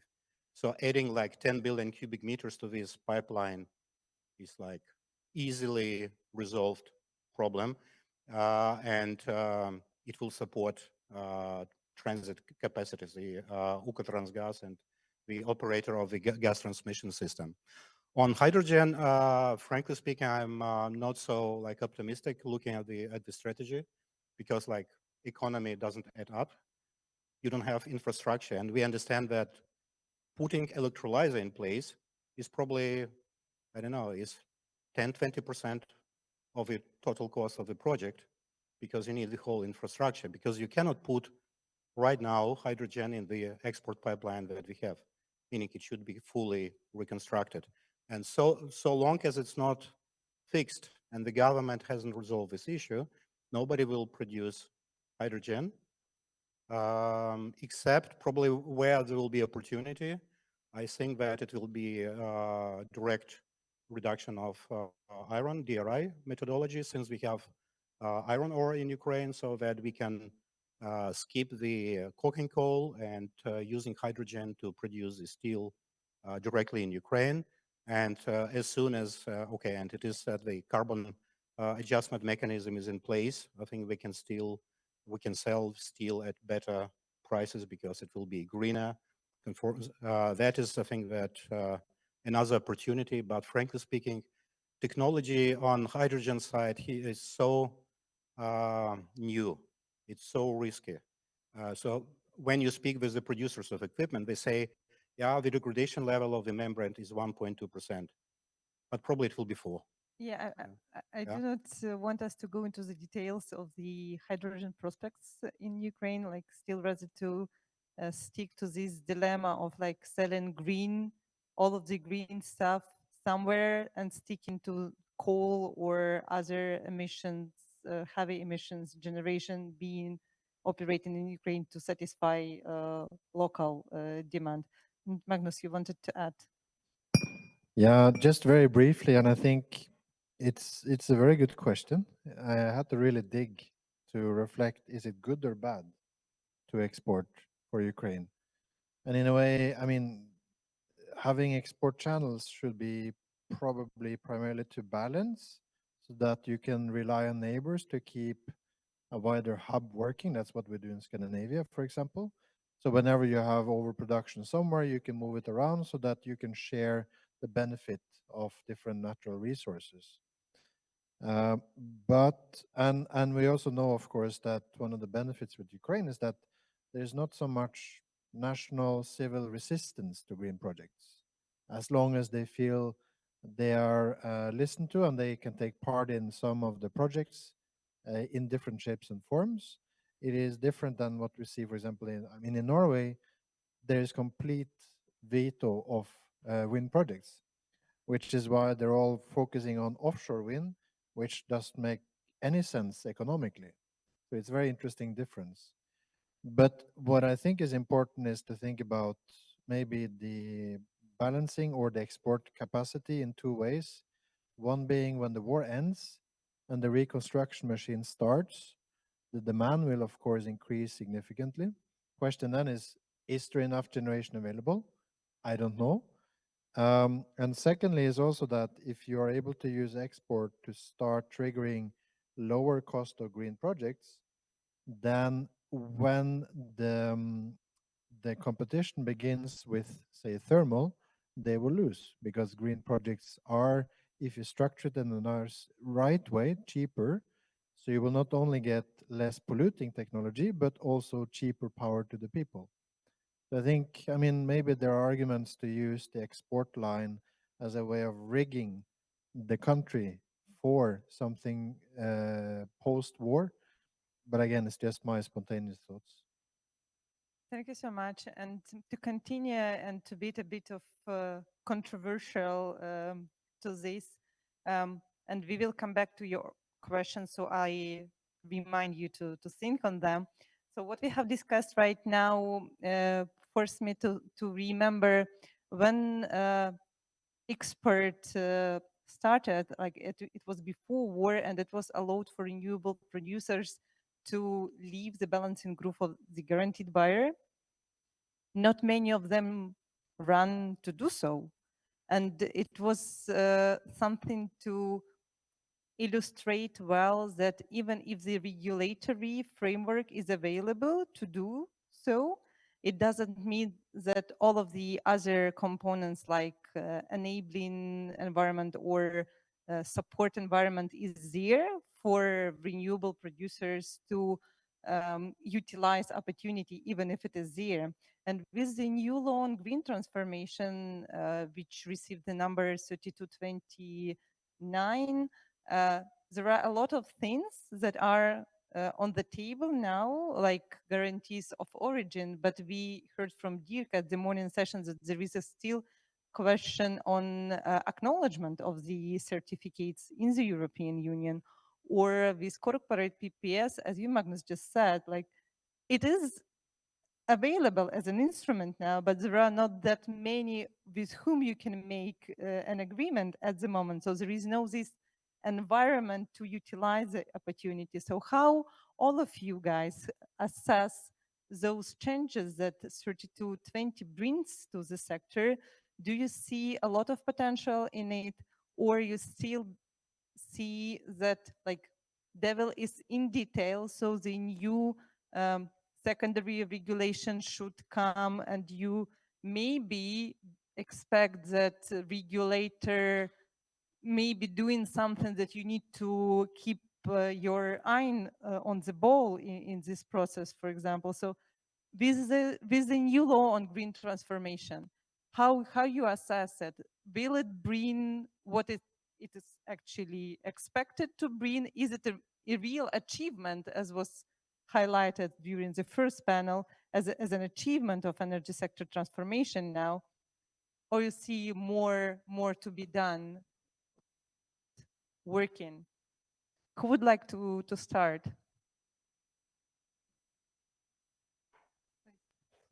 I can start. Hey, Nadia first, please. Oh, sure. Thank you. First of all, I consider it's little early to make a conclusion, since it's a new law and we just start to implement and we just start to learning how to implement this law according to our projects, financial model, etc. And you told that it's not so easy to find with whom to conclude this corporate agreement. I can see that it's possible, yes, just you need to dive in deeper. And market is growing and development, and except these new amendments, we also have another and different amendments from our Code of System Distribution Operators, which provides the permission to the facility to build external component by themselves. It's very important because it can reduce the time to construction of external component and can save the capex of the amount for the external component. Currently, it's working through the martial law, but we already worked for the amendments, and it will be. And it means that it open new perspective to the investors.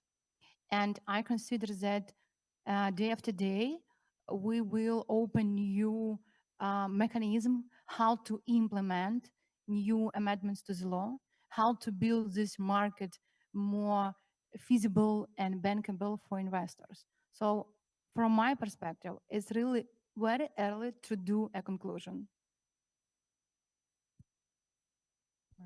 I mean, if you move from public offtake to private offtake or to the market, it means you need to know where the market is going. And you can buy analysis from AFRI, Aurora, etc., in different markets that will predict more or less where it goes. And then the lenders will say, well, we need to lower it based on the likelihood of maybe this not hitting. And then we can do a deal. But I mean, challenge in Ukraine is number one, it's very hard to predict supply and demand. So you will not get market analysis. So you don't know where the market price will go. And number two, you have still price caps. So you are in an environment where it is not the market-based system. So how can you go market as a private player? I struggle to see that. I mean, I understand leaving Garpok, given the situation, it's almost like you're leaving something horrible to something less horrible, in a way. And hopefully this change of the price cap will continue to move to the stage where everything becomes cost related in pricing.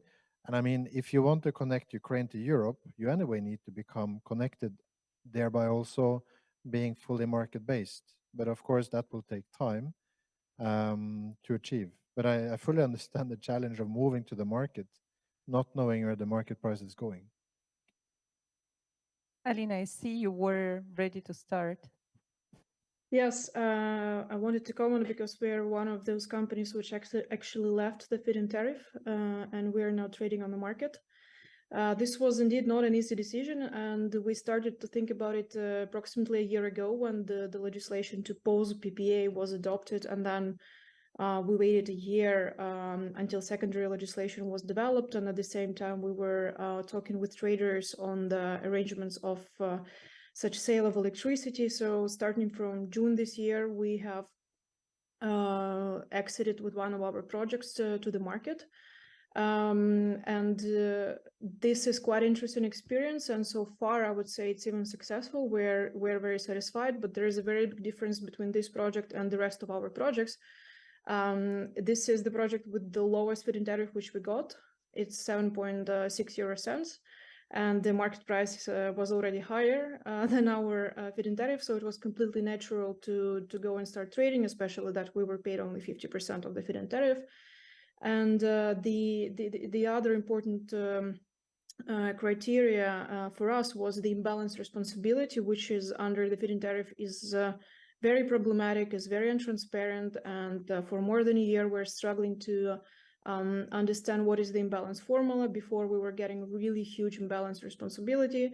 So of course that also triggered us to think of other mechanisms. And I must say that selling on the market is way more transparent and way less responsibilities than we're having now under feed-in tariff.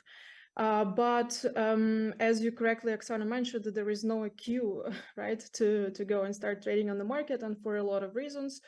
All our other projects are with the lenders and creditors, and to do that we also need to kind of restructure all our deals. And then there is a lot of other hurdles which we need to consider before going on the market.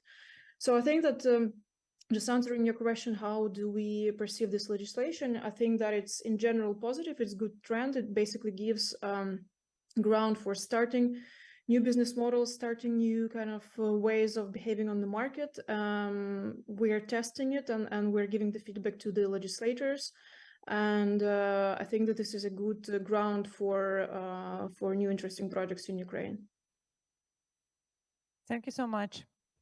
So we still have some time for more questions, and here I come back to the audience and would like to check, are there any questions popping up? Yes, we have one.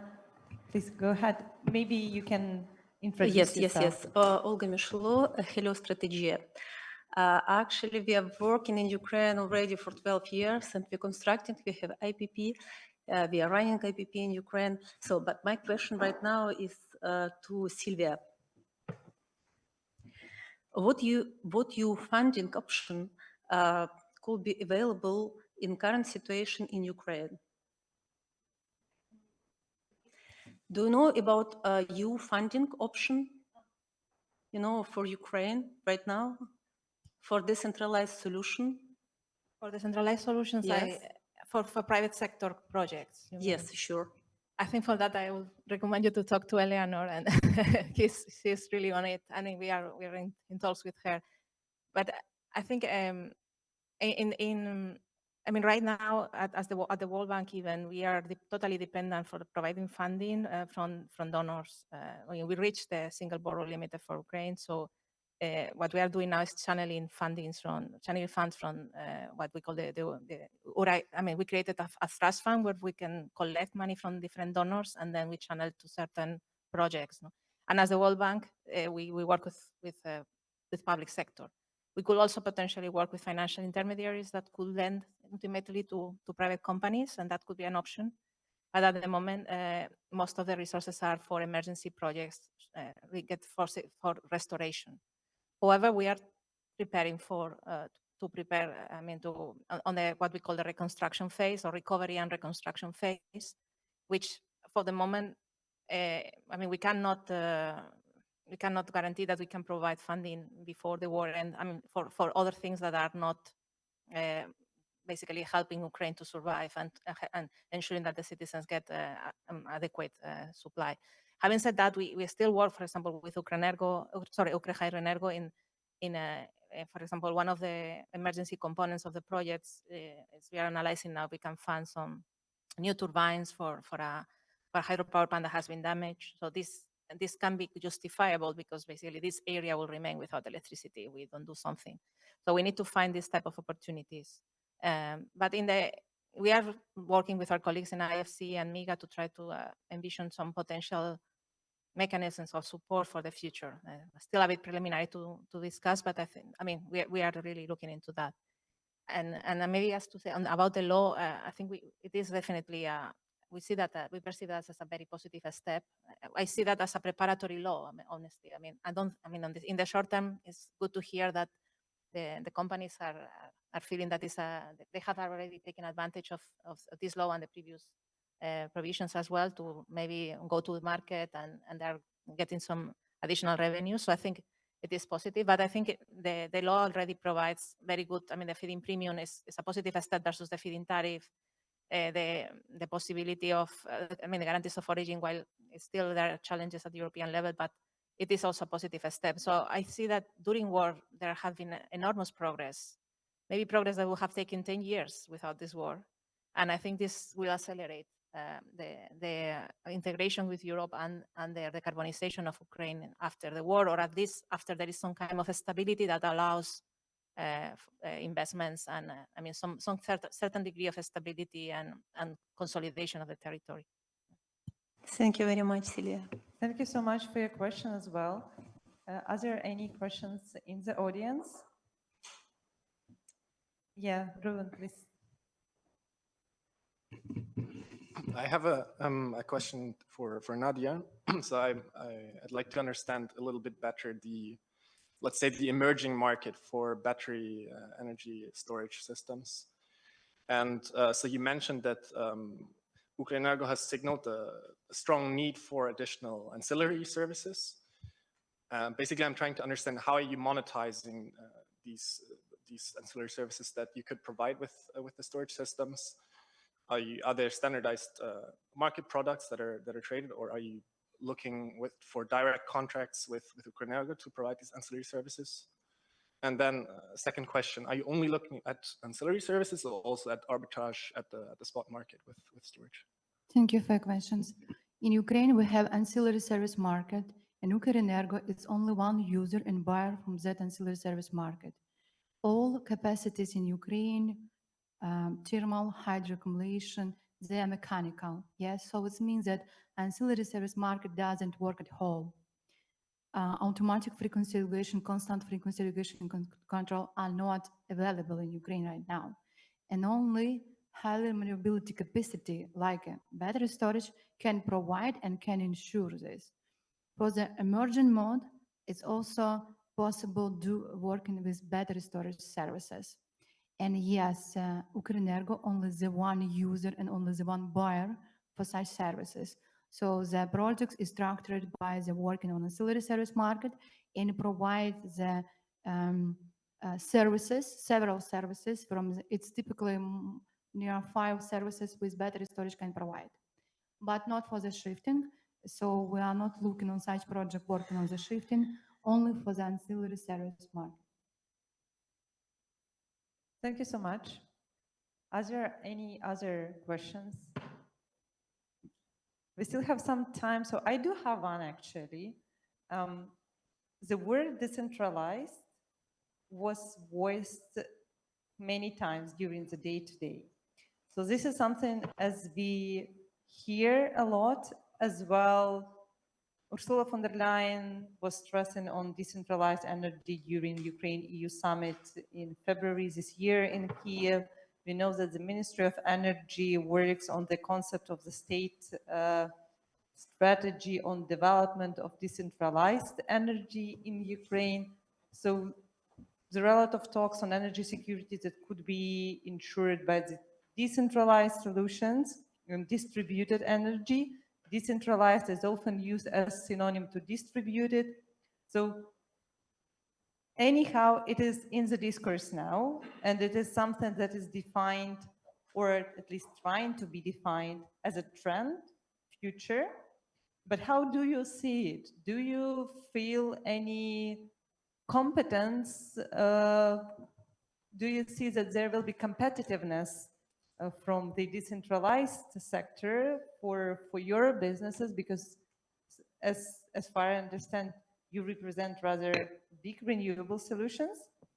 Do you feel that it's necessary way to go forward, or you have, I don't know, ideas on what should be balanced between big and small renewable solutions?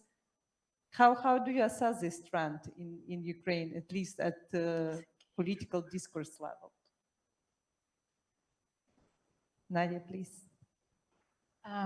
First of all, um, we consider that you mentioned competitors.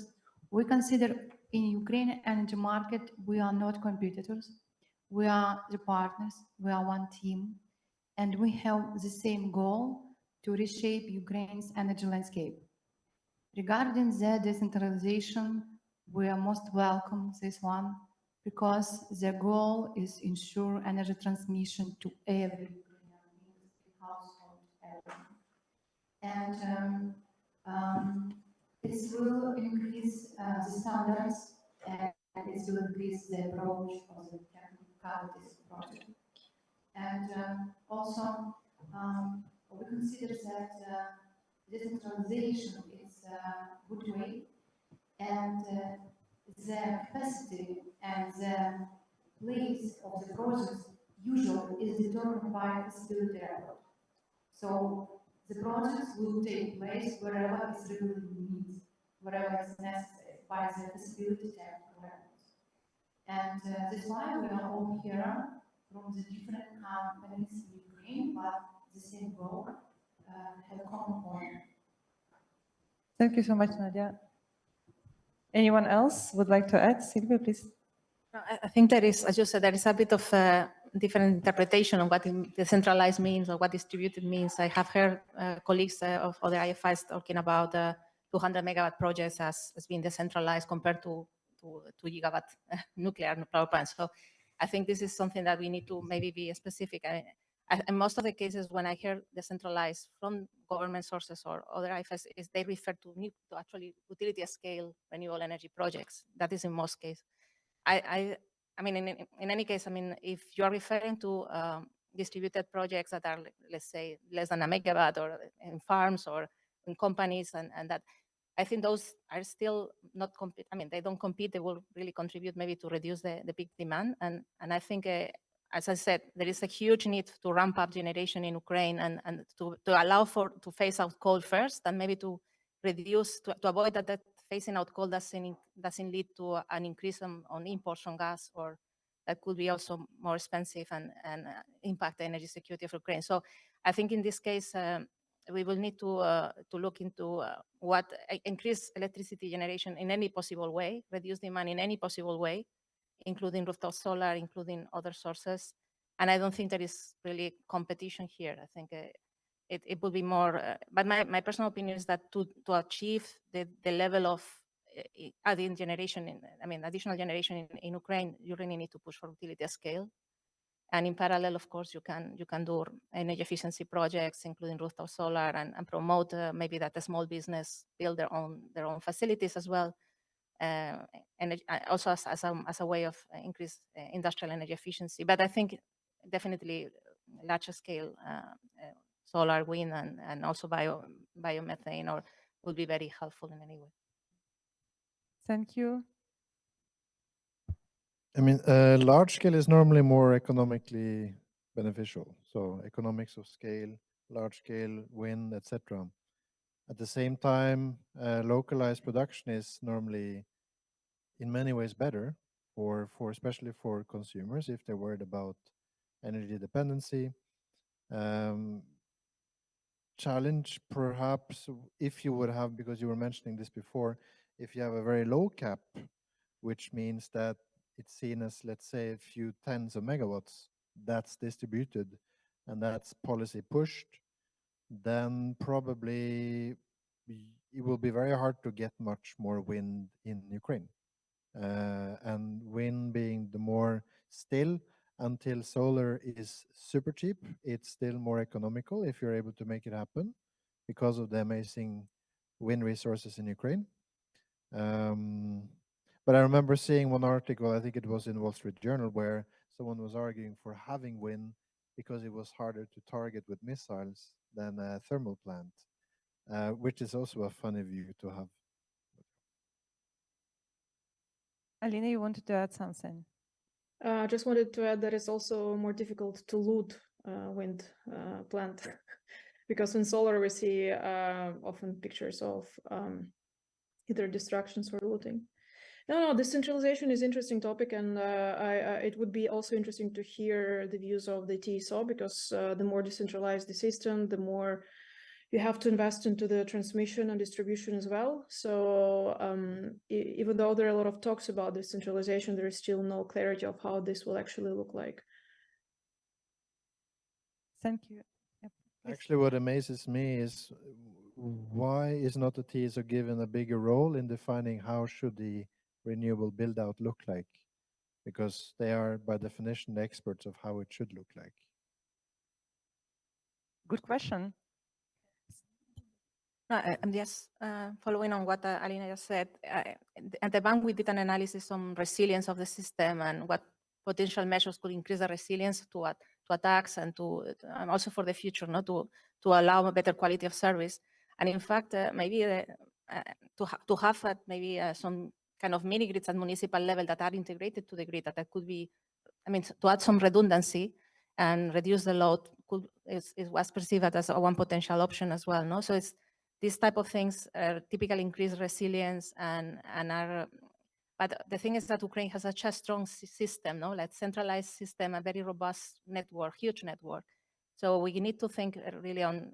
This is a great asset that should be preserved, and to what extent we go. I mean, we opt for decentralized solutions. I think we have to find the right balance, no, and that's why I insisted that indicative planning to really drive future auctions will be very important to see where capacity needs to be added to really minimize transmission costs, how we can enhance that the balancing is performs better, even if there is going to be investments in a storage, where this storage should be located, co-located or not.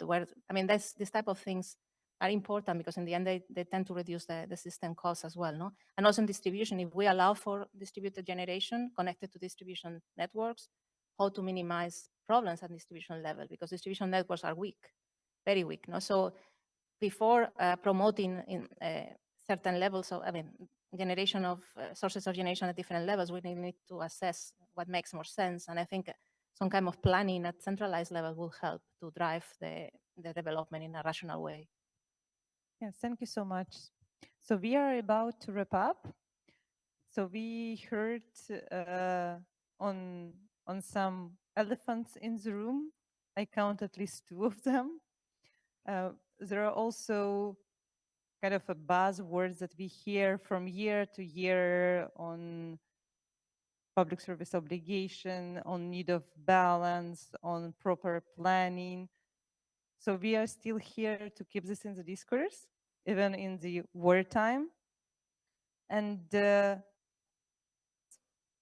1 year, like let's imagine we are here, or even better in Kiev, gathered for European-Ukrainian Energy Day, somewhere next to Sofia Square, having a fancy discussion. So what would you like to be able to highlight there in 1 year? So what would be the biggest desirable achievement? It could be in your operation of your company, or the change in the country, or in the regulation you would like to see. But what is that achievement you would like to stress on and highlight in 1 year? I give you a second to think about that. And please, like, I will just go in the way from me to Igor and then Alina, just like in few sentences, if possible, to finish the session in a positive note. Very simple. Announcement that we started building more.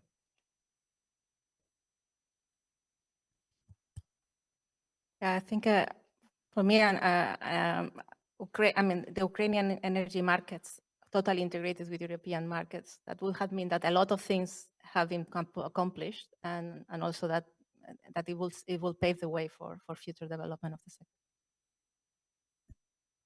Nadia? How company is working, energy market is working. We are very grateful to all our partners from the international cooperation for supporting and for guiding us. It's very important. It's big deal which we made this year.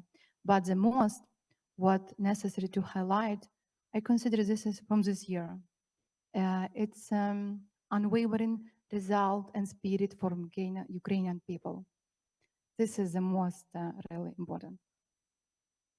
Thank you. Igor, please. Yeah, I think what we saw in the last 18 months is a huge resilience of the people. So what I would say is that we shouldn't think what will happen after we win the war, yeah, and liberate our country. I think we should work right now. We cannot wait, because if we will lose economically, it will be the same disaster as to lose during the war. So I think that is probably a strong wish to international organizations, financial organizations, not to offer something when the war will be finished. We need work now. We need survive now. Economy should be working, and I think that our agricultural industrial sector proved that they can work even in such hard times. Therefore, let's say, I'm not thinking what will happen after we win the war. We'll win the war, but we need to work now. We should earn money for country right now. So I think that it's where we need the assistance is to keep up us running further and win that economically as well. Great. Alina? Super. I completely agree that we don't need to wait for the victory and that we need to do projects already now. And in a year from now, I would like to discuss the number of projects which will be realized by then. And that we will all do nice presentations with photos of what type of new technology we brought, of how many workplaces we've created. And I think it's all doable. Thank you so much. So at this moment, we wrapping our discussion. This is the end. I will over to the European Energy Agency for closing remark in a second, but I guess that this is a good moment for a round of applause for amazing panel we have.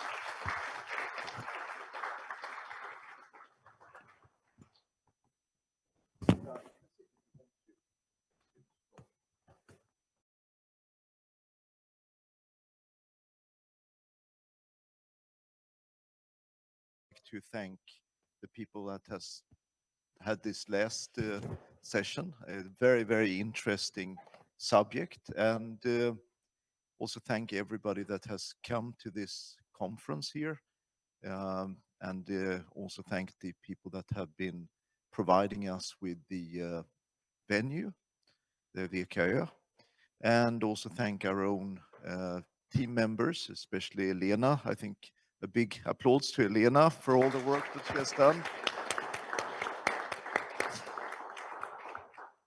I would like to take the opportunity also of rearranging a little bit up here, because I think the Ukrainian flag has sort of been left a little bit outside and should be moved over to the European Union and as close to Austria as possible. It's a very sad thing to have these conferences over in Vienna, but it's a great city, and it's wonderful that many people are taking the opportunity to come here. I have found it very, very interesting to see and hear, listen to the people that are operating renewable energy facilities in Ukraine. Alina, that we heard here in the last panel. Very, very interesting to see how a company is able to take on and continue working through all the challenges they have during wartime. I'm sure she could tell us many, many stories about this, and at one time we probably will be able to listen to them in a more comfortable way than online. It's also wonderful to see that there are companies like Energy, Magnus represents here today, that are also continuing supporting the continuous development of large wind power projects in Ukraine. And all the international organizations that are here helping us. And I do see, I think somebody from VK, Georgia.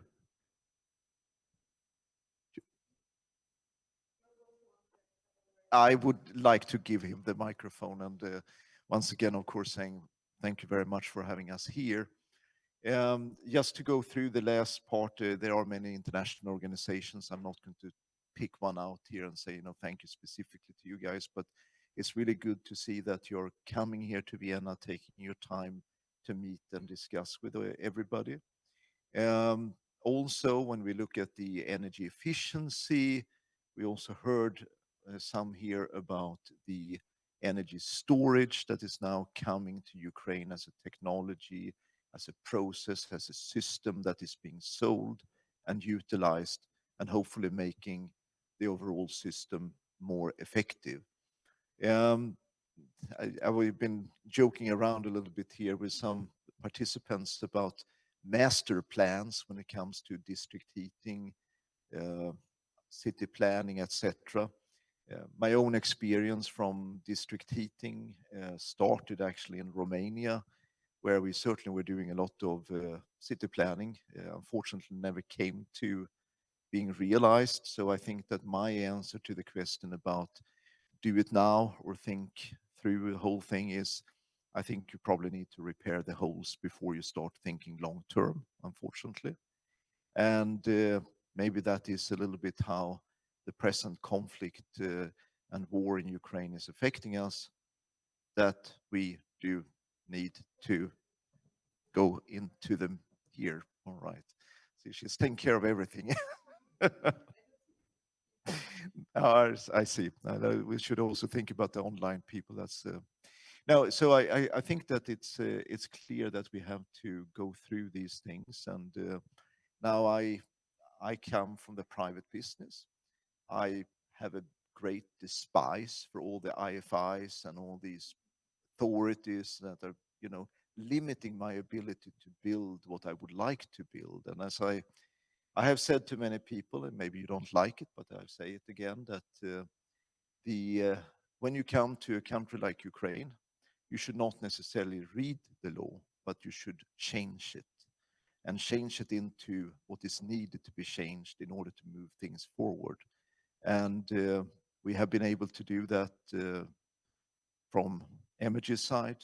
We have done it with Scatec. We have done it with other companies that we have been involved in. And I think that hopefully we have many, many more years to do this together because it's great fun. And I do like IFIs a little bit also. So, hey, thanks, guys. I will hand over the microphone here and again say thank you very much.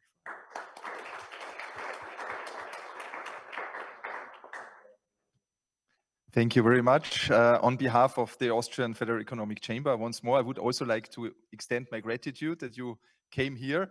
I know myself, my name is George Weingarten. I'm the commercial counselor of the Austrian Embassy in Kyiv. And I know myself how much time it takes to go to Ukraine and go back to Vienna. So this is not a small trip. It is quite a cumbersome journey. All the more, I'm very, very grateful that so many of you have found their way here to Vienna. I would also like to extend my thanks to Lena, to Mats, and to all the people who made this event possible, in particular our regional director, Cosima Steiner, who is in the back also. An applause for her because she has, with her staff, organized all these events. And also Johannes Zobel, who was in charge of the technological part and who is also not here at the moment.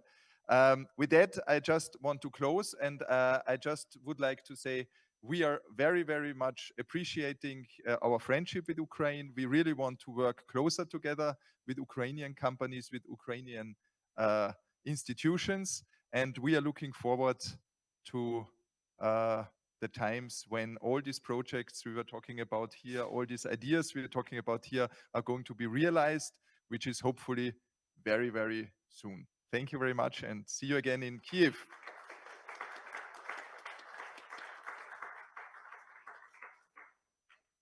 we are done. And thank you all who are with us here online. And bye bye. See you next year.